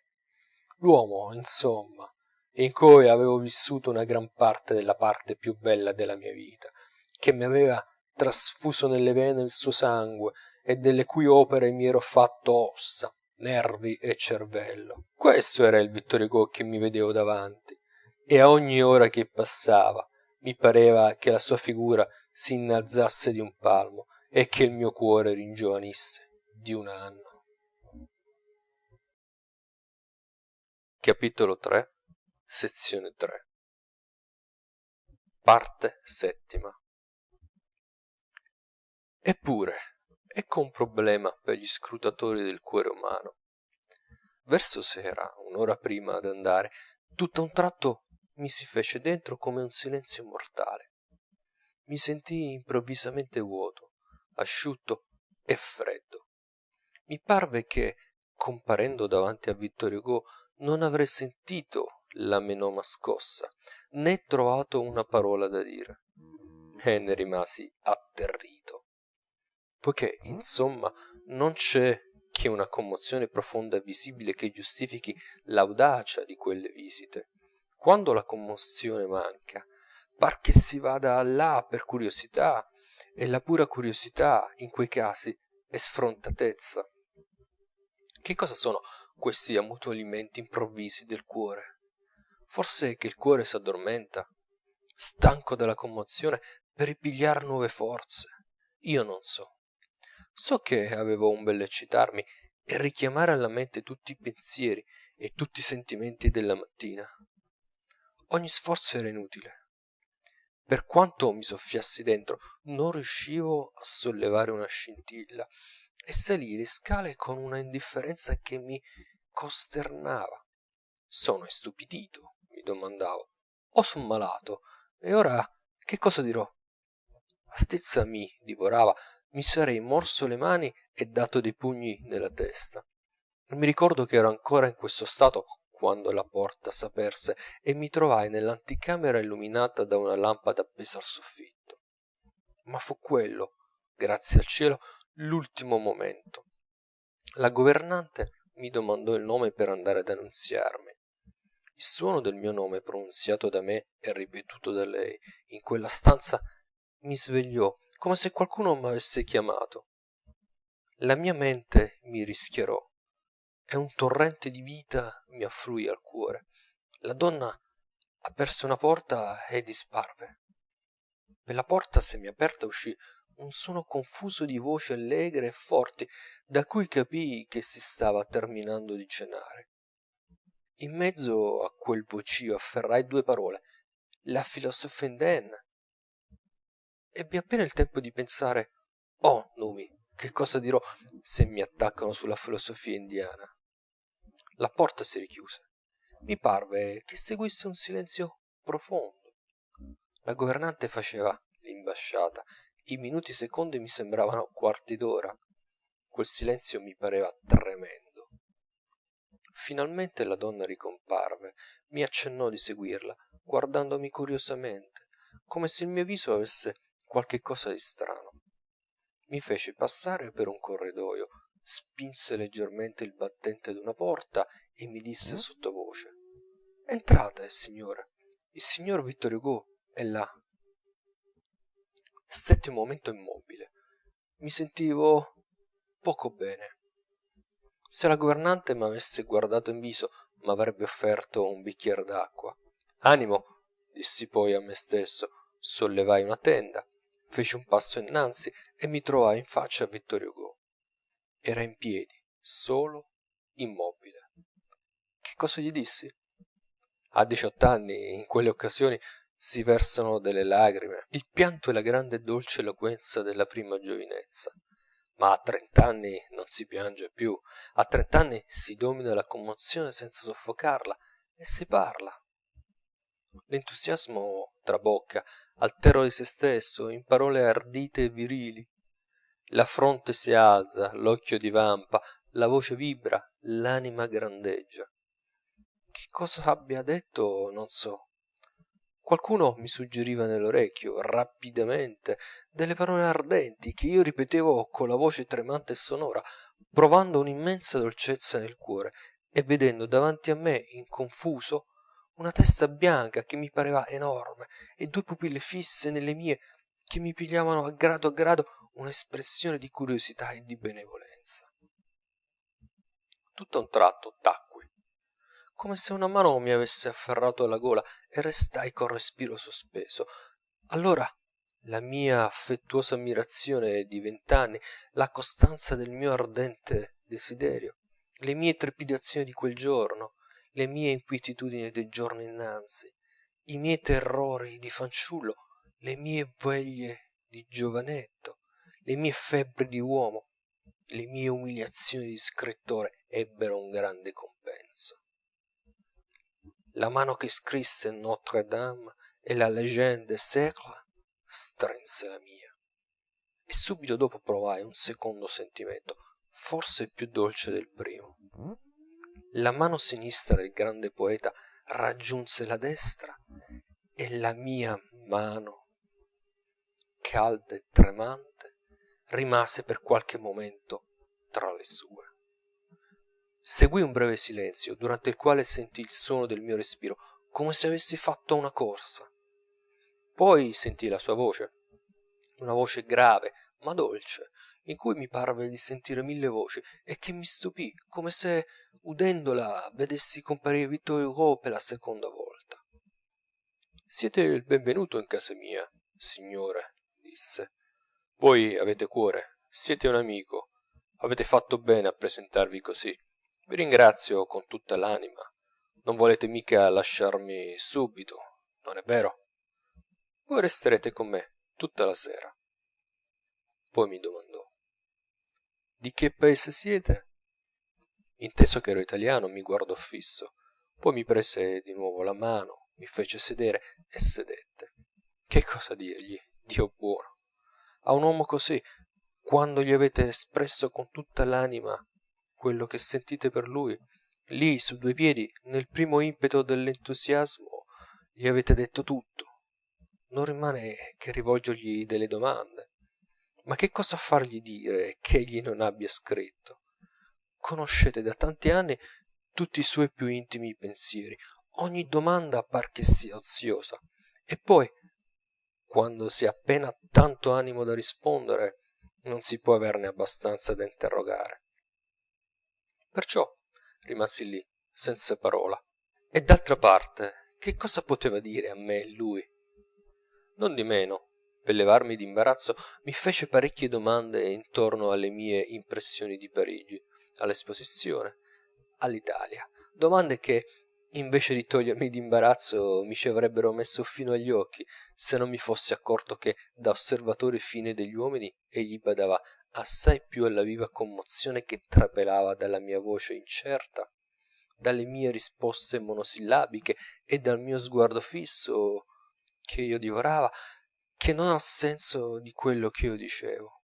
E mi guardava con una cert'aria affettuosa, corrugando le sopracciglia e socchiudendo gli occhi per aguzzare lo sguardo, e sorridendo leggerissimamente, come se si compiacesse dell'effetto che mi produceva e mi dicesse in cuor suo: guardami, via, levatene un po la voglia, povero giovane, perché te la leggo proprio sul viso, e m'hai l'aria d'un buon diavolo sincero.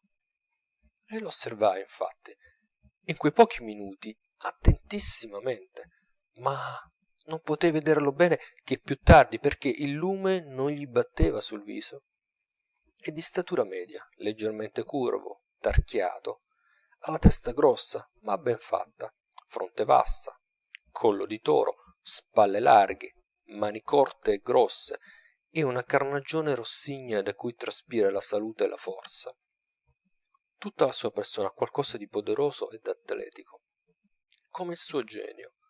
Ha i capelli irti e fitti, la barba intera e corta, bianchissima, gli occhi lunghi e stretti, un po' obliqui, come i fauni, il che dà al suo viso un aspetto un po' strano. Se siano neri o azzurri non ricordo, sono occhi vivissimi e mobilissimi, che paiono socchiusi e appariscono soltanto come due punti scintillanti, che quando fissano penetrano in fondo all'anima. Aveva una giacchetta d'orléans nero e il suo solito panciotto scuro abbottonato fin sotto il mento.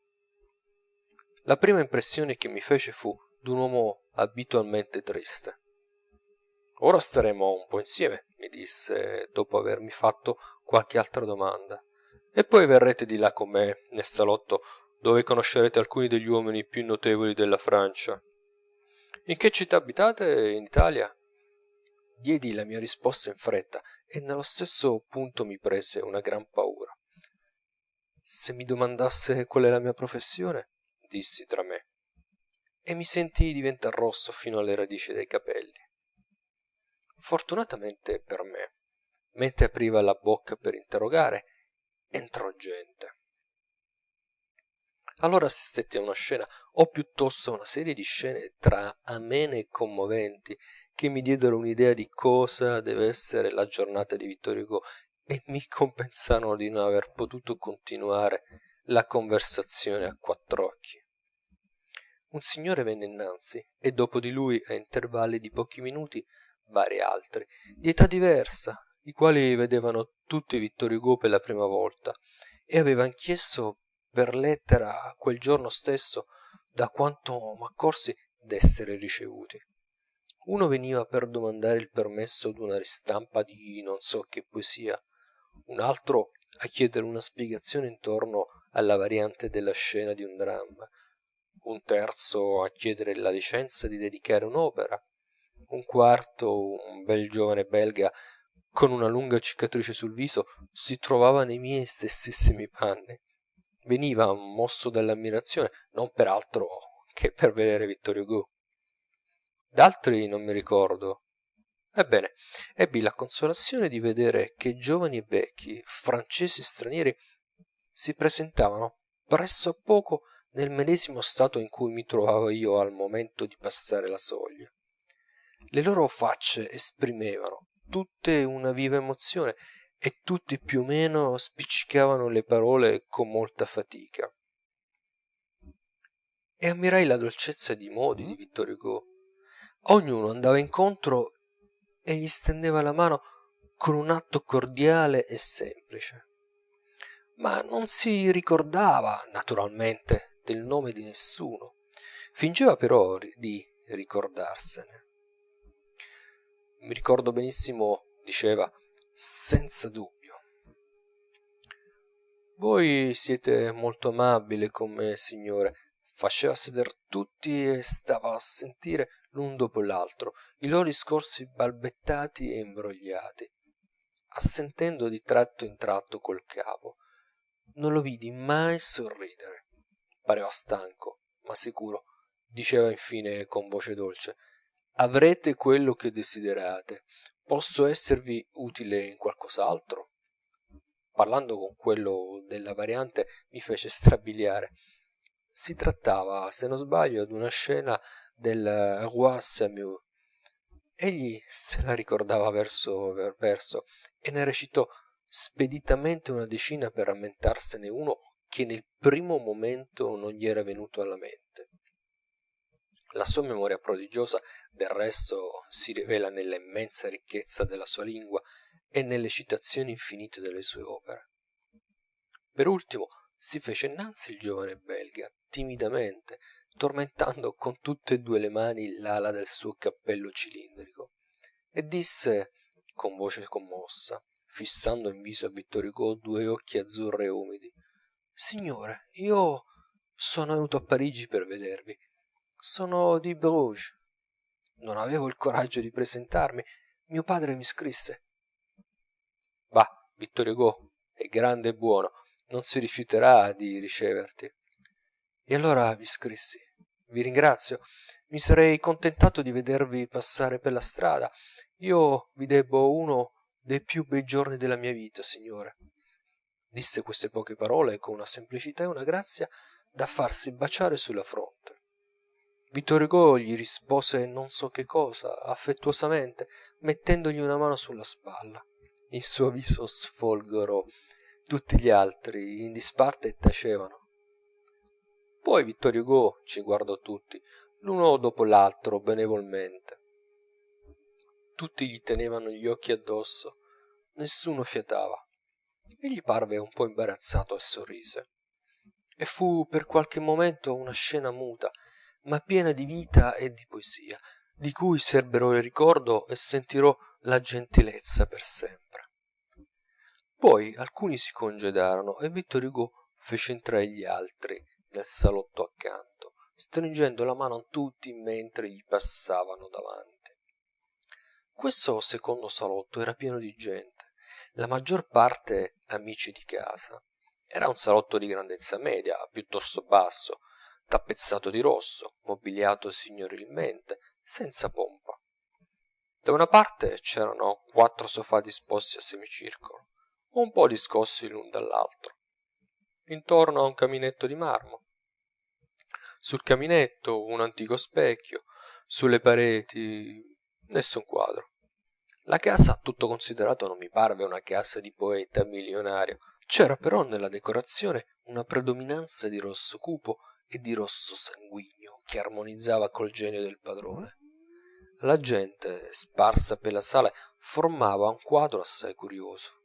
Il primo che mi diede nell'occhio, per la macchia stranissima che formava in quel quadro, come certe parole bizzarre in una bella pagina dell'Hugo, fu un mulatto di forme colossali, in giubba e cravatta bianca, che sfogliava un album.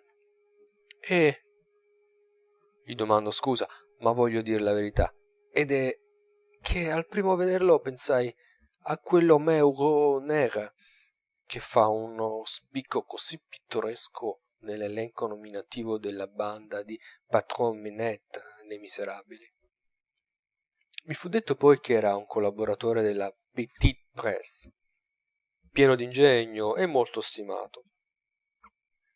In un angolo c'era un gruppo di giovani che discorrevano fitto, ridendo elegantemente, belle fronti, occhi vivi, capigliature poetiche, atteggiamenti d'attori corretti, da cui argomentai che fossero dei cosiddetti parnassiens, poeti dell'arte per l'arte, o meglio del verso per verso, che hanno per capo il Delisle e formano un drappello di paggi nella corte di Vittor Hugo. Mi fu poi indicato, infatti, in mezzo a loro, un poeta di quella famiglia, Catullus Mendes, del quale avevo già osservato il viso espressivo e simpatico e i lunghi capelli alla nazzarena.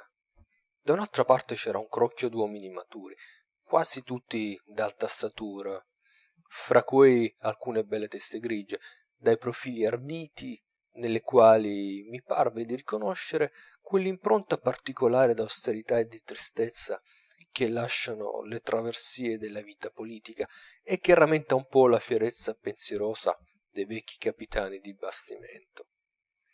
C'erano due sole signore sedute vicino al caminetto, una che m'è sfuggita affatto alla memoria e un'altra che m'è rimasta impressa profondamente.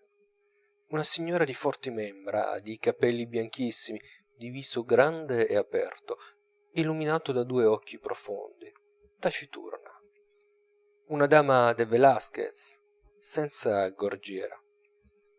Era quella Mademoiselle Drouet, attrice potente, che rappresentò per la prima volta Lucrezia Borgia nel 1833 al teatro della Porte Saint-Martin, dove, come tutti sanno, quel terribile dramma scritto in 6 settimane riportò un trionfo meraviglioso.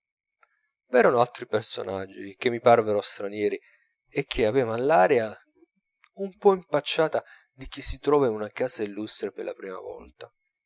Quasi tutti parlavano. Quando entrò Vittor Hugo tutti tacquero. Egli sedette vicino al caminetto, sopra un sofà, e gli altri gli formarono intorno un grande semicerchio. Allora poté vederlo e sentirlo bene. Non so come, la conversazione cadde sul congresso letterario. Vittor Hugo, interrogato, espose qualcuna delle idee che avrebbe svolto nel suo discorso inaugurale. Ebbene, riconobbi che era vero, con mia sorpresa, quello che m'era stato detto del suo modo di parlare in privato. Io m'aspettavo di sentire le antitesi, i grandi traslati, la forma concettosa e paradossale e l'intonazione imperativa che è nei suoi scritti, specialmente degli ultimi anni. Nulla di tutto questo. È difficile immaginare un linguaggio più semplice, un tono più modesto, un modo di porgere più naturale di quello che egli usava in quella conversazione. Per non aver l'aria di parlare in cattedra, discorreva guardando in viso uno solo e a bassa voce. Ecco quello che io direi, diceva. Quello che credo di poter dire. Ditemi, voi se vi pare che sia a proposito. Non gestiva affatto, teneva tutte e due le mani sulle ginocchia. Solo di tratto in tratto si grattava la fronte con un dito, movimento che gli è abituale. E dicono che anche discutendo di letteratura, in crocchio ristrettissimo e toccando le quistioni più ardenti, parla con la medesima semplicità. Di che bisogna concludere proprio che, scrivendo nell'esaltazione della fantasia, egli cangi quasi di natura, o che parli di freddo proposito quell'altro linguaggio perché lo creda più alto o più efficace. Mentre parlava tutti stavano intenti. Mi fece senso il tuono più che rispettoso, quasi timido, con cui gli rivolgevano la parola anche coloro che non parevano suoi familiari. Nessuno l'interrogava senza dire mon maître, mon cher maître. Uno disse grand maître. Non vidi mai uno scrittore celebre circondato da uno stuolo d'ammiratori che somigliasse come quello al corteo d'un monarca. E mio dovere aggiungere però che non vidi mai sul suo viso nemmeno un lampo che esprimesse compiacenza vanitosa dell'ammirazione che lo circondava. È vero d'altra parte che ci è abituato da 50 anni. Un grande lume rischiarava in pieno il suo viso e io non potevo saziarmi di guardarlo, tanto mi pareva singolare. Il viso di Vittor Hugo, infatti, per me è ancora un problema. È un viso che ha due fisionomie. Quando è serissimo, quasi cupo. Pare un viso che non abbia mai riso, non solo, ma che non possa ridere. E i suoi occhi guardano la gente con un'espressione che mette inquietudine. Gli si direbbe: Hugo, fatemi la grazia di guardare da un'altra parte. Sono gli occhi d'un giudice glaciale o d'un duellante più forte di voi, che voglia affascinarvi con lo sguardo. e in quei momenti mettetegli col pensiero un turbante bianco sul capo, è un vecchio sceicco, mettetegli un casco, è un vecchio soldato, mettetegli una corona, è un vecchio re vendicativo e inesorabile. Ha non so che dell'austerità d'un sacerdote e della tetraggine d'un mago, ha una faccia leonina, quando apre la bocca par che ne debba uscire un ruggito, e quando alza il pugno robusto par che non debba abbassarlo che per stritolar qualche cosa. In quei momenti sul suo viso si legge la storia di tutte le sue lotte e di tutti i suoi dolori, la tenacia ferrea della sua natura, le simpatie tetree della sua immaginazione, i suoi fornati, i suoi feretri, i suoi spettri, le sue ire, i suoi odii, tutte l'ombre, come egli direbbe, tutto il code noir delle opere sue. Ma a un tratto, come m'accadde di vedere quella sera, mentre un tale gli raccontava un aneddoto comico d'un fiaccheraio di Parigi, egli dà una risata così fresca e così allegra, mostrando tutti i suoi denti uniti piccoli e bianchi, e in quel riso i suoi occhi e la sua bocca pigliano un'espressione così giovanile e così ingenua che non si riconosce più l'uomo di prima, e si rimane là stupiti, come se gli fosse caduta dal viso una maschera e si vedesse per la prima volta il vero Hugo. E in quei momenti vedete, come per uno spiraglio dietro di lui, Deruchette, Guillormand, Mademoiselle Lise, Don César de Bazin, Gavroche, i suoi angeli, il suo ciel bleu e tutto il suo mondo luminoso e soave.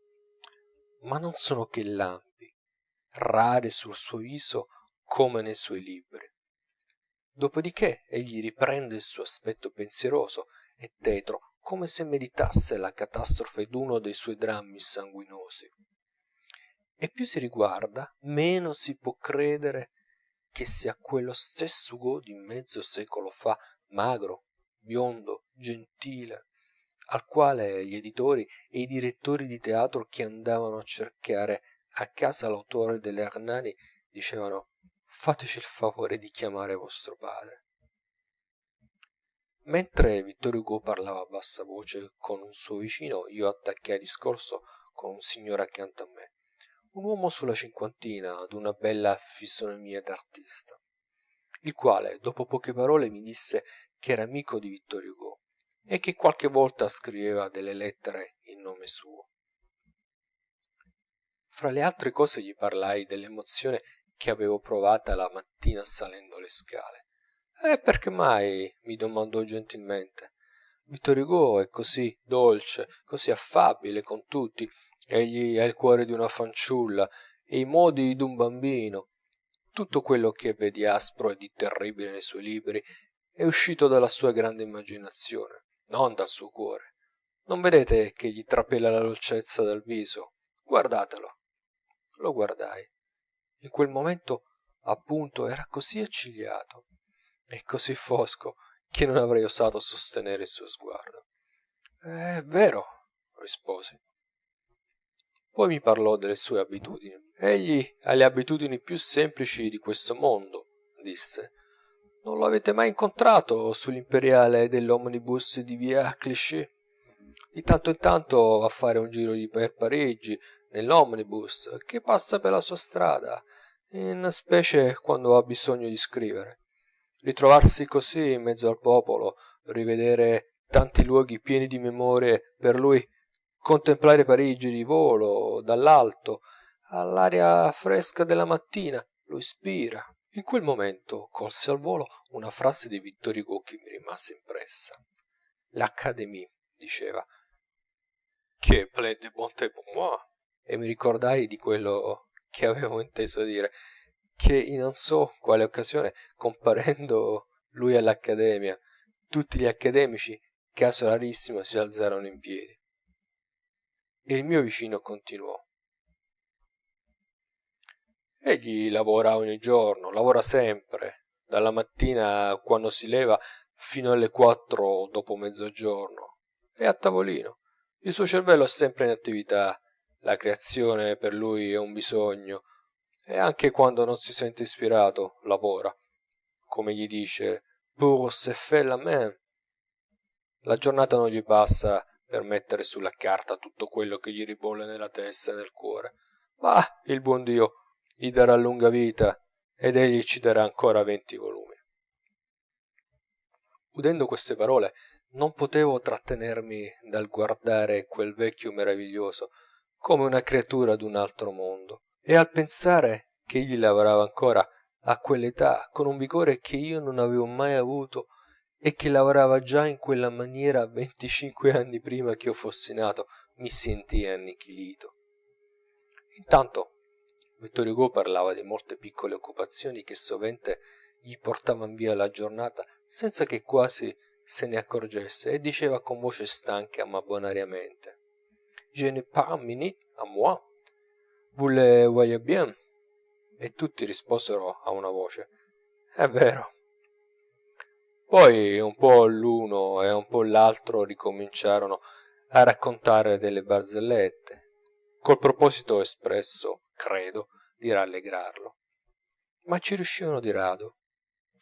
Di tratto in tratto egli girava lo sguardo intorno e fissava su di me o sul giovane belga, come se s'accorgesse soltanto in quel momento che noi eravamo là. E per toglierci questo sospetto ci salutava con un sorriso benevolo e rapido, che voleva dire: non vi scordo. Poi gli ridiscendeva sul viso come una visiera la sua tristezza. E intanto io spiavo l'occasione di potergli dire qualche cosa in un cantuccio che nessun altro sentisse. Ah, non mi mancavano mica allora le cose da dirgli. Il coraggio m'era venuto, 1000 domande mi s'affollavano. Avrei dato un anno della mia vita per poter essere solo un'ora con lui, e afferrarlo per le mani, e dirgli sfrontatamente guardandolo fisso: ma insomma, Ugo, io voglio leggerti dentro. Che cosa ti senti nel sangue quando scrivi? Che cosa vedi intorno a te per aria? Che voce senti? Chi ti parla nell'orecchio quando crei? Che cosa fai nella tua stanza quando ti splende alla mente una di quelle grandi idee che fanno il giro della terra, e quando ti sgorga dalla penna uno di quei versi che vanno al cuore come un colpo di pugnale o come il grido di un angelo? Dove l'hai conosciuta la tua Rose della vieille chanson du printemps, che mi ha fatto sospirare per un anno? Di dove ti è uscito quello spaventoso Mazeppa di cui vedo perpetuamente la fuga? Come l'hai sognata la fidanzata del timbaliere? Di dove l'hai cavato Quasimodo? Rivelami dunque uno dei tuoi 1000 segreti. Parlami di Fantina, parlami del petit roi de Galice, dimmi qualche cosa del marchese di Lantenac, spiegami come t'è apparso lo spettro che ti spirò quella spietata pioggia di sangue sulla terra del parricida Canut, e quell'orribili occhi di fuoco che insegue Caino. Dimmi in che parte dell'inferno hai scovato l'amore del prete Claudio, e in che parte del cielo hai visto il viso bianco di Dea. Parlami della tua infanzia, delle prime rivelazioni del tuo genio, di quando il Chateaubriand ti chiamò fanciullo sublime. Raccontami delle tue veglie tempestose. Dimmi se gridi quando ti balenano le immagini che sgomentano. Dimmi se piangi quando scrivi le parole che strappano i singhiozzi. Descrivimi le tue torture, le tue ebbrezze e le tue furie. Dimmi che cosa pensi e che cosa sei, vecchio misterioso e tremendo. E pensando queste cose andavo cercando una frase molto significante con cui cominciare il discorso, nel caso che il destro si presentasse. La fortuna m'assisté. Vittor Hugo uscì per un momento, poi tornò vicino al caminetto e mi sedette accanto. La conversazione s'era rotta in molte conversazioni, il momento non poteva essere più opportuno. 100 interrogazioni mi corsero in un punto alle labbra, e cominciai arditamente. Signora. Vittor Hugo si voltò cortesemente, mi mise una mano sopra un ginocchio e mi guardò in atto d'aspettazione. Che cosa volete? Sono disgrazie che possono capitare a tutti. Vi ricordate del sarto letterato dei promessi sposi che, dopo aver studiate 1000 belle cose da dire al cardinal Federico, per farsi onore, arrivato il momento, non sa dire altro che un si figuri, di cui rimane avvilito per tutta la vita? Ebbene, mi duole il dirlo, e lo dico per castigarmi. Io feci la stessissima figura di quel sarto, anzi, una figura 100 volte più triste. Lo sguardo fisso di Vittor Hugo mi turbò. Tutte le mie belle idee scapparono e non dissi altro che questo.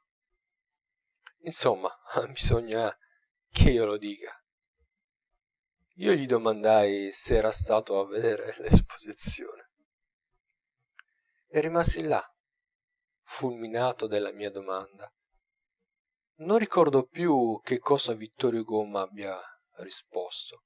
Ricordo soltanto che, qualche momento dopo, parlando dell'esposizione, disse «C'est un beau jeu, mais c'est mince, ça va pas à mon maître», gli osservò un tale. Ed egli rispose sorridendo «C'est un immense jeu».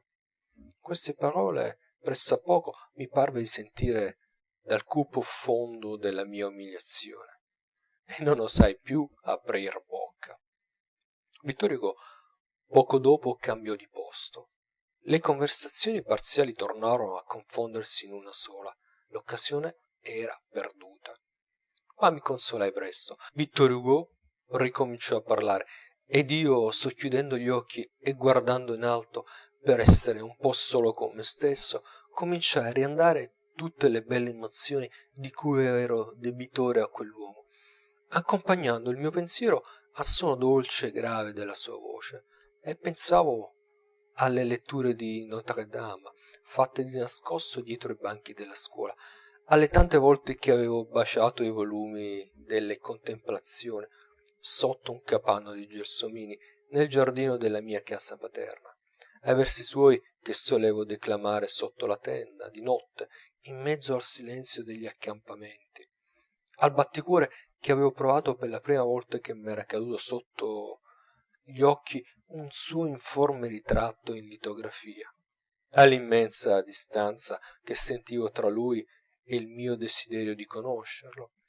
nella piccola città di provincia dove avevo letto il suo primo libro, a un giorno che, ancora ragazzo, avevo fatto ridere mio padre domandandogli e se comparisse tutto a un tratto Vittor Hugo mentre noi siamo a tavola, che cosa fareste? E tutti questi ricordi lontani, evocati là, vicino a lui, mi commovevano, e ripetevo tra me ed ora l'ho conosciuto, lo conosco, sono nella sua casa, questa voce che sento è la sua, egli è qui, a un passo da me, ma è proprio vero. E aprivo gli occhi e dicevo eccolo lì, il mio caro e terribile Hugo, non è mica un sogno, perdio. Mentre m'abbandonavo a questi pensieri, sentii tutt'a un tratto che tutti s'alzavano e salutavano. M'avvicinai anch'io a Vittor Hugo, gli presi la destra con tutte e due le mani e non potei dire una parola. Ma egli mi guardò e mi comprese, e disse stringendomi la mano e fissandomi con uno sguardo sorridente e un po' triste addio, caro signore. Poi soggiunse no, addio, arrivederci, non è vero?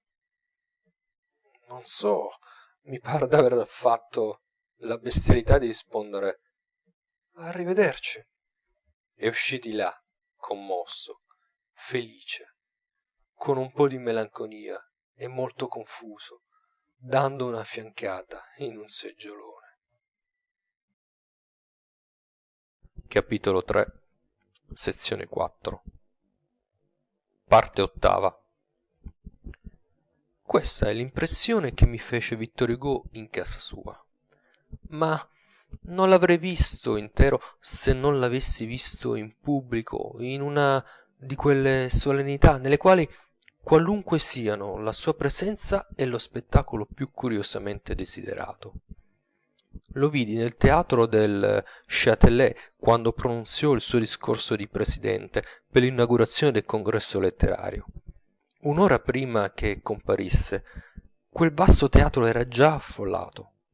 La platea era piena di scrittori e di artisti d'ogni paese, fra cui s'incrociavano gli sguardi curiosi, i cenni e le interrogazioni, conoscendo ciascuno in quella folla moltissimi nomi e pochissimi visi, ed essendo desiderio di tutti di completare in quella bella occasione le proprie conoscenze.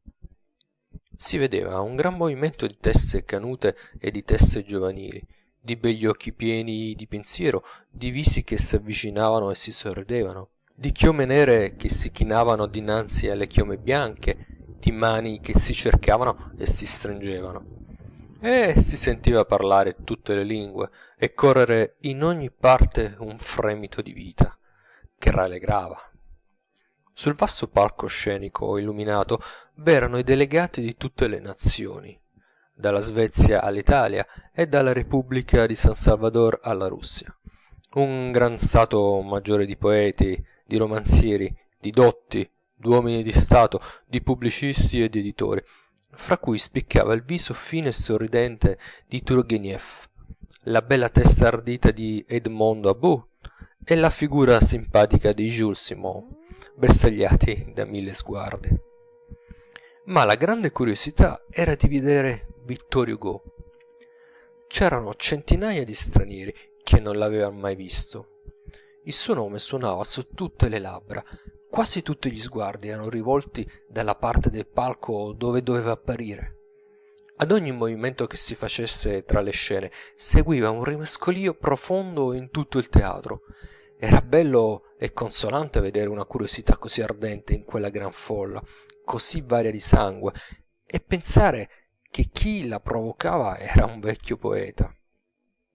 Improvvisamente tutti i delegati s'alzarono. Fra tutte quelle teste grigie e bianche si vide apparire una testa più bianca di tutte.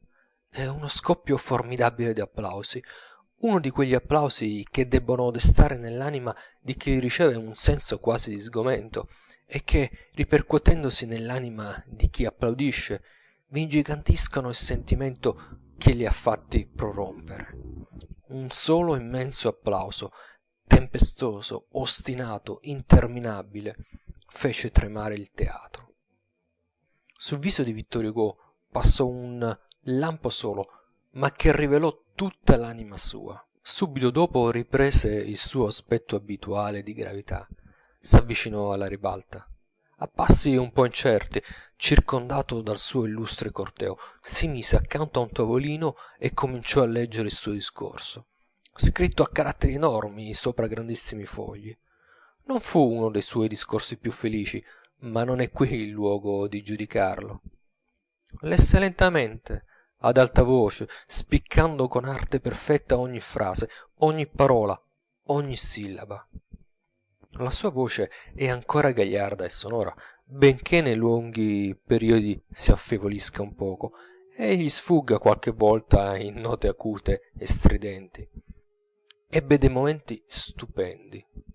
Quando disse: voi siete gli ambasciatori dello spirito umano in questa grande Parigi, siate benvenuti, la Francia vi saluta. Disse le ultime parole con un accento pieno di nobiltà e con un gesto largo e vigoroso che scosse tutto il teatro. Quando disse homme du passé, prenez votre parti, nous ne vous craignons pas, e così dicendo scrollò e levò in alto come un leone la sua testa possente e fissò gli occhi fulminei in fondo alla sala, in aria di sfida e di minaccia, e restò qualche momento immobile in quell'atto col viso infocato, in mezzo a un silenzio profondo. Fu veramente bello e terribile, come un canto dei suoi châtiments, e un brivido corse per la platea. Poi il suo discorso pieno fino a quel punto di collere sorde si raddolcì sull'argomento dell'amnistia, e allora la sua voce mutò suono e parve quella d'un altro, e quelle nobili parole: tutte le feste son fraterne. Una festa non è festa se non perdona qualcuno, le disse con un accento inesprimibilmente soave di pietà e di preghiera, che suscitò nella folla un violento fremito di consenso, 100 volte più eloquente dell'applauso. E infine, dicendo quella frase: v'è una cosa più grande di qualunque trionfo, ed è lo spettacolo della patria che apre le braccia e del proscritto che appare all'orizzonte. Colorì il suo pensiero con un atto solenne della mano e con uno sguardo dolcissimo e triste, che provocò un uragano d'applausi e di grida. Dopo di lui parlarono molti altri, terminando tutti i loro discorsi con un saluto riverente al grande maestro, ma egli non diede segno alcuna di commozione. Solo di tratto in tratto la sua fronte si rischiarava, ma tornava subito a corrugarsi, come se il pensiero ostinato e implacabile che l'aveva lasciato libero un momento si fosse da capo impadronito di lui. Finito l'ultimo discorso, si alzò e si avviò per uscire. E allora tuonò un ultimo applauso, più caldo, più fragoroso e più persistente del primo, accompagnato da uno scoppio di grida di entusiasmo che lo costrinsero a soffermarsi. Non era un applauso al discorso, era un applauso alle orientali e alla leggenda, era un tributo di gratitudine al poeta dei grandi affetti, un saluto all'antico lottatore, un buon augurio al settuagenario, un addio all'uomo che molti non avrebbero mai più riveduto. Egli rispose con un lungo sguardo e disparve. Parte nona. Ecco Vittor Hugo come io lo vidi, nel colmo della sua gloria. Le generazioni a venire lo vedranno alla stessa altezza? I più ne dubitano, ma il tempo non potrà far di più che spolparlo. La sua ossatura colossale rimarrà diritta come un enorme albero sfrondato sull'orizzonte della storia letteraria del secolo, e legioni di indigeni voleranno con le penne cadute dalle sue ali. Egli è uno di quegli scrittori poderosi che si presentano alla posterità insanguinati, scapigliati ed ansanti, portando sul proprio stemma i titoli delle loro opere come nomi di battaglie vinte, o di disastri gloriosi, o di sublimi follie, e la posterità li saluta con riverenza come grandi atleti feriti. Egli sarà certo ammirato almeno come uno dei più strani fenomeni letterari del suo tempo, e uno degli esempi più meravigliosi della forza e dell'ardimento dell'ingegno umano. Il est bon, come disse egli stesso, que l'on trouve sous le somme ces grands exemples d'audace. Egli ha mostrato le altezze a cui il genio può salire e ha rischiarato i precipizi in cui il genio rovina.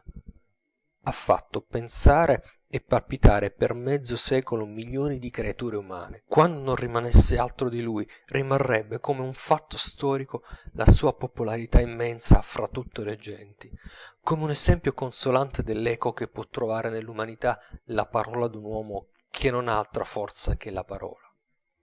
Ma egli rimarrà saldo e superbo sopra una sommità solitaria, e quanto più la letteratura nel suo paese, in tutta l'Europa, affonderà nello scetticismo, nella sensualità e nella putredine, e più parrà alta e nobile la sua figura lontana. E la giornata del gran lavoratore non è per anco finita.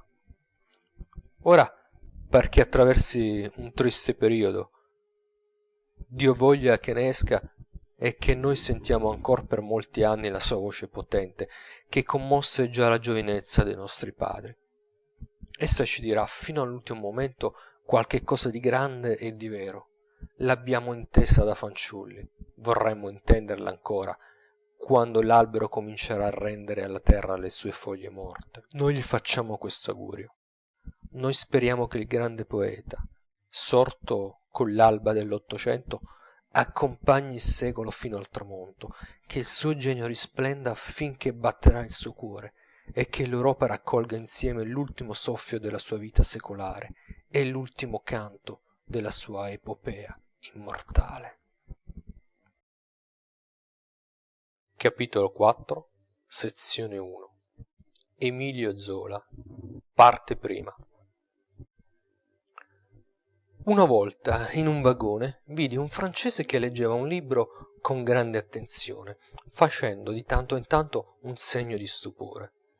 Tutto a un tratto, mentre cercavo di leggere il titolo sulla copertina, esclamò: "Ah, c'est de Rotin!" e cacciò il libro nella valigia, con un atto di sdegno e di disprezzo. Rimase qualche minuto sopra pensiero, poi riaperse la valigia, riprese il libro e ricominciò a leggere. Poteva aver letto un paio di pagine, quando diede improvvisamente in una gran risata, e voltandosi verso il suo vicino disse: "Ah, caro mio, c'è qui una descrizione d'un pranzo di nozze che è una vera meraviglia." Poi continuò la lettura, dando a vedere in mille modi che ci provava un gusto infinito. Il libro era l'Assommoir. Quello che accadde a quel francese leggendo l'Assommoir accade a quasi tutti alla prima lettura dei romanzi dello Zola. Bisogna vincere il primo senso di ripugnanza. Poi, qualunque sia l'ultimo giudizio che si porta sullo scrittore, si è contenti d'averlo letto, e si conclude che si doveva leggerlo. Il primo effetto che produce, in specie dopo la lettura d'altri romanzi, è come quello che si prova all'uscire da un teatro caldo e profumato, ricevendo nel viso il soffio fresco dell'aria aperta, il quale dà una sensazione viva di piacere anche quando porta un cattivo odore. Letti i romanzi suoi, pare che in tutti gli altri, anche nei più veri, ci sia un velo tra il lettore e le cose, e che ci occorra la stessa differenza che fra visi umani, gli uni ritratti in una tela e gli altri riflessi in uno specchio. Par di vedere e di toccare la verità per la prima volta. Certo che, per quanto si abbia lo stomaco forte e le nez solide, come Gervais all'ospedale, qualche volta bisogna fare un salto indietro come a una fiatata improvvisa d'aria pestifera. Ma anche in quei punti, come quasi ad ogni pagina, nell'atto stesso che protestiamo furiosamente, questo è troppo, c'è un diavolo dentro di noi che ride e strepita, e se la gode mattamente, a nostro dispetto. Si prova lo stesso piacere che a sentir parlare un uomo infinitamente schietto, anche quando sia brutale, un uomo che esprime, come dice Otello, la sua peggiore idea con la sua peggiore parola, che descrive quello che vede, che ripete quello che ascolta, che dice quello che pensa, che racconta quello che è, senza nessun riguardo di nessunissima natura, come se parlasse a se stesso. Alla buon'ora, fin dalle prime righe, si sa con chi s'ha da fare. I delicati si ritirino, è un affare convenuto. Egli non tacerà nulla, non abbellirà nulla, non velerà nulla, né sentimenti, né pensieri, né discorsi, né atti, né luoghi.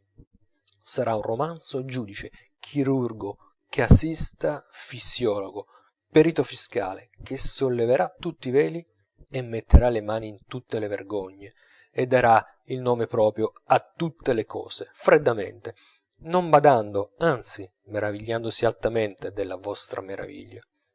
E così è in effetti.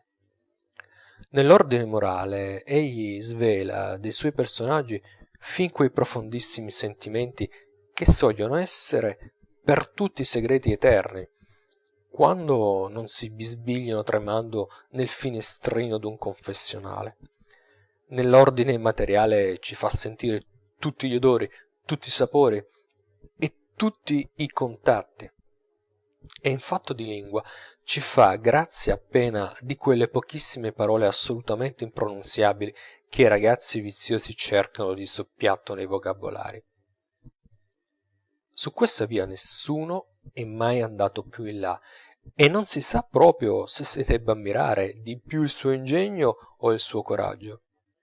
Fra le miriadi di personaggi di romanzo che abbiamo nella memoria, i suoi rimangono come affollati in disparte, e sono i più grossi e i più palpabili di tutti. Non li abbiamo solamente visti passare e sentiti discorrere. Ci siamo strofinati contro di loro, abbiamo sentito il loro fiato, l'odore delle loro carni e dei loro panni, abbiamo visto circolare il sangue sotto la loro pelle, sappiamo in che atteggiamento dormono, che cosa mangiano, come si vestono e come si spogliano. Conosciamo il loro temperamento al pari del nostro, le predilezioni più segrete dei loro sensi, le escandescenze più turpi del loro linguaggio, il gesto, la smorfia, le macchie della camicia, le scaglie della cute e il sudiciume delle unghie. E come i personaggi ci stampa nella mente i luoghi, poiché contempla tutte le cose con lo stesso sguardo, che abbraccia tutto e le riproduce con la stessa arte, a cui non sfugge nulla. In una stanza già disegnata e dipinta si sposta il lume. Egli interrompe il racconto per dirci dove guizza e in che cosa si frange nella nuova direzione. Il raggio della fiammella e come luccicano in un angolo oscuro le gambe d'una seggiola e i cardini d'una porta. Dalla descrizione d'una bottega ci fa capire che è sonato da poco mezzogiorno o che manca un'ora circa al tramonto.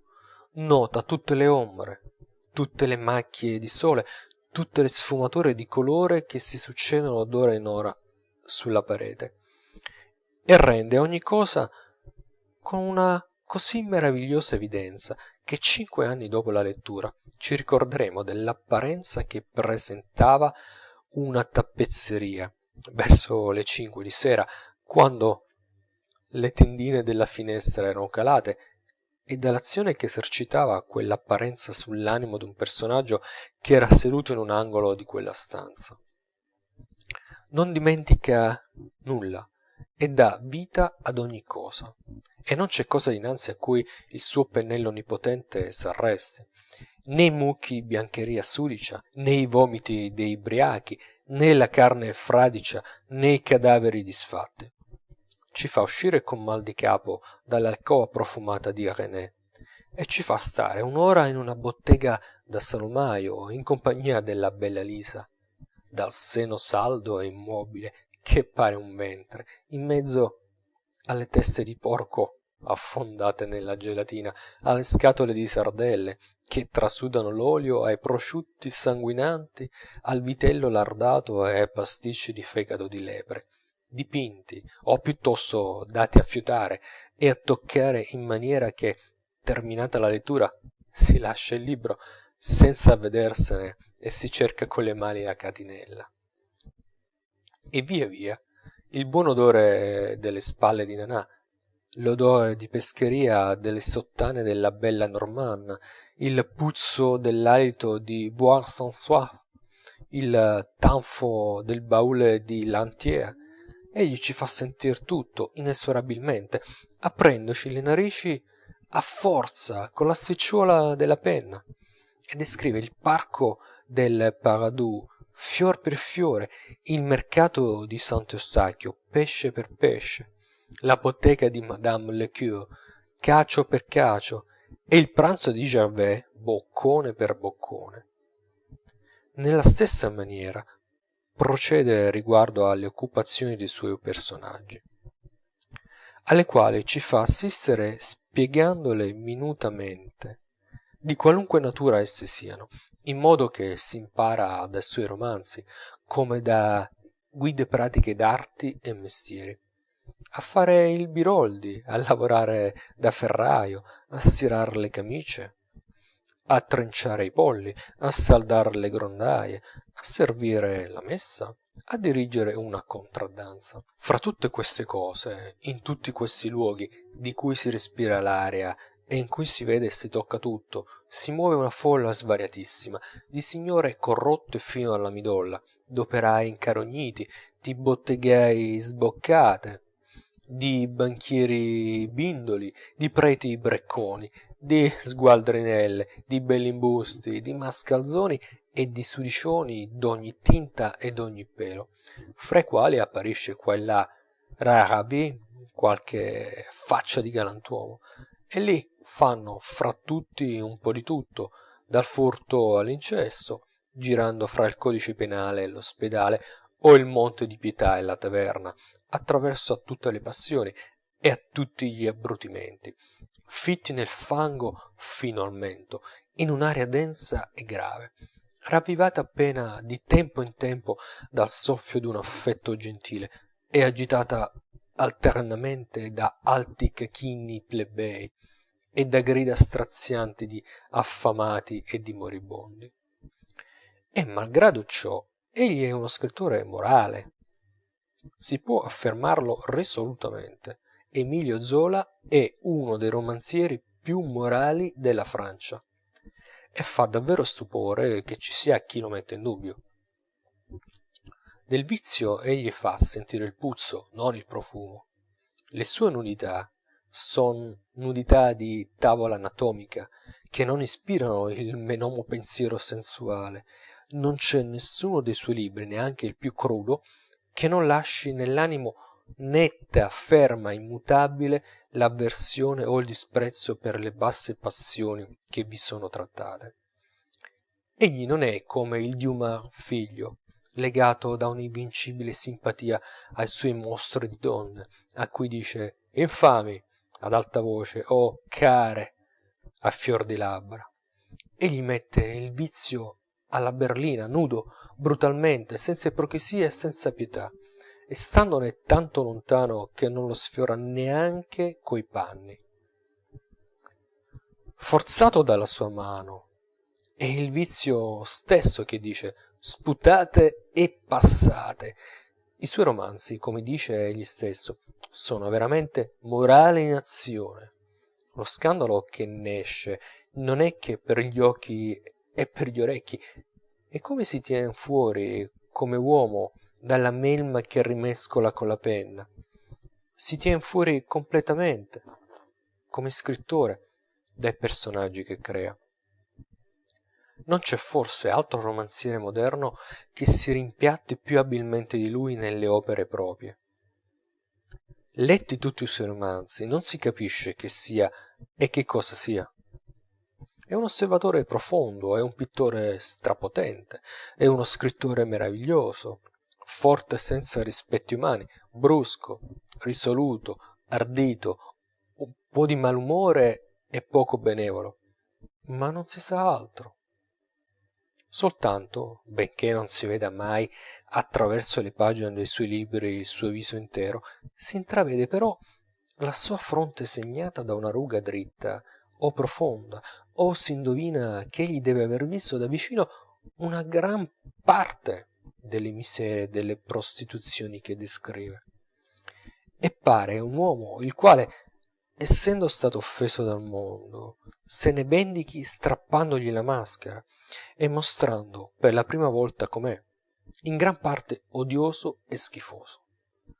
Una persuasione profonda lo guida e lo fa forte, che si debba dire e descrivere la verità, dirla e descriverla ad ogni proposito, a qualunque costo, qualunque essa sia, tutta, sempre, senza transazioni, sfrontatamente. Ha in questo anche lui, come dice dello Shakespeare Victor Hugo, une sorte de parti pris gigantesque. A questo partito preso adatta conseguentemente l'arte sua, che viene ad essere una riproduzione piuttosto che una creazione. Ed è infatti un'arte tranquilla, paziente, metodica, che non manda grandi lampi, ma che rischiara ogni cosa, d'una luce eguale da tutte le parti, ardimentosa, ma guardinga nei suoi ardimenti, sempre sicura dei fatti propri, che s'alza poco, ma non casca mai, e procede a passo lento, ma per una via direttissima, verso un termine che vede chiarissimamente. I suoi romanzi non sono quasi romanzi, non hanno scheletro o appena la colonna vertebrale. Provate a raccontarne uno, è impossibile. Sono composti d'una quantità enorme di particolari che vi sfuggono in gran parte dopo la lettura, come 1000 quadretti senza soggetto d'un museo olandese. Perciò si rileggono con piacere. Vi si aspetta di pagina in pagina un grosso fatto che ci fugge davanti e non si raggiunge mai.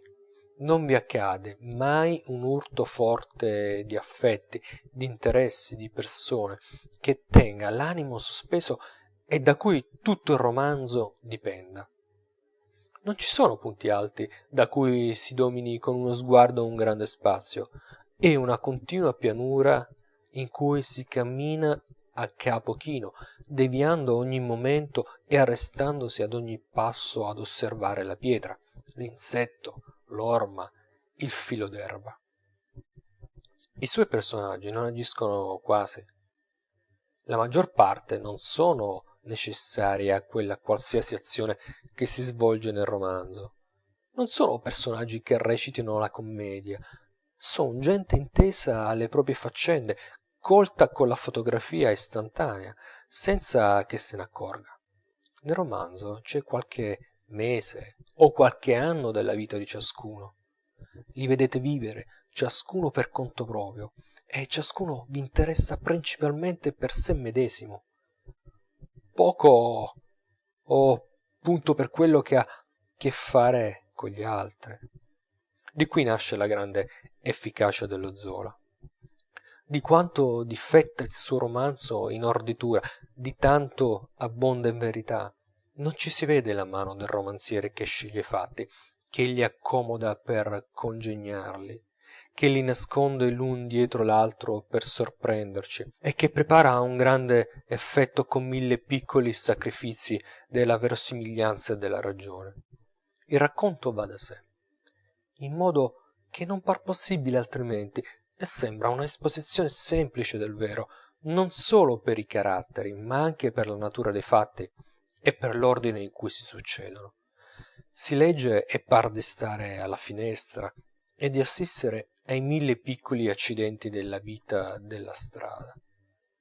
Perciò quasi tutti i romanzieri, in confronto suo, fanno un po' l'effetto di giocatori bussolotti, e non avendo la preoccupazione comune degli scrittori di romanzo d'annodare e di districare molte fila e di tirarle da varie parti ad un punto, è libero di rivolgere tutte le sue facoltà al proprio fine, che è di ritrarre dal vero, e può così raggiungere in quest'arte un grado altissimo di potenza. Non ha d'altra parte delle facoltà molto varie e lo sente, e quindi aguzza e fortifica mirabilmente quelle che possiede, per supplire al difetto delle altre.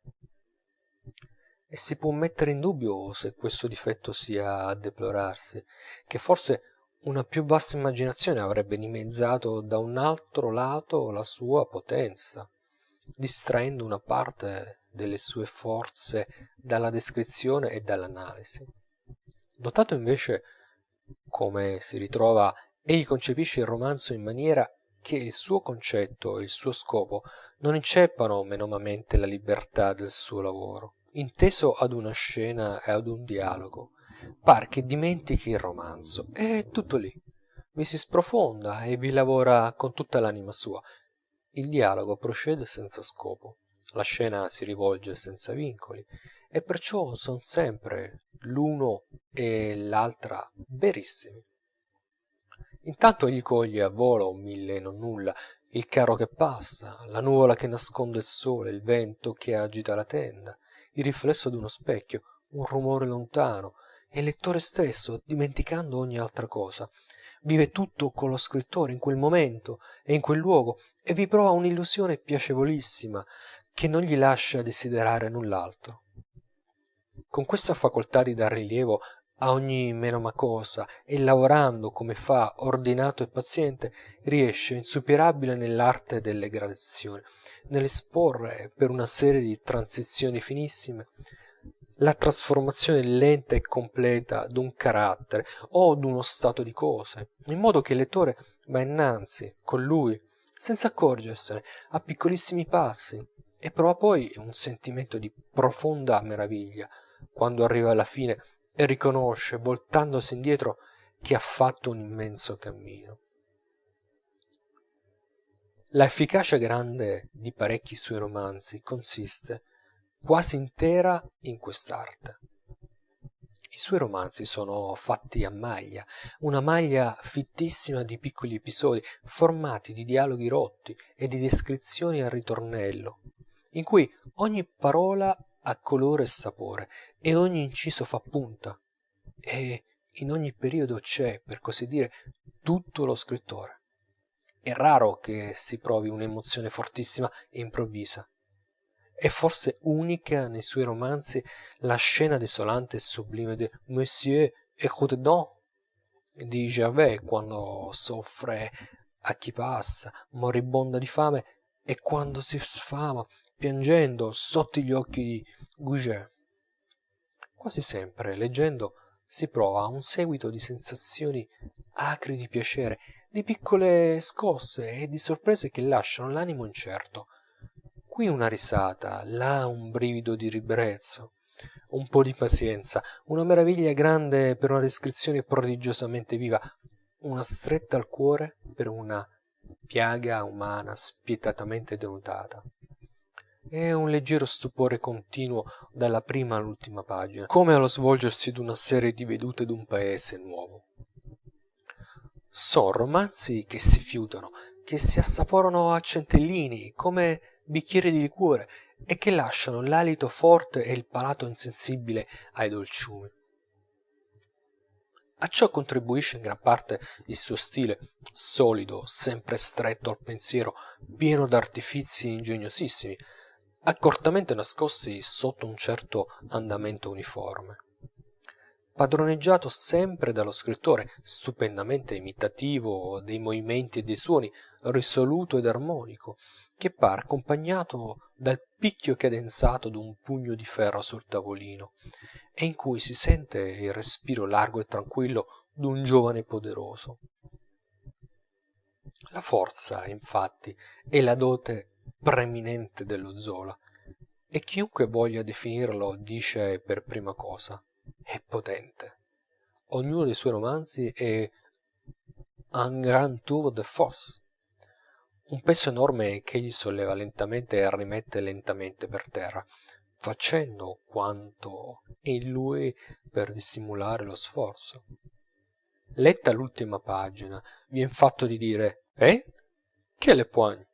Come quei tre beoni de l'Assommoir, a proposito del marchese che aveva steso in terra tre facchini a colpi di testa nel ventre.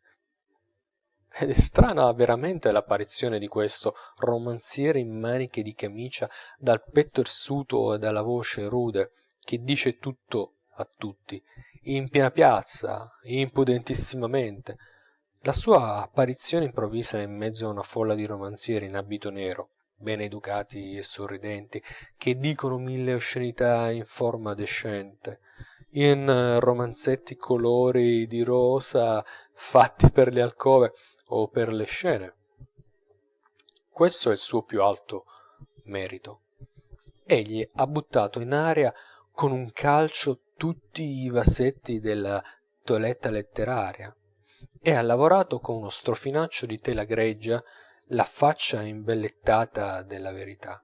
Ha fatto il primo romanzo popolare che abbia veramente l'odore del popolo. Ha aggredito quasi tutte le classi sociali, flagellando a sangue la grottezza maligna delle piccole città di provincia, la furfanteria dei faccendieri d'alto bordo, la corruzione ingioiellata, l'intrigo politico, l'armeggio del prete ambizioso, la freddezza crudele dell'egoismo bottegaio, l'ozio, la ghiottoneria, la lascivia, con una tale potenza che quantunque preceduto su questa via da altri scrittori ammirabili, vi parve entrato per il primo, e i flagellati si sentirono riaprire le ferite antiche con uno spasimo non mai provato. Compiendo quest'ufficio, si è forse spinto qualche volta di là dall'arte, ma aperse all'arte nuovi spiragli, per cui si vedono nuovi orizzonti, e insegnò colori, colpi di scappello, sfumature, forme, mezzi d'ogni natura, da cui potranno trarre un vantaggio immenso altri 1000 ingegni.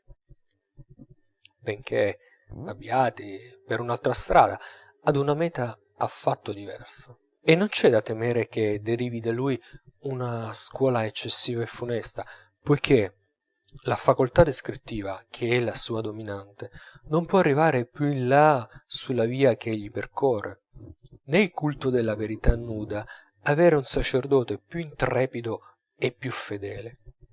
Gli imitatori cadranno miserabilmente sulle sue orme, sfiancati, ed egli rimarrà solo dov'è, giunto sull'ultimo confine dell'arte sua, ritto a filo sopra un precipizio, nel quale chi vorrà passargli innanzi a ogni costo cadrà a capofitto. Ma non si può pronunciare su di lui, per ora l'ultimo giudizio.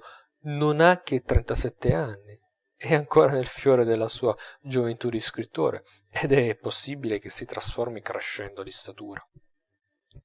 È vero che la strada per cui s'è messo è così profondamente incassata e inclinata che non si capisce come ne possa uscire, ma è certo che ci si proverà, e se non riuscirà nel suo intento, noi assisteremo almeno a uno di quegli sforzi potenti, e avremo da lui uno di quei capolavori sbagliati che non destano minor meraviglia di grandi trionfi.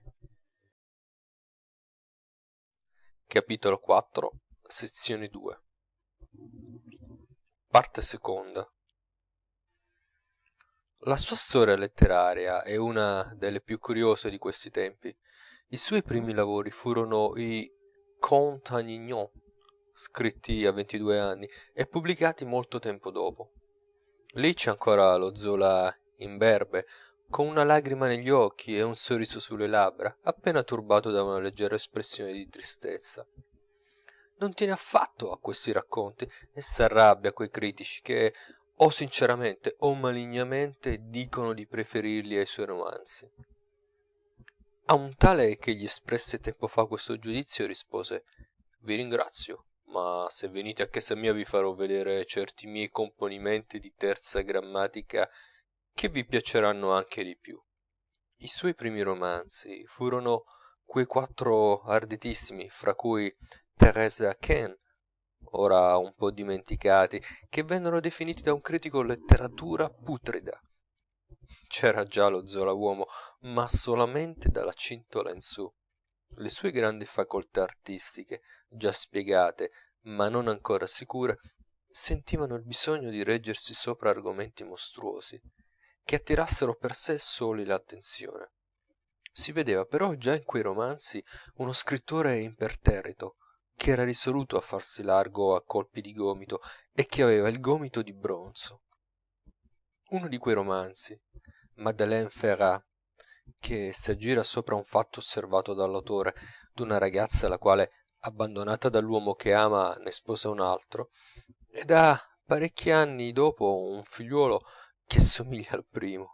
Gli suggerì l'idea di scrivere quella serie di romanzi fisiologici che intitolò Histoire naturelle et sociale d'une famille sous le Second Empire.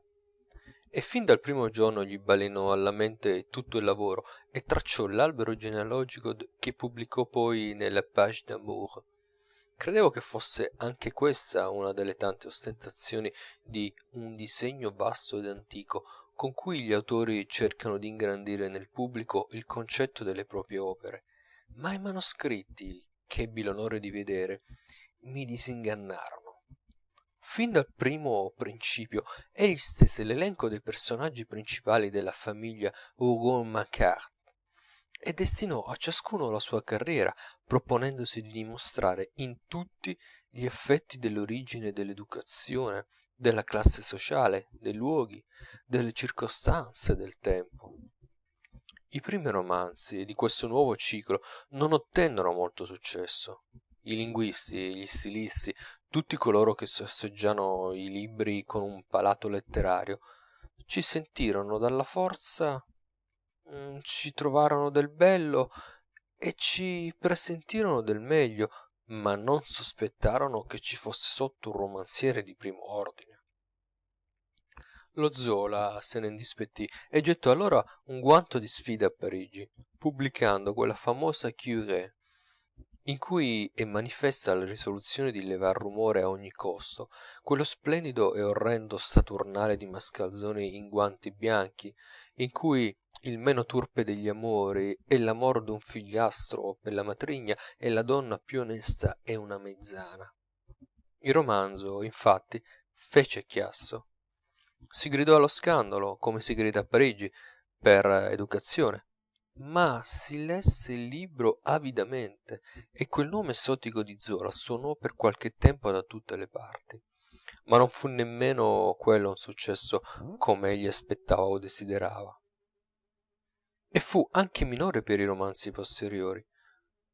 Lo spaccio era scarso, la cerchia dei lettori ristretta e lo Zola, che sentiva in sé l'originalità e la forza d'un romanziere popolare, se ne rodeva. Ma non si perdeva d'animo. Non sono abituato, scriveva, ad aspettare una ricompensa immediata dai miei lavori. Da 10 anni pubblico dei romanzi senza attendere l'orecchio rumore che fanno cadendo nella folla. Quando ce ne sarà un mucchio, la gente che passa sarà ben forzata a fermarsi. La sua fama, non di meno, andava allargandosi, benché lentamente. In Russia, dove si tien dietro con simpatia a tutte le novità più ardite della letteratura francese, era già notissimo e tenuto in gran conto. Ma questo non gli bastava. Egli aveva bisogno d'un successo clamoroso e durevole, che lo sollevasse d'un balzo e per sempre dalla schiera degli scrittori di talento che si salutano confidenzialmente con un atto della mano. E ottenne finalmente il suo intento con l'Assommoir. Cominciarono a pubblicarlo in appendice nel Bien Public, ma dovettero lasciarlo a mezzo. Tante furono le proteste che lanciarono gli abbonati contro quell'orrore. Allora fu pubblicato tutto intero in un giornale letterario e prima che fosse finito cominciarono quelle calde polemiche che divennero ardenti dopo le pubblicazioni del volume e che saranno ricordate sempre come una delle più furiose battaglie letterarie dei tempi presenti. Queste polemiche diedero un impulso potente al successo del romanzo. Fu un successo strepitoso, enorme, incredibile. Erano anni che non s'era più sentito a proposito di un libro un fracasso di quella fatta. Per lungo tempo tutta Parigi non parlò d'altro che dell'Assommoir. Lo si sentiva discutere ad alta voce nei caffè, nei teatri, nei club, nei gabinetti di lettura, persino nelle botteghe. E c'erano gli ammiratori fanatici, ma erano assai di più gli avversati acerrimi. La brutalità inaudita di quel romanzo parve una provocazione, una ceffata a Parigi, una calunnia contro il popolo francese. Si chiamava un libro una sudiceria da prendere con le molle, un aborto mostruoso, un'azione da galera. Si scagliarono contro l'autore tutte le litanie delle ingiurie, da quelle di nemico della patria a quella d'écoutier littéraire e di porco pretto sputato senza giri di frase. Le riviste teatrali della fin dell'anno lo rappresentarono nei panni d'un spazzaturaio che andava raccattando le immondizie con la fiocina per le vie di Parigi. Ce n'était plus de la critique, come gli disse, c'était du massacre. Gli negavano l'ingegno, l'originalità, lo stile, persino la grammatica. C'era chi non lo voleva nemmeno discutere. Poco mancò che non gli si facessero delle provocazioni personali per la strada. E si spandevano intorno alla sua persona le più stravaganti e più odiose dicerie, che era un sacco di vizi, un mezzo bruto, un uomo senza cuore come Lantier, un beone come Coupeau, un sudicione come Bec Salé, una brutta faccia come il suo père Besora, il becchino.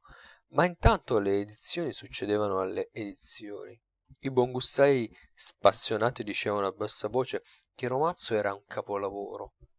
Il popolo parigino lo leggeva con passione, perché ci trovava il suo boulevard, la sua buvette, la sua bottega, la sua vita dipinta insuperabilmente, con colori nuovi e tocchi di pennello, in confronto ai quali tutti gli altri gli parevano sbiaditi.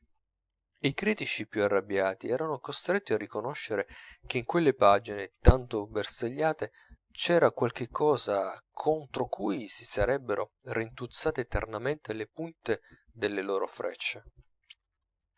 Il grande successo dell'Assommoir fece ricercare gli altri romanzi, e si può dire che lo Zola diventò celebre allora. La sua celebrità vera non data che da 3 anni. Egli stesso scrisse poco tempo fa a un suo ammiratore d'Italia: On ne m'a pas gâté en France. Il n'y a pas longtemps qu'on me salue. È però una celebrità singolare la sua.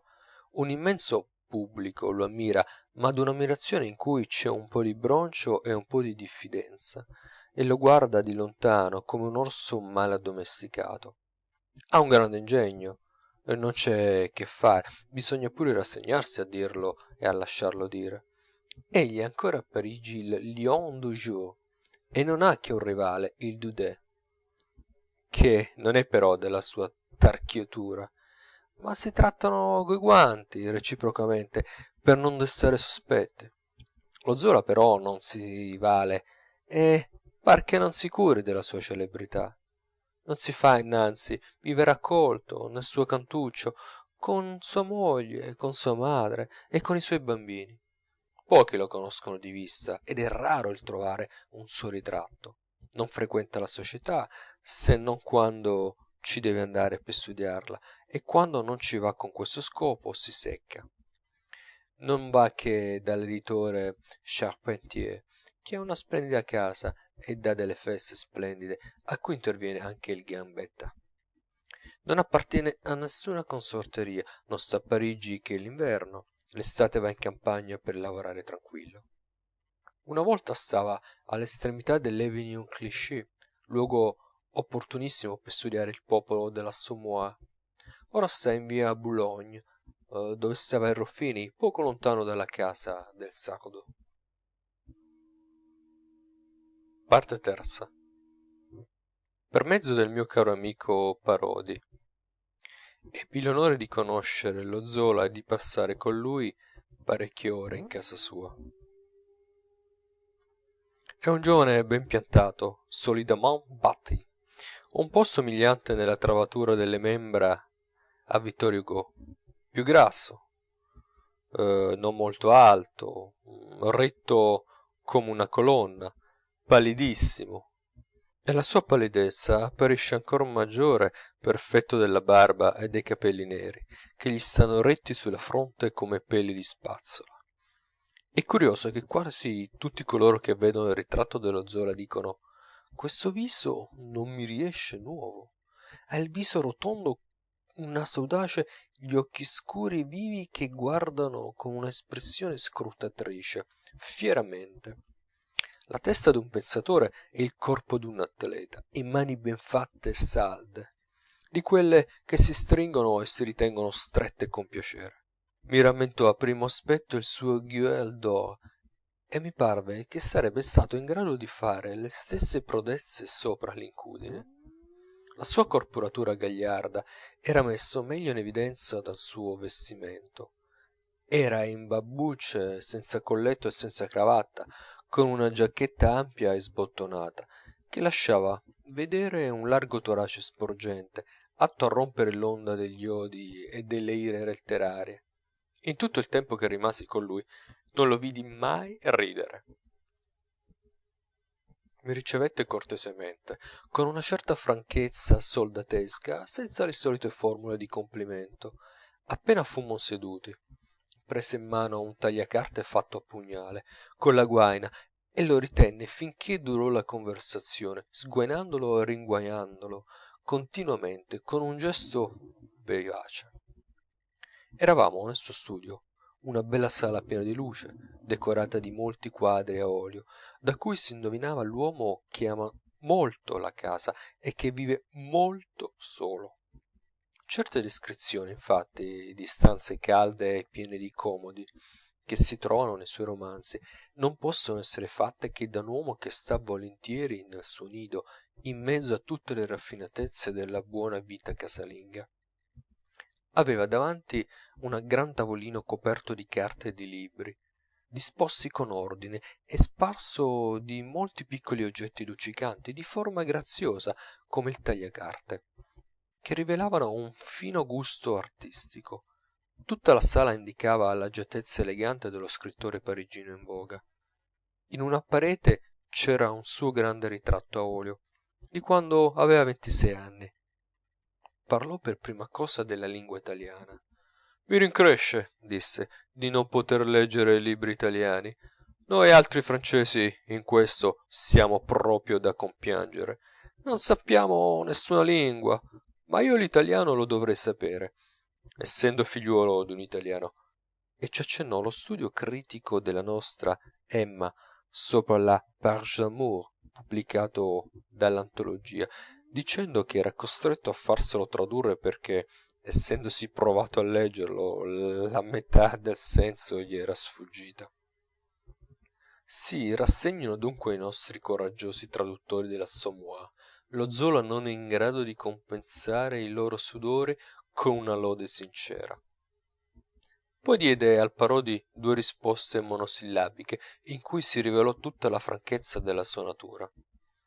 Il Parodi aveva inteso dire d'una discussione sopra il Chateaubriand, seguita a tavola tra il Turgenieff, lo Zola, il Flaubert e uno dei fratelli Goncourt, che questa discussione era durata 6 ore, ardentissima, e che 2 dei commensali avevano difeso l'autore del genio del cristianesimo contro gli altri 2, i quali negavano che fosse un grande scrittore.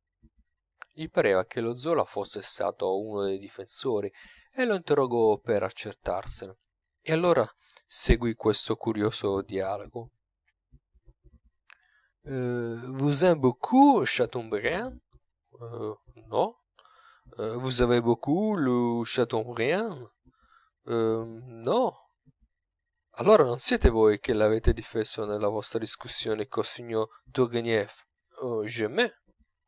I difensori dello Chateaubriand erano stati il Turgenieff e il Flaubert. Lo Zola e il Goncourt l'avevano ostinatamente combattuto. Tutti e 4 sogliono fare colazione insieme una volta al mese, e ogni volta nasce fra loro una discussione di quel genere, che li tiene inchiodati a tavola per mezza giornata. Questa fu l'introduzione, dopo la quale lo Zola fu costretto a parlare esclusivamente dello Zola. Il mio buon amico gli aveva detto il giorno avanti, annunziandogli la mia visita: preparatevi a subire un interrogatorio in tutte le regole. Ed egli aveva risposto gentilmente: oh, son belle preparato. Si cominciò dunque l'interrogatorio. Ma non lo feci io, non l'avrei mai osato. Lo fece il mio amico con un garbo squisito, e lo Zola cominciò a parlare di sé, senza preamboli, naturalissimamente, come se parlasse ad un altro. Non c'è da dire se stavo inteso con tutta l'anima alle sue parole. Eppure, nel punto che cominciò a parlare, fui colto da una distrazione che mi fece patire la tortura. Non so come, mi balenò alla mente quella comicissima scena della Fou de la Bermure, quando il vecchio ateo Jean Bernard dà un carico di legnate al frataccio Archangias al lume della luna, e mi prese tutt'a un tratto così terribile bisogno di ridere che dovetti mordermi le labbra a sangue per non scoppiare. Parlò prima della sua famiglia. La madre di suo padre era Candiota e suo padre Francesco Zola di Treviso. Dopo la pubblicazione dell'Assommoir, egli ricevette dal Veneto parecchie lettere di parenti lontani che non conosceva. Parlò con amore di suo padre, Era ingegnere militare nell'esercito austriaco. Era assai colto, sapeva lo spagnolo, l'inglese, il francese, il tedesco. Pubblicò vari scritti scientifici che lo zoolo conserva e ce ne mostrò uno con alterezza. Non ricordo in che anno, ma ancora assai giovane, lasciò il servizio militare e si mise a fare l'ingegnere civile. Andò in Germania, dove lavorò alla costruzione di una delle prime strade ferrate, poi in Inghilterra, poi a Marsiglia, donde fece varie escursioni in Algeria, sempre lavorando. Da Marsiglia fu chiamato a Parigi per le fortificazioni. Qui si ammogliò e qui nacque Emilio Zola, che rimase a Parigi fino all'età di 3 anni. Poi la famiglia andò a stabilirsi a dove Francesco Zola lavorò alla costruzione di un gran canale, che fu battezzato col suo nome e lo serba ancora. Il padre Zola possedeva una gran parte delle azioni di questo canale, circa 150.000 lire. Morto lui, la società fallì e alla stretta dei conti, pagati i creditori, non rimase alla vedova che un piccolissimo capitale. Il figliuolo Emilio provò perciò la strettezza fin da ragazzo ed ebbe una giovinezza poco lieta. A 18 anni venne a Parigi a cercar fortuna e qui cominciò per lui una serie di prove durissime. Fu per qualche tempo impiegato nella casa Hachette, prima a 100 lire il mese, poi a 150, poi a 200. Poi fu collaboratore del Figaro. Dopo poco tempo perdette quel posto e rimase sul lastrico. Arrivato a questo punto lo Zola tagliò corto, ma capì da certi lampi dei suoi occhi e da certi suoi stringimenti di labbra che quello deve essere stato un periodo tremendo della sua vita. S'ingegnò di campare scribacchiando qua e là, ma ne cavava appena tanto da reggersi, e non tutti i giorni. Fu quello il tempo in cui fece quegli studi tristi e profondi sul popolo parigino, che appariscono particolarmente nell'Assommoir e nel Ventre de Paris. Visse in mezzo alla povera gente, abitò in parecchie di quelle case operaie che descrisse poi maestrevolmente nell'Assommoir. In una, fra le altre, dove stavano 300 operai dei più miserabili, studiò il vizio e la fame, conobbe delle nanas, faticò, digiunò, pianse, si perdette d'animo, lottò con coraggio, ma infine il suo carattere si fortificò in quella vita e ne uscì armato e preparato alle battaglie che lo aspettavano nella grande arena dell'arte. All'età della leva, però, non era ancora né francese né italiano e poteva scegliere fra le due nazionalità. Ma ero nato qui, disse. Avevo qui molti ricordi e molti legami. Cominciavo ad aprirmi una strada, amavo il luogo dove avevo sofferto, scelsi per patria la Francia. Questa è la sua prima vita d'uomo. La sua prima vita letteraria non è meno singolare, ed egli la espose con la medesima franchezza, continuando a giocare col pugnaletto. Cominciò tardi le sue scuole, perché aveva poca salute. Studiai poco, disse. Prendevo dei premi, ma ero un cattivo scolaro. Sentì il primo impulso a scrivere verso i 15 anni. Era in umanità. Scrisse fra le altre cose un romanzo sulle crociate, che conserva ancora, e mise in versi dei lunghi squarci di prosa del Chateaubriand, cosa che deve sconcertare alquanto i critici che vogliono ad ogni costo veder degli indizi dell'indole d'un grande scrittore anche nelle prime manifestazioni dell'ingegno adolescente. Le sue prime letture furono Walter Scott e Victor Hugo. Lessi i due autori insieme, disse, ma senza sentire gran fatto la differenza, perché non capivo ancora né lo stile né la lingua di Victor Hugo. Poi cominciò a leggere il Balzac. E anche questa è strana. Il Balzac l'annoiò, gli pareva lungo, pesante, un poco interessante. Non lo capì e non lo fece suo che lungo tempo dopo. Fin qui nessuna lettura gli aveva lasciato una profonda impressione. Più tardi, quando cominciò a leggere pensando, i suoi tre scrittori prediletti furono il Musset, il Flaubert e il Taine. Nel Musset non si vede chiaramente che cosa abbia attinto, se non il sentimento di certe finezze voluttuose della vita signorile, che egli esprime però senza compiacenza, da artista profondo ma freddo. Del Flaubert non occorre dire, è l'arte medesima, spinta più in là, più minuziosa, più cruda, più vistosamente colorita e anche più faticosa. Del Taine ritrae specialmente nell'analisi. Il suo metodo è quello seguito dal Taine nello studio sopra il Balzac. Procede come lui ordinato, serrato, cadenzato, a passi uguali e pesanti, dal che deriva, a giudizio di alcuni, un certo difetto di sveltezza al suo stile, che è in special modo apparente nei suoi ultimi libri. Egli è un po', come si dice in Francia, le part de l'éléphant. L'azione poi che esercitò su di lui Balzac è immensa e visibilissima in tutte le sue opere. Egli l'adora, è suo figlio, e se ne gloria. All'apparire dei suoi primi romanzi, tutti pronunziarono il nome de Balzac. Il Charpentier lo presentava agli amici dicendo ecco un nuovo Balzac.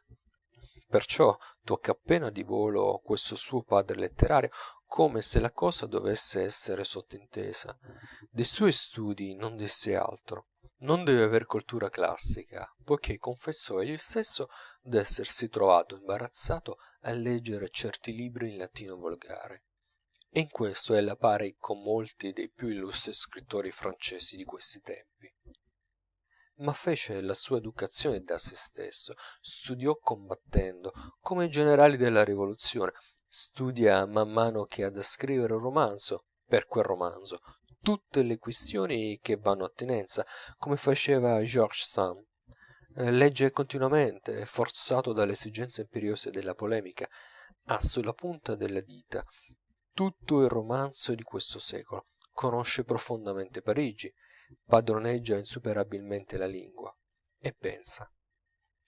Si venne poi al più importante degli argomenti.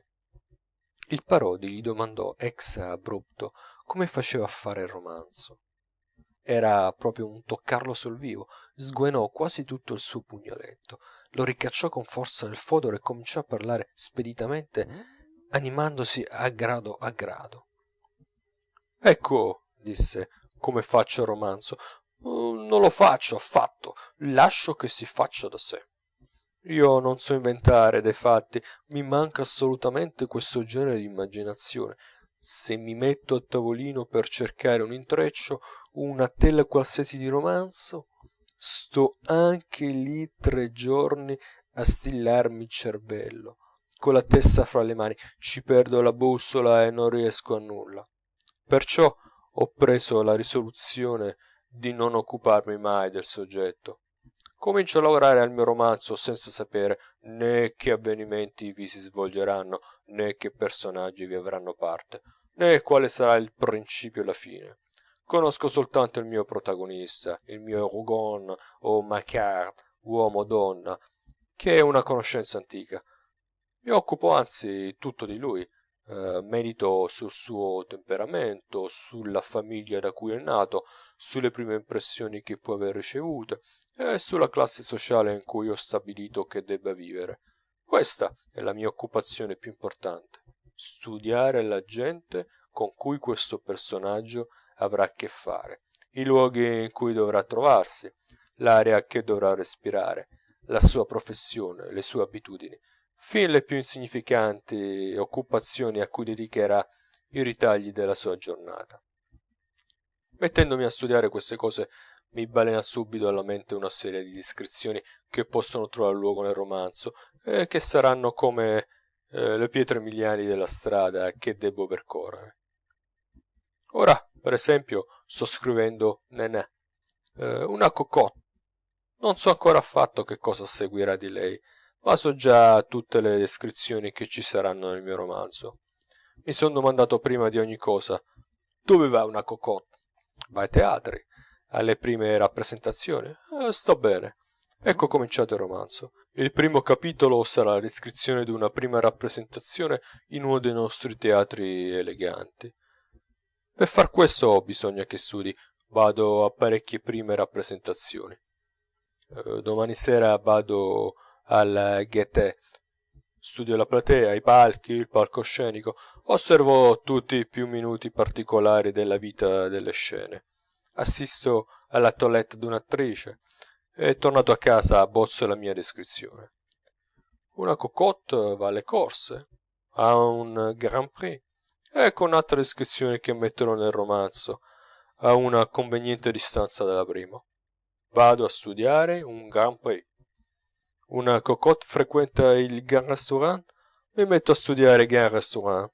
Frequento quei luoghi per qualche tempo. Osservo, interrogo, noto, indovino. E così avanti, finché non abbia studiato tutti gli aspetti di quella parte di mondo in cui suole agitarsi la vita d'una donna di quella fatta. Dopo 2 o 3 mesi di questo studio, mi sono impadronito di quella maniera di vita. La vedo, la sento, la vivo nella mia testa, per modo che son sicuro di dare al mio romanzo il colore e il profumo proprio di quel mondo. Oltre che, vivendo per qualche tempo, come ho fatto in quella cerchia sociale, ho conosciuto delle persone che vi appartengono, ho inteso raccontare dei fatti veri, so quello che vi si suole accadere. Ho imparato il linguaggio che vi si parla, ho in capo una quantità di tipi, di scene, di frammenti, di dialogo, di episodi, d'avvenimenti, che formano come un romanzo confuso di 1000 pezzi staccati ed informi. Allora mi rimanda a fare quel che per me è più difficile: legare con un soffilo alla meglio tutte quelle reminiscenze e tutte quelle impressioni sparse. È un lavoro quasi sempre lungo, ma io mi ci metto flemmaticamente, e invece di adoperarci l'immaginazione ci adopero la logica. Ragiono tra me e scrivo i miei soliloqui, parola per parola, tali e quali mi vengono, in modo che, letti da un altro, parrebbero una stranissima cosa. Il tale fa questo, che cosa nasce solitamente da un fatto di questa natura? Quest'altro fatto. Quest'altro fatto è tale che possa interessare quell'altra persona? Certamente. È dunque logico che quest'altra persona reagisca in quest'altra maniera, e allora può intervenire un nuovo personaggio. Quel tale, per esempio, che ho conosciuto in quel tal luogo, o quella tal sera. Cerco di ogni più piccolo avvenimento le conseguenze immediate, quello che deriva logicamente, naturalmente, inevitabilmente dal carattere e dalla situazione dei miei personaggi. Faccio il lavoro d'un commissario di polizia che da qualche indizio voglia riuscire a scoprire gli autori d'un delitto misterioso. Incontro non di meno, assai sovente, molte difficoltà. Alle volte non ci sono più che 2 sottilissimi fili da annodare, una conseguenza semplicissima da dedurre, e non ci riesco, e mi affatico e mi inquieto inutilmente. Allora smetto di pensarci, perché so che è tempo perduto. Passano 2, 3, 4 giorni. Una bella mattina finalmente, mentre fo colazione e penso ad altro, tutto a un tratto i 2 fili si riannodano. La conseguenza è trovata, tutte le difficoltà sono sciolte. Allora un torrente di luce scorre su tutto il romanzo. Un flot de lumière court sur tous les romans. Vedo tutto e tutto è fatto. Riacquisto la mia serenità, son sicuro del fatto mio, non mi resta più a fare che la parte tutta piacevole del mio lavoro. E mi ci metto tranquillamente, metodicamente, con l'orario alla mano, come un muratore.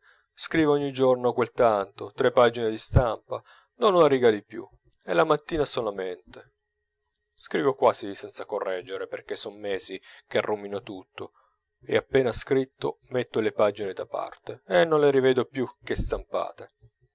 E posso calcolare infallibilmente il giorno che finirò. Ho impiegato 6 mesi a scrivere une page d'amour, un anno a scrivere l'assommoir.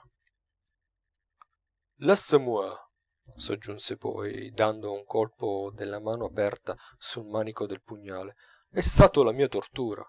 È quello che m'ha fatto penare di più per mettere insieme i pochissimi fatti su cui si regge.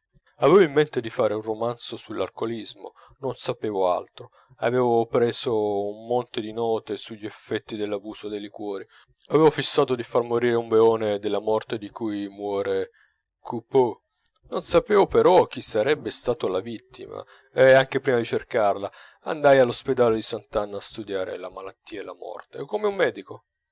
Poi assegnai a Gervaise il mestiere di lavandaia, e pensai subito a quella descrizione del lavatoio che misi nel romanzo, che è la descrizione d'un lavatoio vero, in cui passai molte ore. Poi, senza saper nulla del Goujet, che immaginai in seguito, pensai di valermi dei ricordi d'un'officina di fabbro ferraio, dove ho passato delle mezze giornate da ragazzo, e che è accennata nel Conte à Ninon. Così, prima d'aver fatto la tela del romanzo, avevo già concepito la descrizione di un pranzo nella bottega di Gervaise e quella della visita al museo del Louvre. Avevo già studiate le mie bettole, l'assommoir di Père Colombe, le botteghe, l'hôtel Boncoeur e ogni cosa. Quando tutto il rimanente fu predisposto, cominciai a occuparmi di quello che doveva accadere, e feci questo ragionamento, scrivendolo. Gervaise viene a Parigi con Lantier, suo amante. Che cosa seguirà? Lantier è un pessimo soggetto, la pianta. E poi? Lo credereste che mi sono intoppato qui e che non andai più avanti per vari giorni. Dopo vari giorni feci un altro passo. Gervaise è giovane. È naturale che si rimarita, sposa un operaio. Coupeau. Ecco quello che morirà a Sant'Anna. Ma qui rimasi in asso da capo, per mettere a posto i personaggi e le scene che avevo in mente, per dare un'ossatura qualunque al romanzo. Mi occorreva ancora un fatto, uno solo, che facesse nodo con i due precedenti. Questi tre soli fatti mi bastavano, il rimanente era tutto trovato, preparato, e come già scritto per disteso nella mia mente. Ma questo terzo fatto non riuscivo a raccapezzarlo. Passai vari giorni agitato e scontento. Una mattina, improvvisamente, mi balena un'idea. Lantier ritrova Gervaise, fa amicizia con Coupeau, si installa in casa sua, et alors il s'établit en ménage à trois, comme je n'avais plus perçu, e ne segue la rovina. Respirai, il romanzo era fatto. Detto questo, aperse un cassetto, prese un fascio di manoscritti e me li mise sotto gli occhi. Erano i primi studi dell'assommoir, in tanti foglietti volanti. Capitolo 4, sezione 3. Sui primi fogli c'era uno schizzo dei personaggi, appunti sulla persona, sul temperamento, sull'indole. Ci trovai lo specchio caratteristico di Gervaise, di Coupeau, di Maman Coupeau, dei Lorilleux, dei Boucher, dei Goujet, di Madame Lerat. C'eran tutti. Parevano note d'un registro di questura, scritte in linguaggio laconico e liberissimo, come quello del romanzo, e interpolate di brevi ragionamenti come nato così, educato così, si porterà in questo modo. In un luogo c'era scritto e che può far altro una canaglia di questa specie? M'è rimasto impresso, fra gli altri, lo schizzo di Lantier, che era una filza d'aggettivi che formavano una gradazione crescente di ingiurie. Grossier, sensuel, brutal, égoïste, polisson. In alcuni punti c'era detto servirsi del tale una persona conosciuta dall'autore. Tutto scritto in caratteri grossi e chiari e con ordine. Poi mi caddero sotto gli occhi gli schizzi dei luoghi, fatti a penna, accuratamente, come un disegno d'ingegnere. Ce n'era un mucchio, tutto l'assommoir disegnato, le strade del quartiere in cui si svolge il romanzo, con le cantonate e con le indicazioni delle botteghe, i zig-zag che faceva Gervaise per scansare i creditori, le scappate domenicali di nana, le pellegrinazioni della comitiva dei briaconi di Bastringue in Bastringue e di Bousingot in Bousingot, l'ospedale e il macello fra cui andava e veniva in quella terribile sera la povera stiratrice straziata dalla fame. La grande casa del marescot era tracciata minutissimamente, tutto l'ultimo piano, i pianerottoli, le finestre, lo stambugio del becchino, la buca di père Bru, tutti quei corridori lugubri in cui si sentiva un souffle de crevaison, quei muri che rinzonavano come pance vuote, quelle porte da cui usciva una perpetua musica di legnate e di strilli di miorchet morti di fame. C'era pure la pianta della bottega di Gervaise, stanza per stanza, con l'indicazione dei letti e delle tavole, in alcuni punti cancellata e corretta. Si vedeva che lo zola ci s'era divertito per ore e ore, dimenticando forse anche il romanzo, tutto immerso nella sua finzione come in un proprio ricordo. Su altri fogli c'erano appunti di vario genere, ne notai due principalmente: 20 pagine di descrizione della tal cosa, 12 pagine di descrizioni della tal scena, da dividersi in tre parti. Si capisce che aveva la descrizione in capo, formulata prima d'essere fatta, e che se la sentiva sonar dentro cadenzata e misurata, come un'arietta a cui dovesse ancora trovare le parole. Son meno rare di quello che si pensi, queste maniere di lavorare, anche in cose di immaginazione, col compasso. Lo Zola è un grande meccanico. Si vede come le sue descrizioni procedono simmetricamente, a riprese, separate qualche volta da una specie di intercalare, messo là perché il lettore ripigli rifiato, e divise in parti quasi uguali, come quella dei fiori del parco nella Faute de l'Ape Mouret, quella del temporale nella Pêche d'amour, quella della morte del Coupeau nella Semois. Si direbbe che la sua mente, per lavorar poi tranquilla e libera intorno alle minuzie, ha bisogno di tracciarsi prima i confini netti del suo lavoro, di sapere esattamente in quali punti potrà riposare, e quasi che estensione e che forma presenterà nella stampa il lavoro proprio. Quando la materia gli cresce, la recide per farla rientrare in quella forma, o quando gli manca, fa uno sforzo per tirarla a quel segno.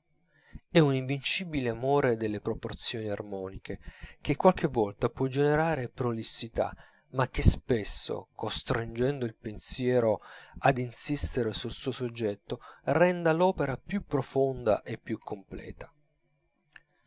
C'erano oltre a queste delle note estratte della réforme sociale en France del Leplet, dell'hérédité naturelle del dottor Lucas, e da altre opere di cui si valse per scrivere il suo romanzo. Les Sublimes, fra le altre, che dopo la pubblicazione dell'Assommoir fu ristampato e riletto.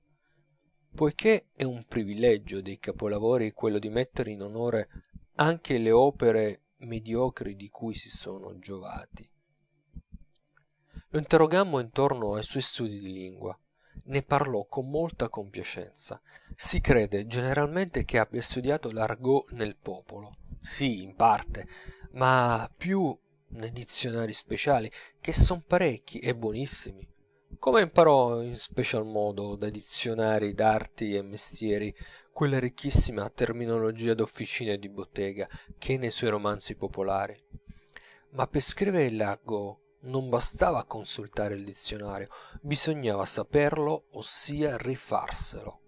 Si fece perciò un dizionario diviso a soggetti e vi andò man mano registrando le parole e le frasi che trovava nei libri e che raccattava per la strada.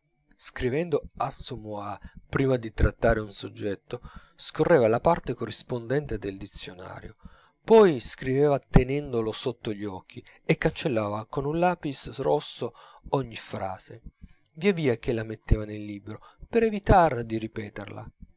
Io sono un uomo paziente, vedete, disse poi. Lavoro con la placidità d'un vecchio compilatore. Provo piacere anche nelle occupazioni più materiali. Prendo amore alle mie note e ai miei cartafacci. Mi cullo nel mio lavoro e mi ci trovo bene, come un pigro nella sua poltrona. Lo strano è che diceva tutte queste cose senza sorridere, ma nemmeno con un barlume di sorriso. Il suo viso pallidissimo non ebbe mai una di quelle 1000 espressioni convenzionali di amabilità o di gaiezza che si usano dalle persone più fredde per dar colore alla conversazione. In verità non ricordo aver mai visto al mondo un viso più indipendente. Faceva un sol movimento, di tratto in tratto, dilatava le narici e stringeva i denti, facendo risaltar le mascelle, il che gli dava un'espressione più vigorosa di risoluzione e di fierezza. Parlò del successo dell'Assommoir. Disse che, mentre scriveva quel romanzo, era le 1000 miglia lontano dal prevedere il chiasso che fece. Era stato costretto a interromperlo per una malattia della sua signora. Ci s'era poi rimesso di malavoglia, il cuore non gliene diceva bene. Di più, un amico di cui egli faceva gran conto, letto il manoscritto, gli aveva presagito un mezzo fiasco. A lui stesso pareva che il soggetto non fosse interessante. Lasciò indovinare, insomma, che nemmeno dopo il suo grande successo non era quello il romanzo a cui teneva di più. Qual è dunque? Gli domandai. La sua risposta mi diede una grande soddisfazione. Le Ventre de Paris, rispose. E infatti la storia di quel grasso e iniquo pettegolezzo plebeo che finisce per perdere un povero galantuomo e che si rivolge dalla prima all'ultima pagina in quel singolarissimo teatro delle Halles, pieno di colori, di sapori e d'odori, fra quelle pescivendole dalle rotondità enormi e impudenti, fra quegli amori annidati nei legumi e nelle penne di pollo, in mezzo a quello strano intreccio di rivalità bottegaie e di congiure repubblicane, m'è sempre parsa una delle più originali e delle più felici invenzioni dell'ingegno francese. Venne a parlare delle critiche che si fecero all'Assommoir. Anche parlando egli sceglie sempre la frase più dura e più recisa per esprimere il proprio pensiero. Accennando a una scuola che non gli va a genio, disse: vedrete che famoso colpo di scopa ci daremo dentro. In ogni sua parola si sente il suo carattere fortemente temprato, non solo alle resistenze ostinate, ma agli assalti temerai. Nelle sue critiche, infatti, dà addosso a tutti. Ne raccolse parecchie in un volume e le intitolò I miei odi, si capisce. Deve tutto a se stesso, è passato per tutte le prove, è coperto di cicatrici. La battaglia è la sua vita, vuole la gloria, ma strappata a forza e accompagnata dal fragore della tempesta. Le critiche più spietate non fanno che irritare il suo coraggio. Gli gridarono la croce per le crudità della Curée. Egli andò del doppio più in là dell'Assommoir. Prova una feroce voluttà nel provocare il pubblico. Gli insuccessi non gli passano nemmeno la prima pelle. Avanti, disse dopo una delle sue più grandi cadute. Io sono a terra, ma l'arte è in piedi. Forse che la battaglia è perduta perché il soldato è ferito. Al lavoro e ricominciamo. E dice il fatto suo alla critica alla sua maniera. La critica francese manca di intelligenza. Niente meno. Non ci sono in tutta la Francia che 3 o 4 uomini capaci di giudicare un libro. Gli altri o giudicano con tutti i pregiudizi letterari degli sciocchi, o sono pretti impostori. Ma questo gran difetto, come gli diceva un amico, che quando parla con un imbecille gli fa capire immediatamente che è un imbecille. Difetto, dice, che gli chiuderà sempre tutte le porte. Ma a lui non importa d'essere amato. Egli considera il pubblico come il suo nemico naturale. Che serve accarezzarlo? È una mala bestia che risponde alle carezze coi morsi. Tanto vale mostrargli i denti e fargli vedere che non sono meno forti dei suoi, latri a sua posta, purché ci segua. Eppure s'ingannano quelli che argomentano da questa sua asprezza di carattere che egli non abbia cuore. Tutti i suoi amici intimi lo affermano. In casa, con la sua famiglia, è un altro Zola. Ha pochi amici, ma li ama fortemente. Non è espansivo, ma servizievole. E scrive delle lettere piene di sentimento. Ha un cuore affettuoso sotto una corazza d'acciaio. Spiegò poi meglio il concetto che ha del pubblico, parlando della vendita dei libri a Parigi. Qui non si fa nulla, disse, smettendo per la prima volta il pugnale, ma riafferrandolo subito. Nulla, se non si fa chiasso. Bisogna essere discussi, maltrattati, levati in alto dal bollore delle ire nemiche. Il parigino non compra quasi mai il libro spontaneamente.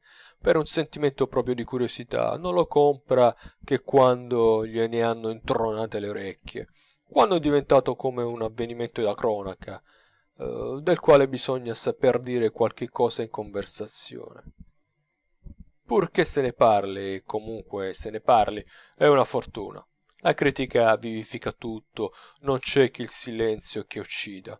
Parigi è un oceano, ma un oceano in cui la calma perde e la burrasca salva.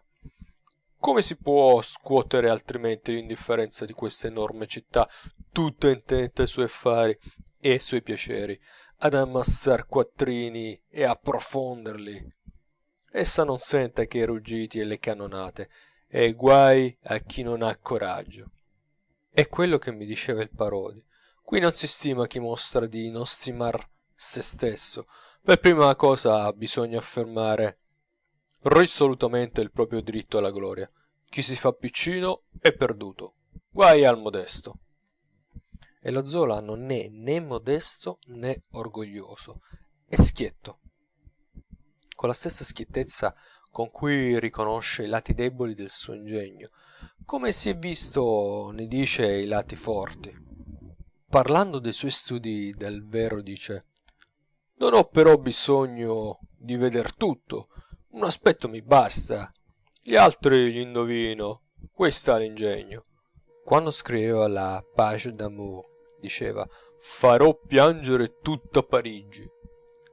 Difendendo una sua commedia caduta dice: perché caduta? Perché il pubblico s'aspettava dall'autore del Rougon Macquart una commedia straordinaria, di primissimo ordine, qualcosa di miracoloso.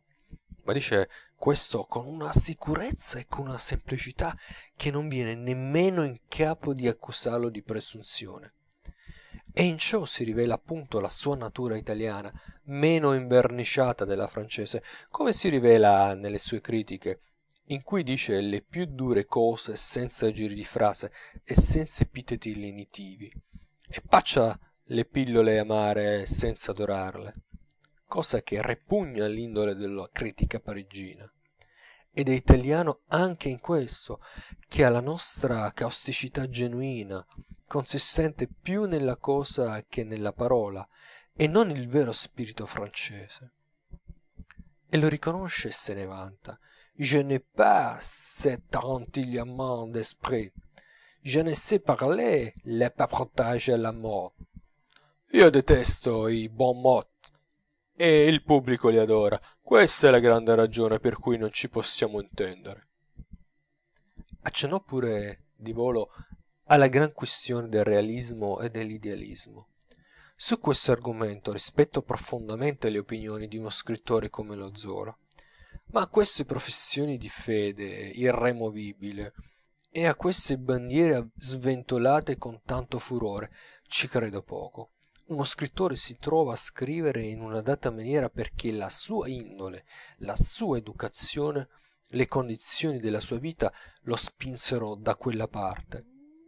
Quando ha fatto per quella via un lungo cammino, quando ha speso in quella forma d'arte un gran tesoro di forze, e v'ha riportato dei trionfi, e s'è persuaso che non andrà mai innanzi altrettanto in una direzione diversa, allora alza la sua insegna e dice in hoc signo vince. Ma che diverrebbe l'arte se tutti lo seguissero? Mi viene sempre in mente quella sentenza di Arena: il mondo è uno spettacolo che Dio dà a se stesso. Per carità, non facciamolo tutto d'un colore, se non vogliamo annoiarci anche noi.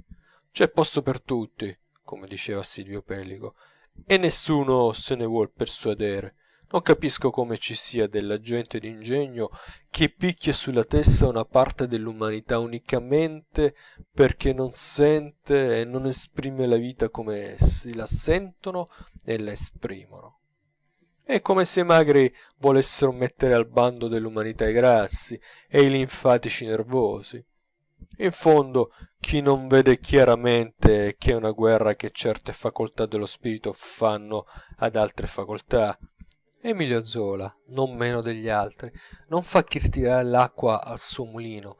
Egli dirà per esempio che la tragedia greca è realistica e che non si deve descrivere che quello che si vede o che s'è visto, e che quando si mette un albero sulla scena deve essere un albero vero. E forse in cuor suo sorriderà di queste affermazioni. E quando qualcuno lo coglierà in contraddizione, risponderà ingenuamente: che voulez-vous? Il faut bien avoir un drapeau. Siamo d'accordo, ma è quasi sempre la bandiera, non della propria fede, ma del proprio ingegno. E lo stesso Zola è sempre realista anche quando dà cuore e mente agli alberi e ai fiori. A un uomo come lui si può ben dire quello che si pensa. Parlò pure del teatro. Disse che era falsa la notizia data dai giornali che egli avesse incaricato due commediografi, di cui non ricordo il nome, di fare un dramma dell'Assommoir. S'era parlato pure, a questo proposito, della Curée, per la cui protagonista Renée, la celebre attrice Sarah Bernard, aveva manifestato una gran simpatia. Ma dei suoi romanzi, uno solo finora, Thérèse Raquin, fu convertito da lui stesso in un dramma, nel quale è riuscita una fortissima scena alla descrizione di quella tremenda notte nuziale di Teresa e di Laurent, fra cui s'interpone il fantasma schifoso del marito annegato.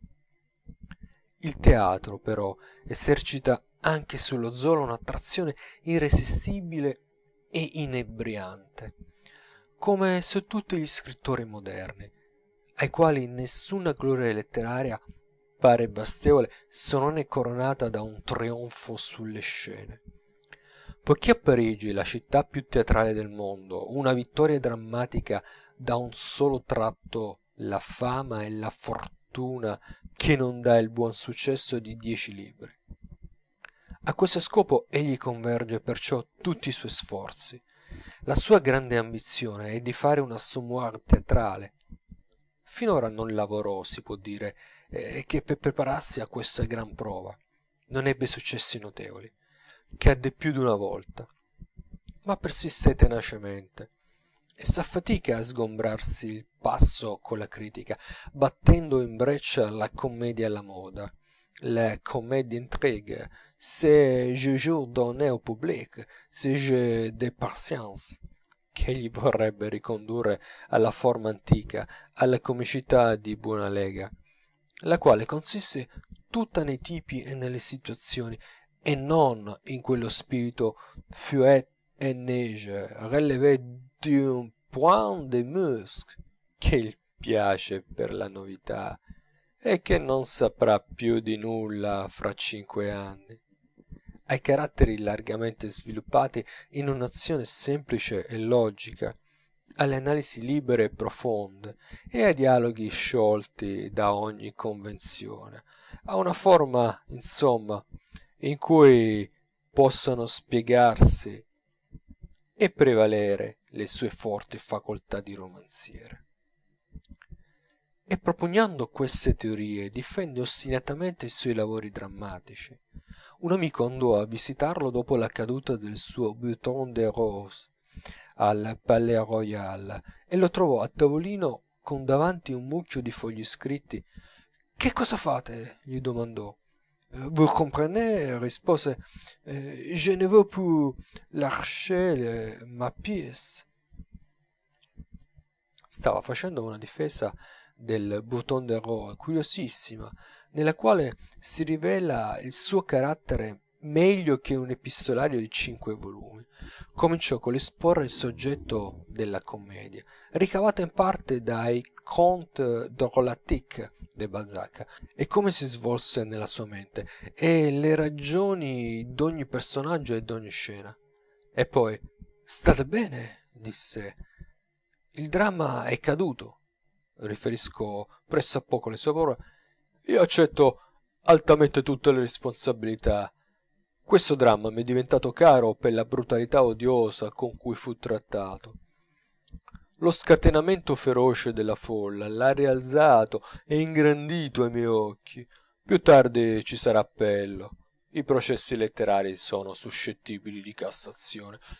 Il pubblico non ha voluto capire il mio lavoro, perché non vi ha trovato quella specie di vis comica che vi cercava, che è un fiore tutto parigino, sbocciato sui marciapiedi dei boulevards. Ha trovato il mio spirito grossolano, diavolo! Come si fa a sopportare la franchezza d'un uomo che viene avanti con uno stile diretto e che chiama le cose col loro nome? Già, il sapore dell'antico racconto francese non si sente più. Non si capiscono più quei tipi. Io avrei dovuto mettere un avviso a stampa sulla schiena dei miei personaggi. E poi una buona metà del teatro faceva voti ardenti perché il mio bouton de rose capitombolasse. Erano andati là come si va nella baracca d'un domatore di fiere, col segreto desiderio di vedermi divorare. Io mi son fatti molti nemici con le mie critiche teatrali, in cui la sincerità è la mia sola forza. Chi giudica i lavori degli altri si espone alle rappresaglie. I vaudevillisti, i vessati e i drammaturghi esasperati si son detti: finalmente lo andremo a giudicare una volta, questo terribile uomo. Nell'orchestra c'erano dei signori che si mostravano reciprocamente le chiavi. C'era poi un'altra ragione. Io sono romanziere, questo basta. Riuscendo nel teatro avrei occupato troppo posto. Bisogna impedire. E d'altra parte era giusto che io espiassi le 42 edizioni dell'Assommoir e le 17 edizioni della Page d'amour. Schiacciamolo, si son detti, e l'han fatto. Si ascoltò il primo atto, si fischiò. Il secondo, non si volle sentire il terzo. Il fracasso era tale che i critici non potevano neppur sentire il nome dei personaggi. Alcune innocentissime parole di argot scoppiarono nel teatro come bombe. I muri minacciavano di crollare, non si capiva più nulla. E così sono stato ammazzato. Ora non ho più né rancore né tristezza, ma il giorno dopo non riuscii a soffocare un sentimento di giusta indignazione. Credevo che la seconda sera la commedia non sarebbe arrivata di là del secondo atto. Mi pareva che il pubblico pagante dovesse completare il disastro. Andai al teatro a ora tardi e, salendo le scale, interrogai un artista. Ebbene, vanno in collera di sopra. L'artista mi rispose sorridendo: ma no, signore, tutti i prezzi sono gustati. La sala è superba e si smascella dalle risa. ed era vero, non si sentiva una disapprovazione, il successo era enorme. Io rimasi là per tutto un atto ad ascoltare quelle risa e soffocavo. Mi sentivo venire le lagrime agli occhi, pensavo al teatro della sera prima e mi domandavo il perché di quella inesplicabile brutalità, dal momento che il vero pubblico faceva al mio lavoro un'accoglienza tanto diversa. Questi sono i fatti. Mi diano una spiegazione i critici sinceri. Il Bouton de Rose ebbe 4 rappresentazioni. L'incasso maggiore fu quello della seconda. Per che ragione, se è lecito? Perché la stampa non aveva ancora parlato e il pubblico veniva e rideva con confidenza. Il terzo giorno la critica comincia il suo lavoro di strangolamento. Una prima scarica di articoli furibondi ferisce la commedia al cuore. E allora la gente esita e s'allontana da un'opera che non una voce difende e che i più tolleranti gettano nel fango. I pochi curiosi che si arrischiano si divertono sinceramente. L'effetto cresce ad ogni rappresentazione. Gli artisti rinfrancati recitano con un accordo meraviglioso. Che importa? Lo strangolamento è riuscito, il pubblico della prima sera ha stretto la corda e la critica ha dato l'ultimo strappo. Eppure il Bouton de Rose resiste solidamente sulle scene pur che ci sia chi si degni di sentirlo. Io credo che sia ben fatto, che certe situazioni siano comiche e originali e che il tempo gli darà ragione. Un tale, la prima sera, nei corridoi del teatro diceva ad alta voce: ebbene, farà ancora il critico teatrale Emilio Zola? Perdio se lo farò ancora, e più ardentemente di prima, potete andarne sicuri. La conversazione cadde ancora una volta sui romanzi, e lo Zola soddisfece parecchie mie vivissime curiosità. I suoi personaggi son quasi tutti ricordi, conoscenze sue d'altri tempi, alcuni già abbozzati nel Conte Agninon. Il Lantier, per esempio, lo conobbe in carne ed ossa, ed è infatti uno dei caratteri più stupendamente veri dell'Assommoir. L'idea del frate Archangias, della Faux de la Baie Mouret, di quel comicissimo villanaccio incappucciato, che predica la religione con un linguaggio da facchino ubriaco, gli venne dall'aver letto in un giornale di provincia d'un certo frate, maestro di scuola, stato condannato dai tribunali per abuso di forza. Certe rispostacce date dall'accusato ai giudici gli avevano presentato il carattere bell'e fatto.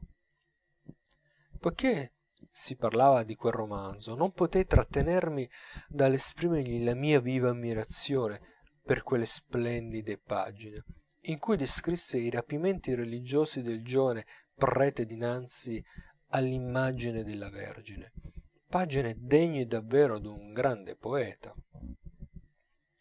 Voi non potete immaginare, mi rispose, la fatica che mi costò quel benedetto abate Muret. Per poterlo descrivere all'altare, andai parecchie volte a sentire 3 o 4 messe di seguito a Notre Dame. Per la sua educazione religiosa consultai molti preti. Nessuno però mi volle o mi seppe dare tutte le spiegazioni di cui avevo bisogno.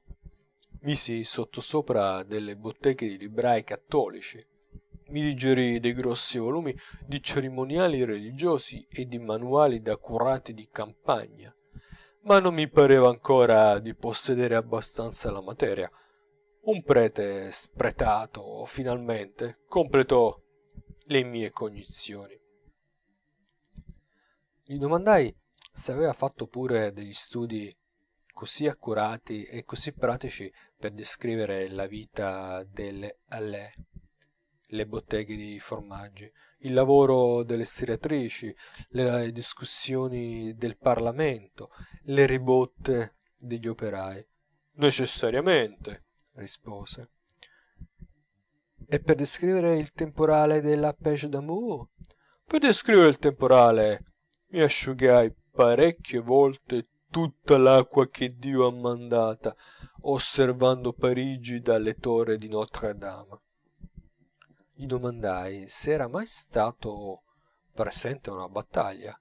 Disse di no, e questo mi fece gran meraviglia, perché nella descrizione del combattimento fra gli insorti e le truppe imperiali, nella Fortune de Rougon, si sente il fischio delle palle e si vede il disordine e la morte come nessun scrittore li ha mai resi. Da ultimo venne a parlare dei suoi romanzi futuri, e in questo discorso si animò più che non avesse fatto fino allora. Il suo viso si colorò d'un leggero rossore, la sua voce si rinvigorì, e non dico come lavorasse il pugnaletto. Egli farà un romanzo in cui descriverà la vita militare francese com'è. Questo solleverà una tempesta. Gli daranno del nemico della Francia. Sta bene. Il suo romanzo sarà intitolato Les Soldats e conterrà una grande descrizione della battaglia di Sedan. Egli andrà apposta a Sedan, ci starà 15 giorni, studierà il terreno con una guida palmo per palmo, e forse ne uscirà anche qualche cosa. In un altro romanzo metterà la descrizione d'una morte per combustione spontanea d'un bevitore. Altri l'han fatta. Egli la farà a modo suo. L'uomo avrà l'abitudine di passare la sera accanto al camino con la pipa in bocca e piglierà fuoco accendendo la pipa. Egli descriverà tutto, e dicendo questo corrugò le sopracciglia e gli lampeggiarono gli occhi, come se vedesse in quel punto lo spettacolo orrendo. La gente di casa entrerà la mattina nella stanza e non troverà più che la pipa e un poignet de quelque chose.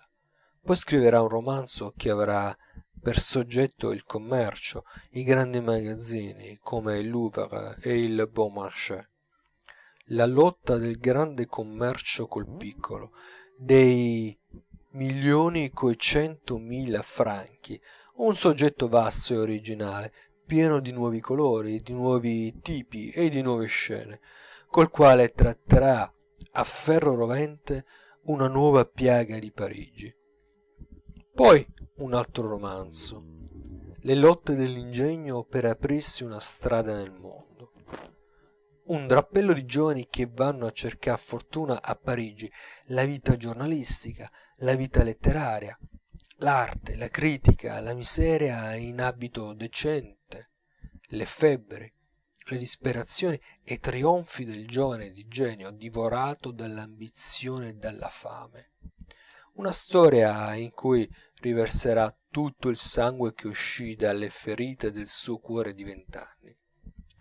E infine un romanzo più originale di tutti, che si svolgerà sopra una rete di strade ferrate, una grande stazione in cui si incroceranno 10 strade, e per ogni binario correrà uno episodio e si riannoderanno tutti alla stazione principale, e tutto il romanzo avrà il colore dei luoghi e vi si sentirà come un accompagnamento musicale, lo strepito di quella vita precipitosa, e vi sarà l'amore nel vagone, l'accidente nella galleria, il lavoro della locomotiva, l'incontro, l'urto, il disastro, la fuga, tutto quel mondo nero, fumoso e rumoroso nel quale egli vive col pensiero da lungo tempo.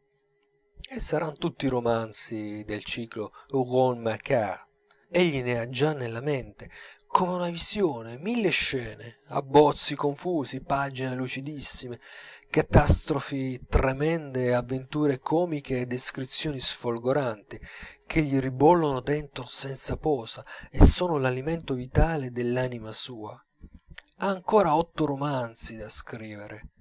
Quando la storia di Hugo Macaire sarà finita, egli spera che, giudicando l'opera intera, la critica gli renderà giustizia.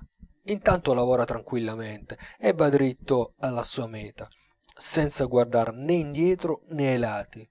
Il suo studio è la sua cittadella, nella quale egli si sente sicuro e scorda il mondo, tutto assorto nelle graves jouissances della recherche de vrai. Vedete, disse infine, io sono un uomo tutto di casa, non son buono a nulla se non ho la mia penna, il mio calamaio, quel quadro là davanti agli occhi, questo un pacchettino qui sotto i piedi.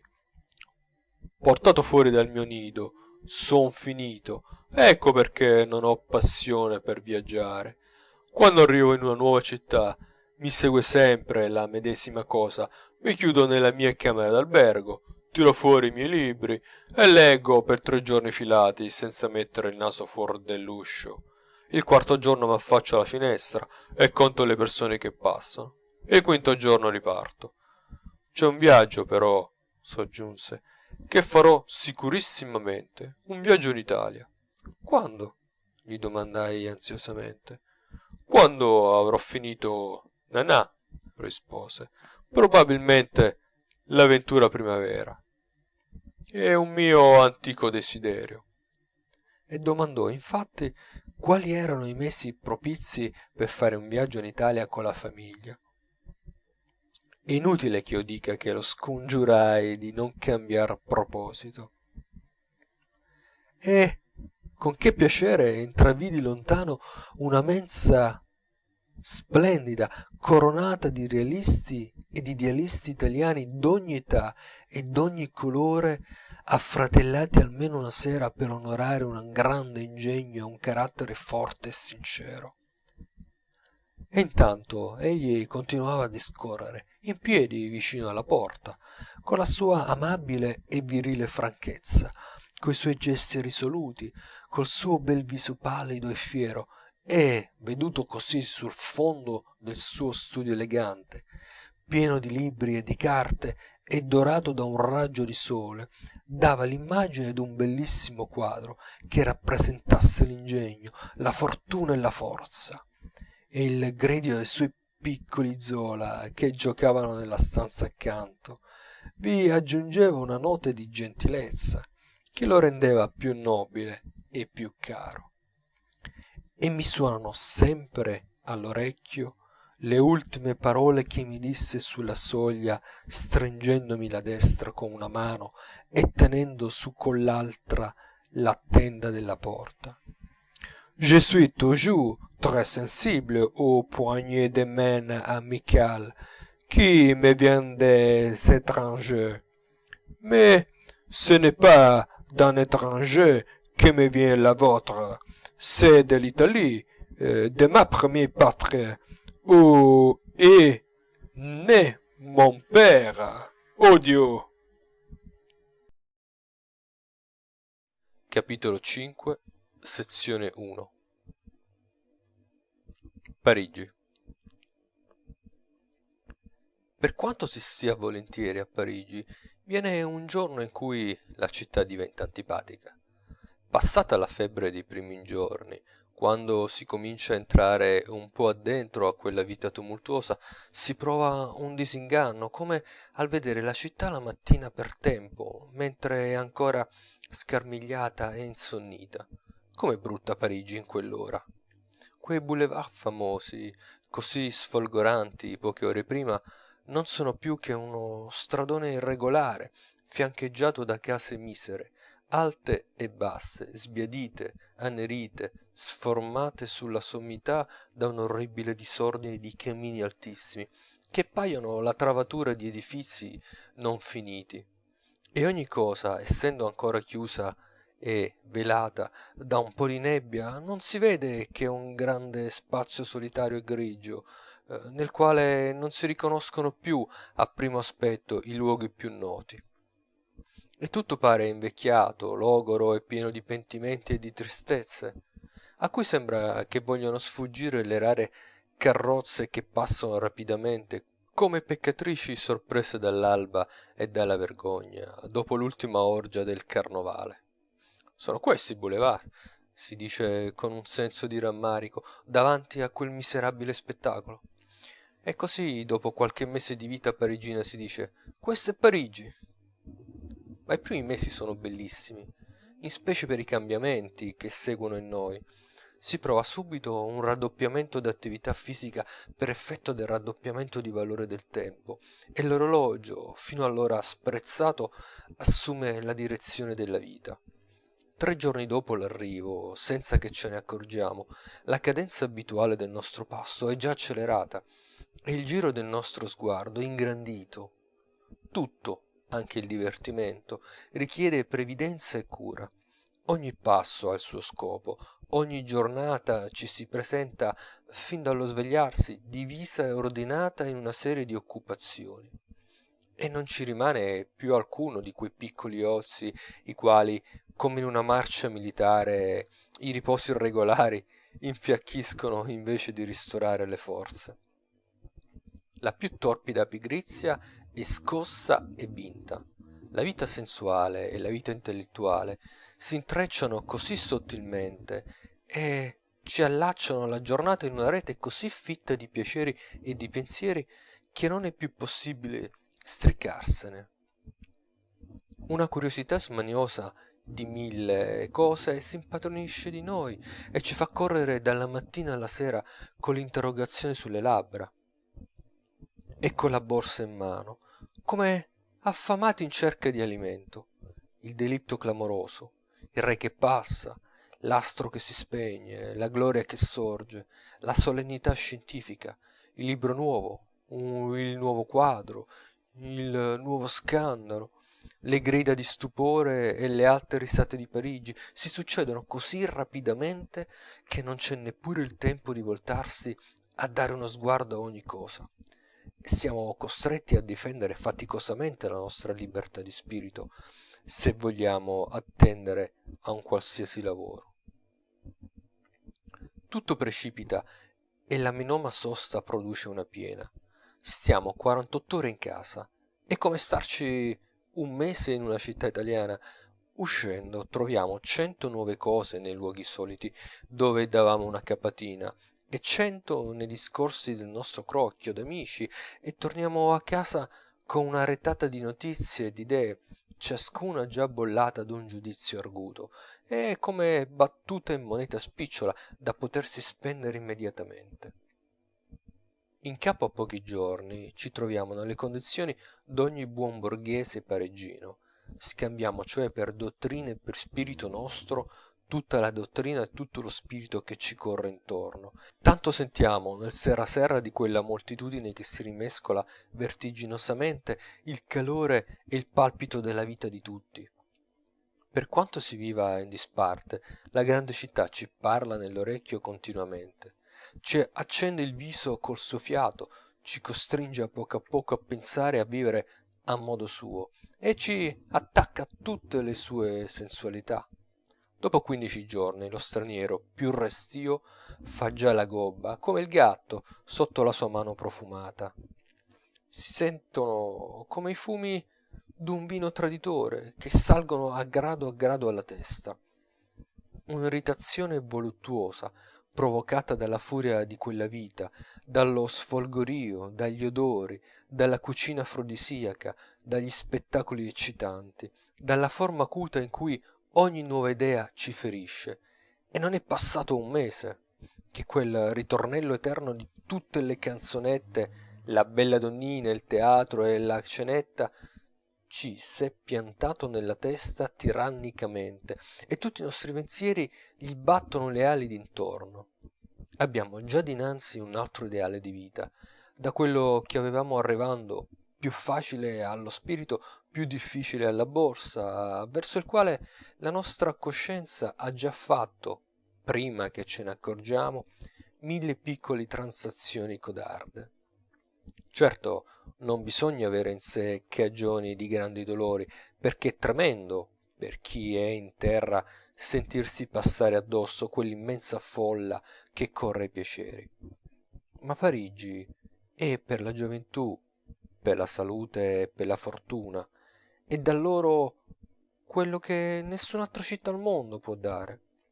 Certi stati d'animo, infatti, brevi ma deliziosi, sono specialissimi di quella vita, come passare in carrozza per una delle strade più splendide e più rumorose, verso sera, sotto un bel cielo azzurro, lavato di fresco da un temporale di primavera, pensando che ci si aspetta dopo la corsa una bella mensa coronata di spalle bianche e tempestata di frizzi, e dopo la mensa una nuova commedia dell'Auger, e poi un'ora in un crocchio d'amici colti ed amabili al caffè Tortoni, e infine a letto un capitolo d'un nuovo romanzo del Flaubert, tra riga e riga del quale penseremo già alla gita che faremo a Saint-Cloud la mattina seguente.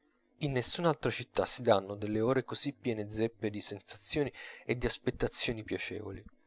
Non l'ora, ma il quarto d'ora è pieno di promesse misteriose e di indovinelli che tengono l'animo sospeso nella speranza di qualche cosa d'impreveduto, supremo alimento della vita. Abbiamo un amico al Giappone di cui non sappiamo nulla da anni. Mettiamoci davanti al Gran Caffè, tra le 4 o le 5. Non è mica improbabile che lo vediamo passare. Là abbiamo tutto di prima mano, siamo all'avanguardia, tra i primi dell'esercito umano a vedere la faccia della nuova idea che s'avanza, la calcagna dell'orrore che fugge, la nuova direzione del cammino dopo la svolta, e subito s'innesca sul nostro amor proprio una specie di vanagloria parigina, di cui ci spoglieremo alla stazione partendo, ma che s'impadronisce anche di coloro che detestano la città sin dal primo giorno. Ed è inutile tentare di fuggire a quel turbinio di idee e di discorsi. La discussione ci aspetta a 100 varchi, ci provoca con l'arguzia, con la canzonatura, col paradosso, con lo sproposito, e costringe l'uomo più apatico a farsi soldato in quella battaglia. Da principio si rimane sopraffatti, e per quanto si possegga la lingua non si trova più la parola. Ai pranzi, in special modo, verso la fine, quando tutti i visi si colorano, non si ardisce slanciare il proprio in mezzo ai 1000 razzi matti di quelle conversazioni precipitose e sonore.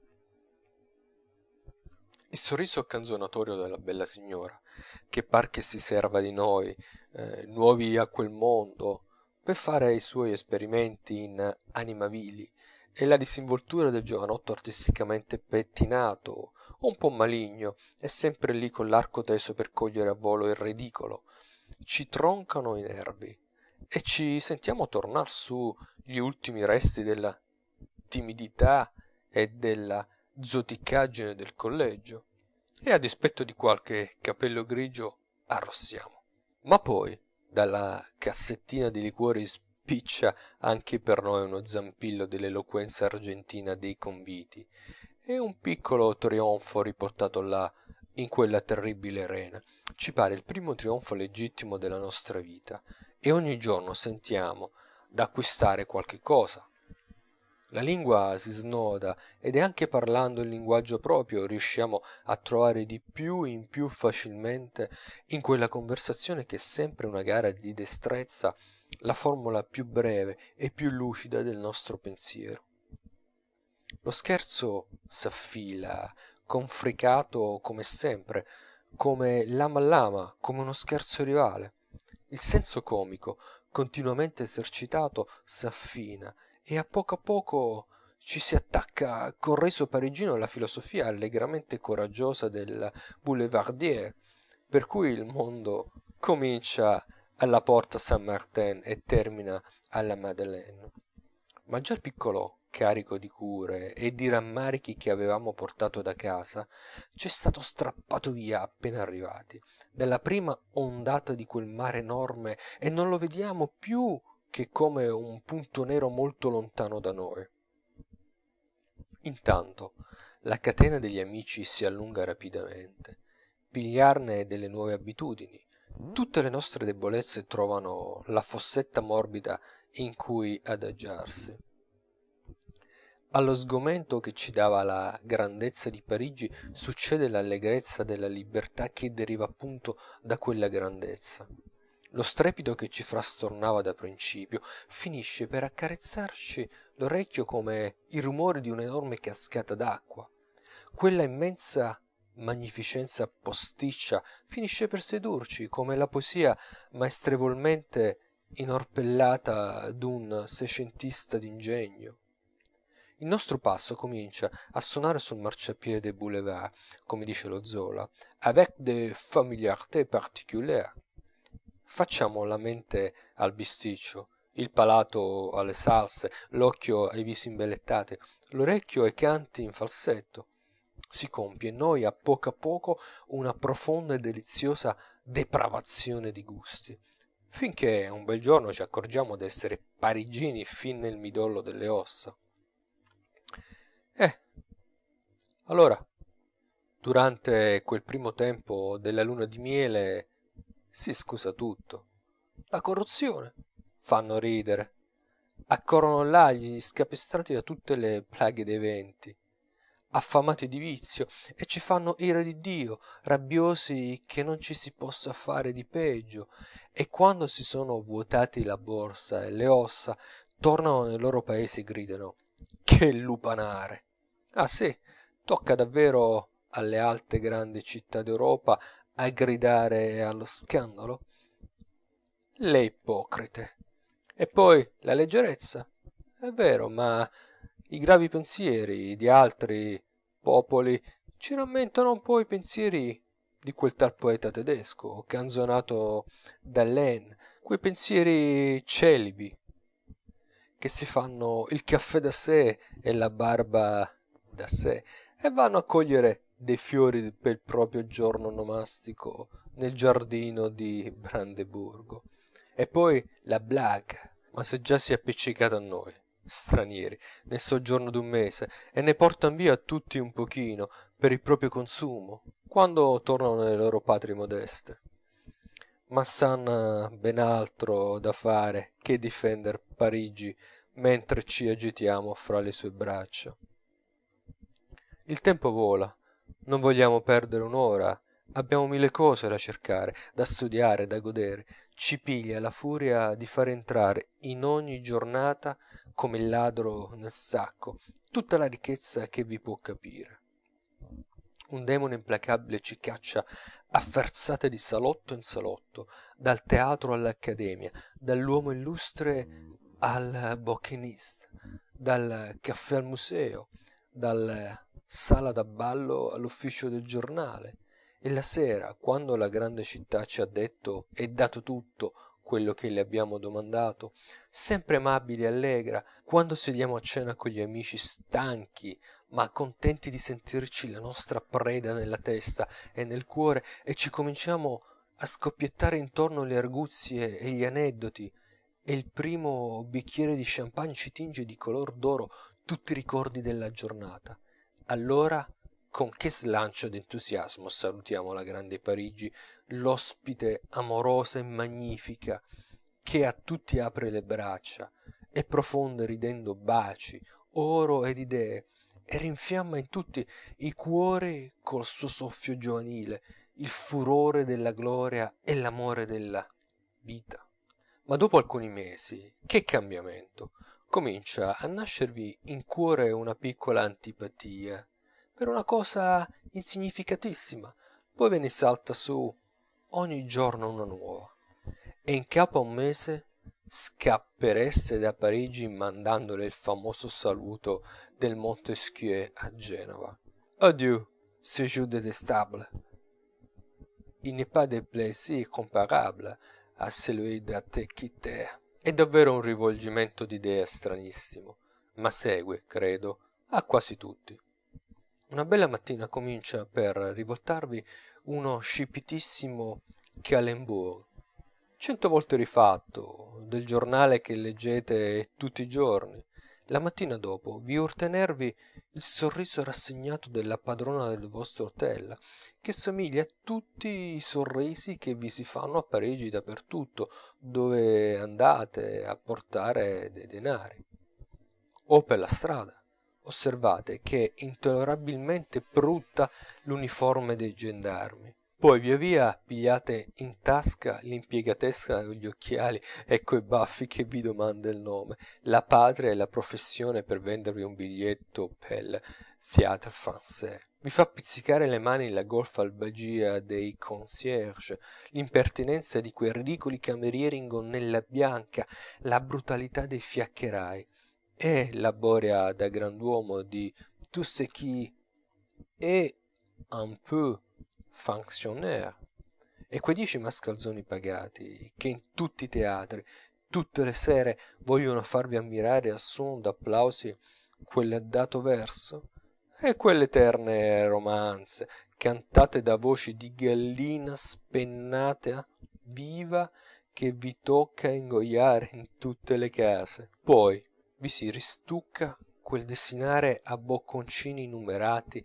e classificati, tutte quelle esposizioni di prezzi a centesimi, quel non so che di gretto e di pedantesco da collegio convitto, mascherato d'un lusso di baracca da fiera, quell'eterno sacrifizio d'ogni cosa all'apparenza, quell'eleganza leccata e pretenziosa, quel puzzo perpetuo di marchand de vin e di cosmetici, quegli spicchi di case, quelle scalette a chiocciola, quelle scatole di botteghe, quelle stie di teatri, quella réclame da saltimbanchi, quella pompa da bazar, la fontanella misera, l'albero tisico, il muro nero, l'asfalto fangoso, e appena fuori dal centro quei sobborghi immensi e uniformi, quegli spazi interminabili che non sono né città né campagna,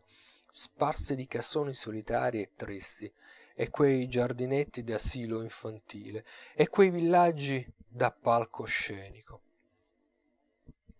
Ed è questa la grande Parigi. Se un terremoto fa crollare tutte le vetrine e una pioggia ardente cancella tutte le dorature, che cosa ci resta? Dov'è la ricchezza di Genova, la bellezza di Firenze, la grazia di Venezia, la maestà di Roma? Vi piace davvero quella vanagloriosa parodia di San Pietro che è il Pantheon, o quel tempiaccio greco-romano della Borsa, o quell'enorme splendida caserma di cavalleria delle Tuileries, e la decorazione da opéra comique della piazza della Concordia, e le facciate dei teatrini rococò, e le torri in forma di clarini gigantesche, e le cupole fatte sul modello del berretto dei jockey?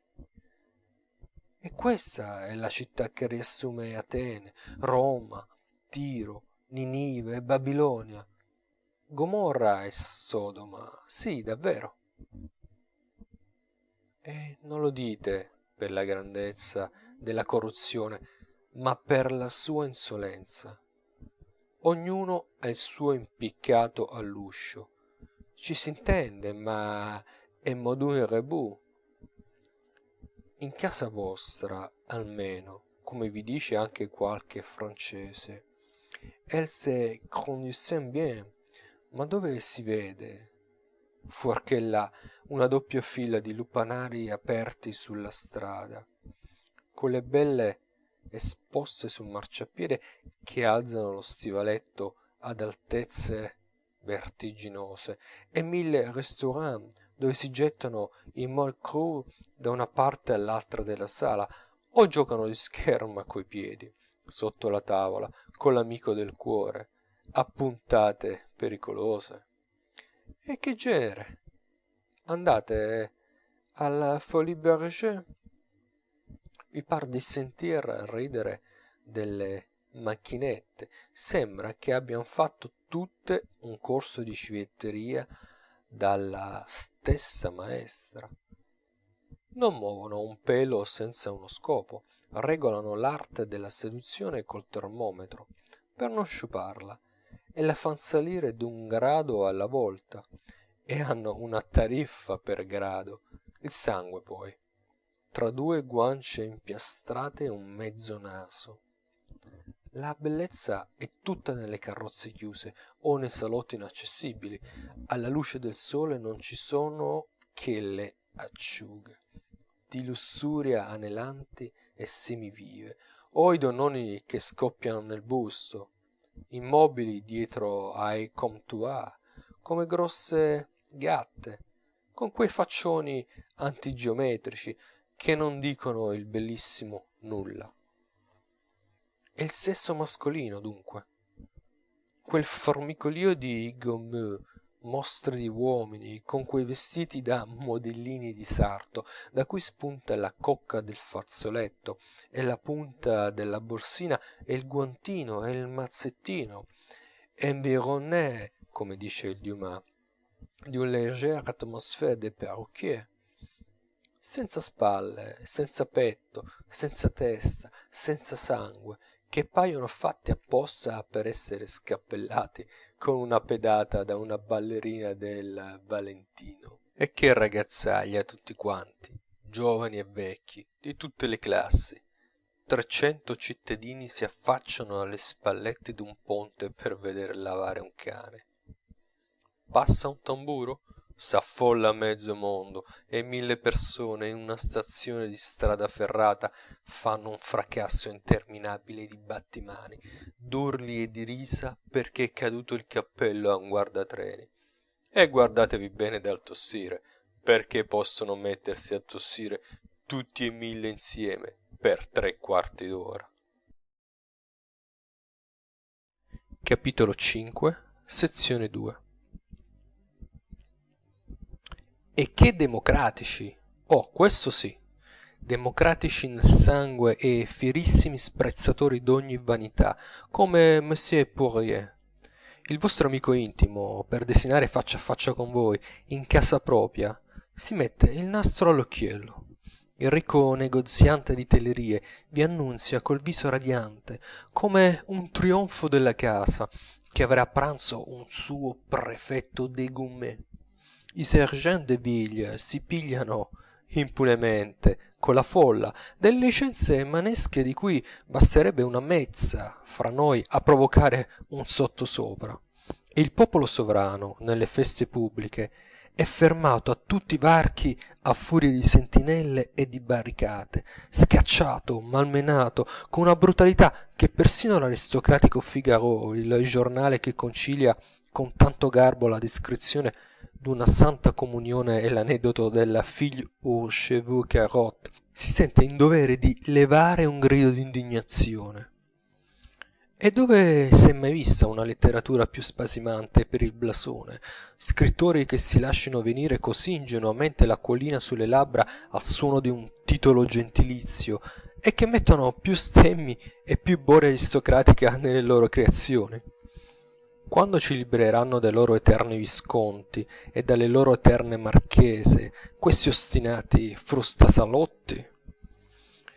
Non ce n'hanno ancora imbanditi abbastanza di quei loro protagonisti nobili, giovani, belli, spiritosi, coraggiosi, spadaccini, irresistibili, che hanno tutti i doni di Dio, même une jolie voix de ténor, e ghiotti di ciondoli, Dio buono. Quel povero Paul de Kock, che a 74 anni scrive 20 pagine per provare che non gli importa nulla di non aver ricevuto la Legion d'onore, e ha quasi voglia di piangere.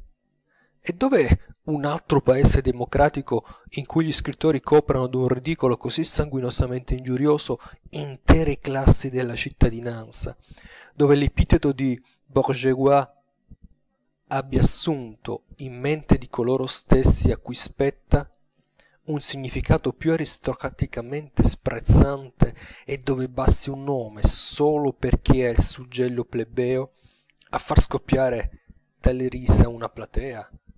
Ma cos'è dunque questo bizzarro impasto di contraddizioni? Il parigino? Chi lo sa? Afferratelo, vi sguiscia di mano.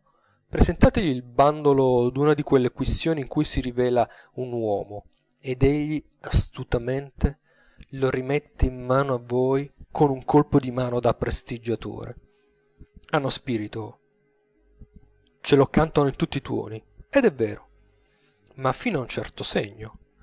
Hanno un ricchissimo corredo di proposizioni e di giri di frase, arguti, svelti, elasticissimi, con cui se la cavano dalle strette più difficili e tagliano la parola a uno spirito più profondo ma meno destro.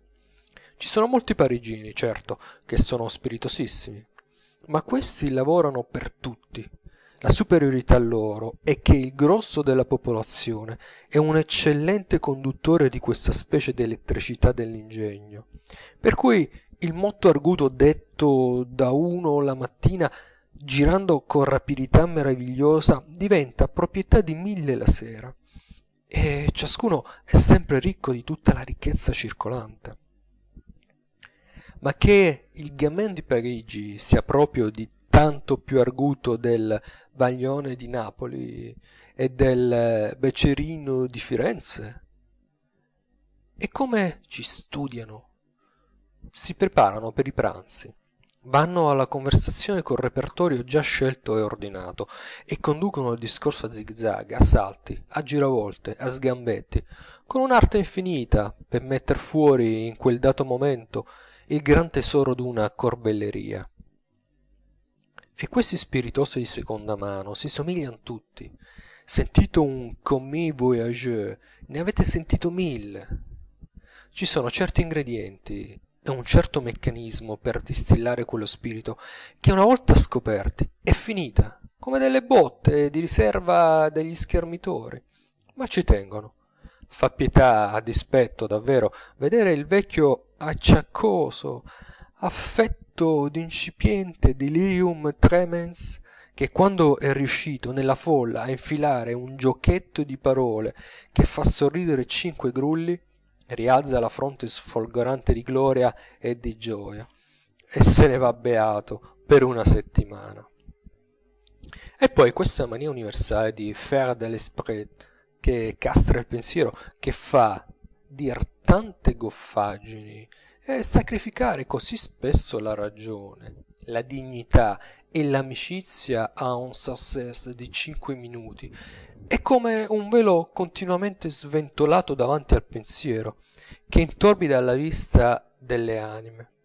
Potete mai sapere che cosa rimpiatti un uomo dietro quello scherzo eterno? Ma ci sono ben altri veli che il parigino e voi. Il parigino della buona società sembra un uomo, come suol dirsi alla mano, ma non lo è affatto. È raro che proviate con lui il piacere d'una conversazione familiarissima e liberissima. Preoccupato come sempre dal pensiero di essere un oggetto di curiosità e di studio per lo straniero, sta in guardia, regola il gesto e il sorriso, studia l'inflessione della voce, pensa continuamente a giustificare l'ammirazione che presuppone in voi, e ha sempre un po' della civetteria della donna e della vanità dell'artista. Ogni momento vi viene la voglia di dirgli: ma leviamoci i guanti una volta. La sua natura corrisponde al suo modo di vestire, che, anche quando è modesto, ha qualche piccolissima cosa che tradisce la ricercatezza effeminata del bell'imbusto. Egli è gentile, senza dubbi, ma d'una gentilezza che vi tiene in là, come la mano leggera d'una ragazza che non vuole essere toccata. Vada per lo spagnuolo, il quale fa sentire la sua superiorità con una vanteria colossale, sballata tanto dall'alto che vi passa al di sopra della testa.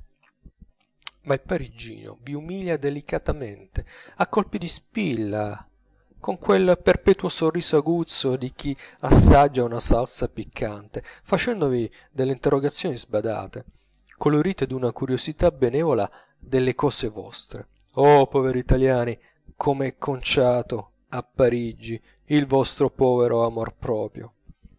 Se non nominate proprio Dante, Michelangelo e Raffaello, per tutto il rimanente non è che avrete altro che un qu'est-ce que c'est che ça? Il deputato papista vi domanda se Civitavecchia è rimasta al Papa. Il buon padre di famiglia vede i briganti col fucile a tracolla che fumano tranquillamente una Havana davanti al Caffè d'Europa a Napoli. Il gentiluomo è stato in Italia, senza dubbio, ma per poter causer Italie con la bella signora nel vano della finestra dopo desinare, o per appendere il ciondolo Italia alla catenella delle sue cognizioni e farlo saltellar nella mano nei momenti dell'ozio, con quelle solite formule che ogni francese possiede sul paesaggio, sul quadro e sull'albergo. Il famoso De Forcade diceva del Manzoni a tavola: il a du talent. Quasi vi domanderebbero: ma che proprio si può nascere in Italia? Quest'idea di essere nato a Parigi, d'aver avuto questo segno di predilezione da Dio, sta in cima a tutti i pensieri del parigino, come una stella che irradia tutta la sua vita d'una consolazione celeste. La benevolenza che egli dimostra a tutti gli stranieri è ispirata in gran parte da un sentimento di commiserazione, e i suoi odi contro di essi non sono profondi, appunto perché considera i suoi nemici abbastanza puniti dalla sorte, che non gli fece nascere dove egli è nato. Perciò adora tutte le fanciullaggini e tutti i vizi della sua città, e ne va superbo, solo perché fanciullaggini e vizi di Parigi, che per lui sta sopra alla critica umana. E si può dare a una città capitale che sputi più audacemente in faccia al popolo della provincia, rappresentato dai suoi scrittori come un ammasso di cretini, e scrittori che incensino la loro città con un'impudenza più oltraggiosa, non solo per ogni altro amor proprio nazionale, ma per la dignità umana, e vi dicono in faccia dal palcoscenico che i fumi dei suoi camini sono le idee dell'universo. Tutti sono prostrati col ventre a terra davanti a questa enorme cortigiana, madre e nutrice di tutte le vanità, della vanità smaniosa di piacerle, prima fra tutte di ottenere da lei a qualunque costo almeno uno sguardo, di quella vanità vigliacca che spinge uno scrittore a dichiararsi, nella prefazione d'un romanzo infame, capace di tutte le turpitudini e di tutti i delitti di Eliogabalo e di Nerone. Pigliate dunque sul serio le loro prefazioni piene di smorfie, di puerilità, di spacconate, di imposture. La vanità li appesta tutti. Non c'è in tutta la letteratura contemporanea uno di quei caratteri grandi, modesti, benevoli, logici, che uniscono allo splendore della mente la dignità della vita. Una di quelle figure alte e candide, davanti a cui si scopre la fronte senza esitazione e senza reticenze, e il cui nome è un titolo di nobiltà e un conforto per il genere umano.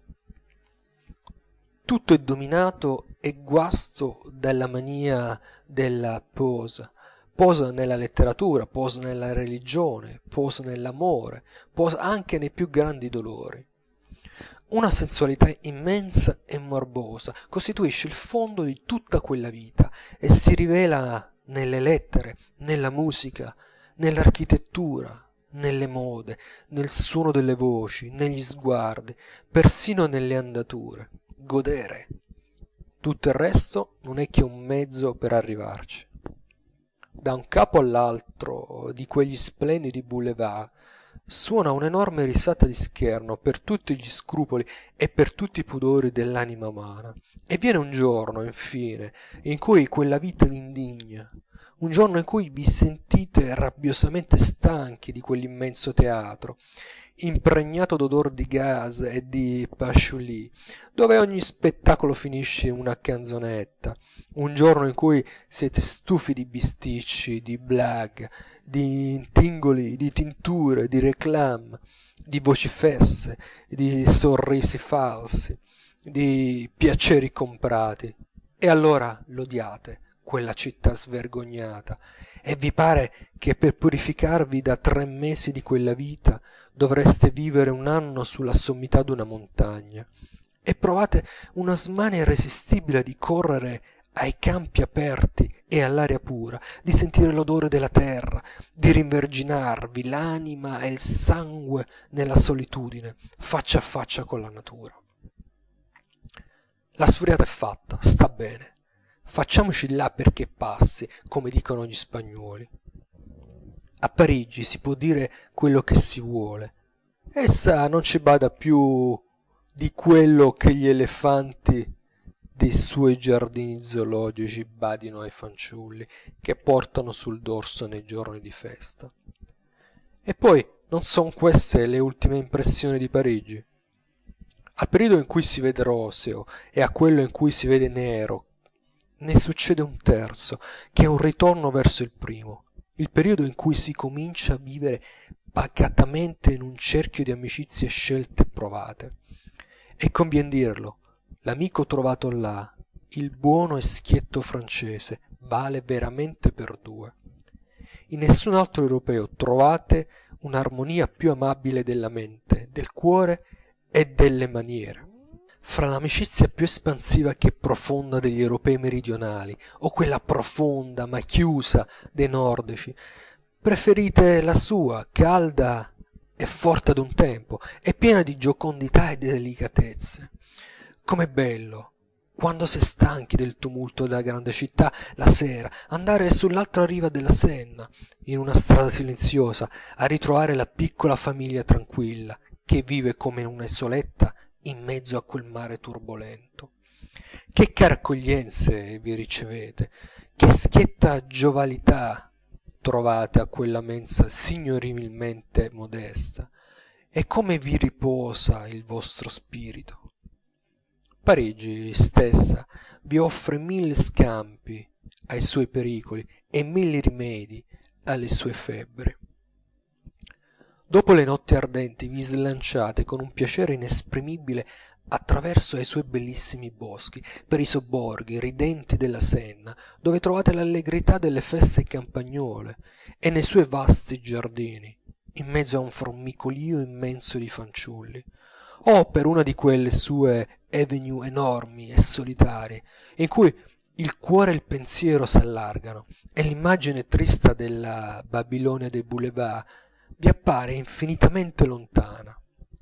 E per tutto trovate un popolo che più si studia, più rivela dei difetti, ma in cui ogni difetto ha per riscontro una qualità ammirabile. È un popolo frivolo, ma in cui una parola nobile e risoluta trova sempre un'eco. C'è sempre una via aperta e sicura per arrivare al suo cuore. Non c'è alto sentimento o bella idea che non trovi presa istantaneamente nell'anima sua. La sua intelligenza agilissima rende mirabilmente facili e piacevoli tutte le comunicazioni del pensiero. La parola sfuggevole, la sfumatura, la mezza intenzione, il sottinteso, l'accento, il cenno, tutto coglie al volo. 1000 persone riunite hanno un'anima sola per comprendere e per sentire. È impossibile non sentirsi presi da simpatia per quelle sue feste, per quelle tumultuose baraonde, in cui l'allegrezza eguaglia tutte le età e tutte le condizioni, e una folla innumerevole non è più che una sola immensa radunata di amici spensierati e felici. Il più cocciuto nemico bisogna che rompa in uno scoppio di ilarità e che spalanchi il cuore alla benevolenza, perché sotto quella fanciullaggine del parigino, in fondo, c'è necessariamente della bontà, come sotto una bella spuma un buon vino. Egli è naturalmente franco, anche se i suoi modi non lo paiono, non diffidente. Più facile a essere ingannato che a ingannare. Inclinato a perdonare le offese, conciliante, sdegnoso dei rancori meschini e di tutte le piccole grettezze della vita.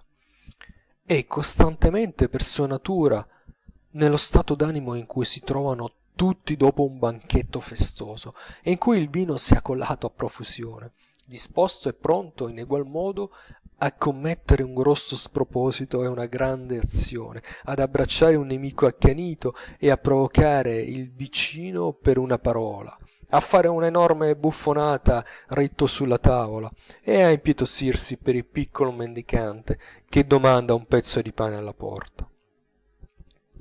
Uscito fuori dal piccolo cerchio della sua vita ordinaria, lo spettacolo della vita immensa di Parigi esalta tutte le sue facoltà e tutti i suoi sentimenti buoni e cattivi. Un effetto simile lo proviamo noi pure. L'ingrandimento delle proporzioni di tutte le cose ci dà a poco un altro concetto delle cose stesse. La corruzione medesima, enorme e splendida, finisce per sedurci come un vasto e svariatissimo campo di studio, più di quello che ci respinga per la sua laidezza. E ci abituiamo a considerarla quasi come una forma utile della vita, come una grande e terribile scuola che chiude un tesoro infinito d'esperienze e d'idee e fa scattare la molla di 1000 ingegni potenti. Nelle sale de Bullier, in mezzo al turbinio di 300 ragazze che ballano tutte insieme, cantano a una voce Perruque blonde, invece d'un grido contro la corruzione ci esce dal cuore un inno ardente alla gioventù e alla vita. Stomacati dei paesi dove non c'è d'originale nemmeno il vizio e il suo linguaggio, là troviamo almeno l'assenza della forma più schifosa e più vile della corruzione, che è la mania di fingerla per vanagloria, mentre non s'ha né la forza né il modo di goderla nella sua tremenda pienezza. E a poco ci persuadiamo che molte che credevamo malattie colpevoli non sono là che efflorescenze di un sangue troppo ricco, mentre non sono che mancanza di vitalità certe virtù negative di cui menano vanto in faccia a Parigi e altri popoli, ai quali si potrebbe dire come Messalina del Cossa a Silio: siete tanto corrotti che non sopportate la grandezza del vizio. E così, in tutti i campi della vita, trovate là, con un sentimento misto di rammarico per voi e di ammirazione per Parigi, l'originale di 1000 cose, di cui in casa vostra non avete visto che il fac-simile, ridotto a forma tascabile per la gente minuta. E vi sentite disposti a perdonare molto all'orgoglio, quando osservate da vicino le cose, e potete mettervi nei panni di un popolo che si vede scimmiottato dall'universo, che vede raccolte e portate in giro le briciole della sua mensa, glorificate opere fatte coi ritagli delle sue, innalzati dei busti, in certi tempi e in certi luoghi, a gente che non ha altro merito che di essere abbonata alla Revue des Deux Mondes, rubacchiata la sua lingua e rivomitata cruda in molte lingue straniere, messo a sacco il suo romanzo e il suo teatro, tesoreggiati tutti i pettegolezzi della sua storia e della sua cronaca, conosciuta la sua città come la palma della mano, Tortoni più famoso di molti monumenti immortali, la Maison Dorée in cima ai sogni dei dissipati di tutta la terra, contraffatti i suoi modi, ripetute le sue risate, ricalcati i suoi scherzi, adorati i suoi capricci, e si capisce anche come si stizzisca quando qualcuno dei suoi più pedanti scolari gli tira il calcio dell'asino. Come stupirsi che non si occupi che di sé un paese così sfegatatamente adulato, a fatti se non a parole? E non riesce tutto a danno suo o d'altrui questo difetto, poiché deriva dal conoscere profondamente le cose proprie, dall'amarle anche d'un amore eccessivo, e dal credere che il mondo intero ne faccia la medesima stima, quel che di caldo, di colorito, di originale, di vitale, che mette in tutte le manifestazioni di se stesso.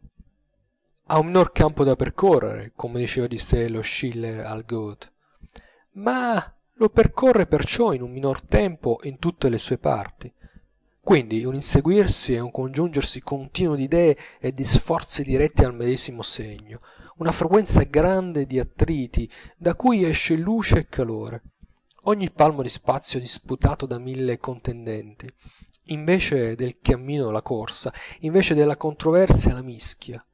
E in questa mischia perpetua, buttato via tutto il bagaglio superfluo, tutto fatto arma di offesa e di difesa, sfrondato il pensiero, stretto il linguaggio, precipitato all'azione, arte e vita ugualmente ardite e rapide, e tutto incoraggiato dalla gran voce festiva della grande città, che parla ad acutissime note cristalline, intese da tutta la terra. E più ci si addentra nello studio di quella vita, più si rimane meravigliati vedendo l'immenso lavoro che si fa sotto quell'apparenza di dissipazione universale. Quanti lavoratori sudano nella solitudine, quanti si preparano alla lotta pubblica, nell'oscurità, con incredibili fatiche, come ogni maniera d'ingegno, non solo, ma qualsiasi parzialissima facoltà appena più che mediocre, trovi là il modo d'esercitarsi con vantaggio proprio e comune.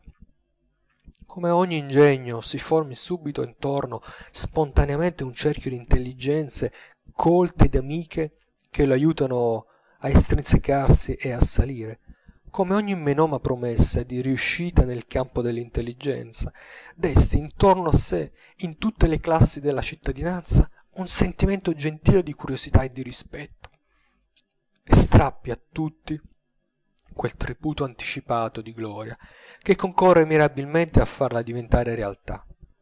Che impulso strapotente, sia alle forze umane la certezza dell'improvviso e largo cambiamento di fortuna che produce là il vero successo. Come sia grande e inebriante in quella città il trionfo dell'ingegno, che appena salutato da lei riceve saluti di ammiratori ignoti e offerte e consigli da ogni parte del mondo.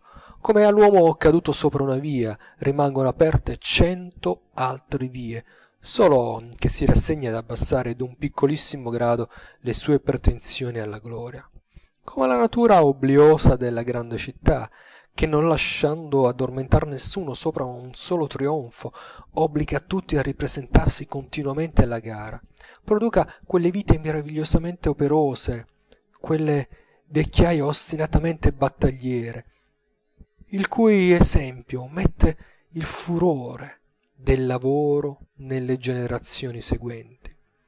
E infine, che enorme quantità si ritrovi là di lavoro non finito, di prove, di abbozzi, di materiale sciupato dagli uni, ma non inutile per chi verrà, e di creazioni pregevoli, in tutti i campi, ma condannate a morire dove sorgono, perché schiacciate dall'abbondanza del meglio.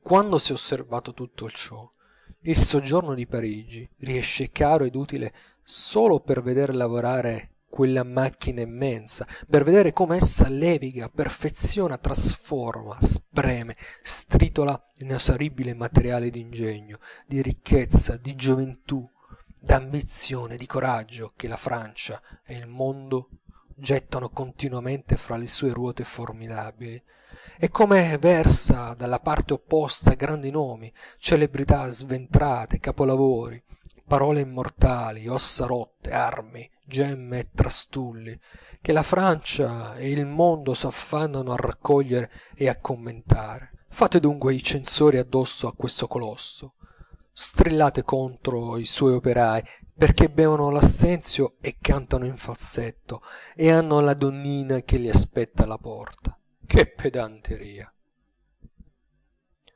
Ma non è neppure questa l'ultima impressione che si riceve da Parigi. Standovi lungo tempo, si passa ancora per la trafila di altri entusiasmi e di altri disinganni. Molte sere ritornerete a casa fra quelle file interminabili di lumi, malinconici, uggiti a morte di tutto, con un rabbioso amor di patria nel cuore. Poi vi riconcilierete con la città in una bella giornata d'autunno, assistendo a una di quelle sue espansioni clamorose di gioia che rasserenano le anime più fosche.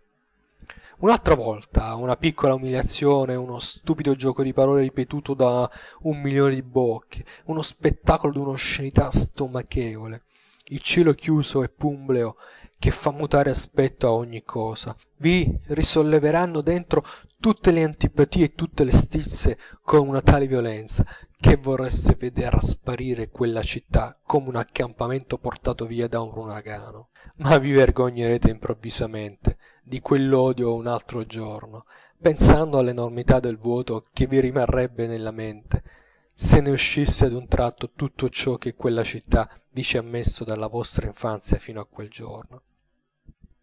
Fino all'ultimo momento Parigi vi farà 1000 dispetti e 1000 carezze, come una bella donna nervosa, e voi proverete tutti gli alti e bassi d'una passione. Oggi ai suoi piedi, umili, domani presi dal furore di morderla e di insultarla, e poi da capo a chiederle perdono, affascinati. Ma sentirete ogni giorno più stringersi il legame che vi unisce a lei.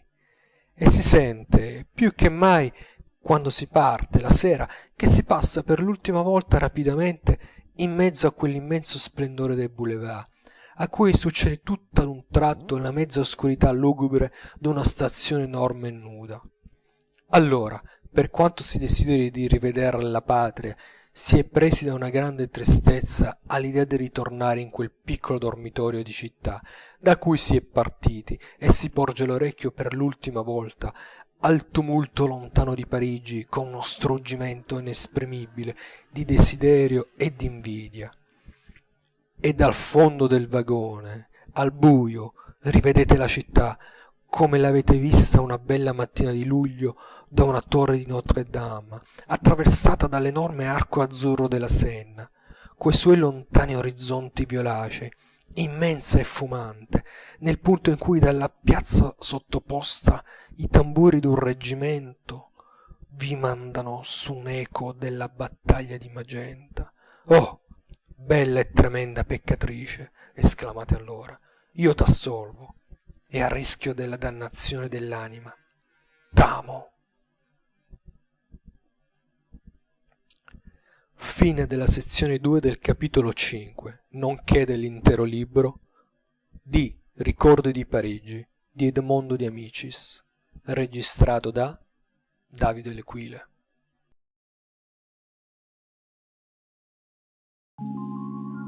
Grazie per l'ascolto. Se la lettura ti è piaciuta, lascia un mi piace, un tuo commento e iscriviti al canale.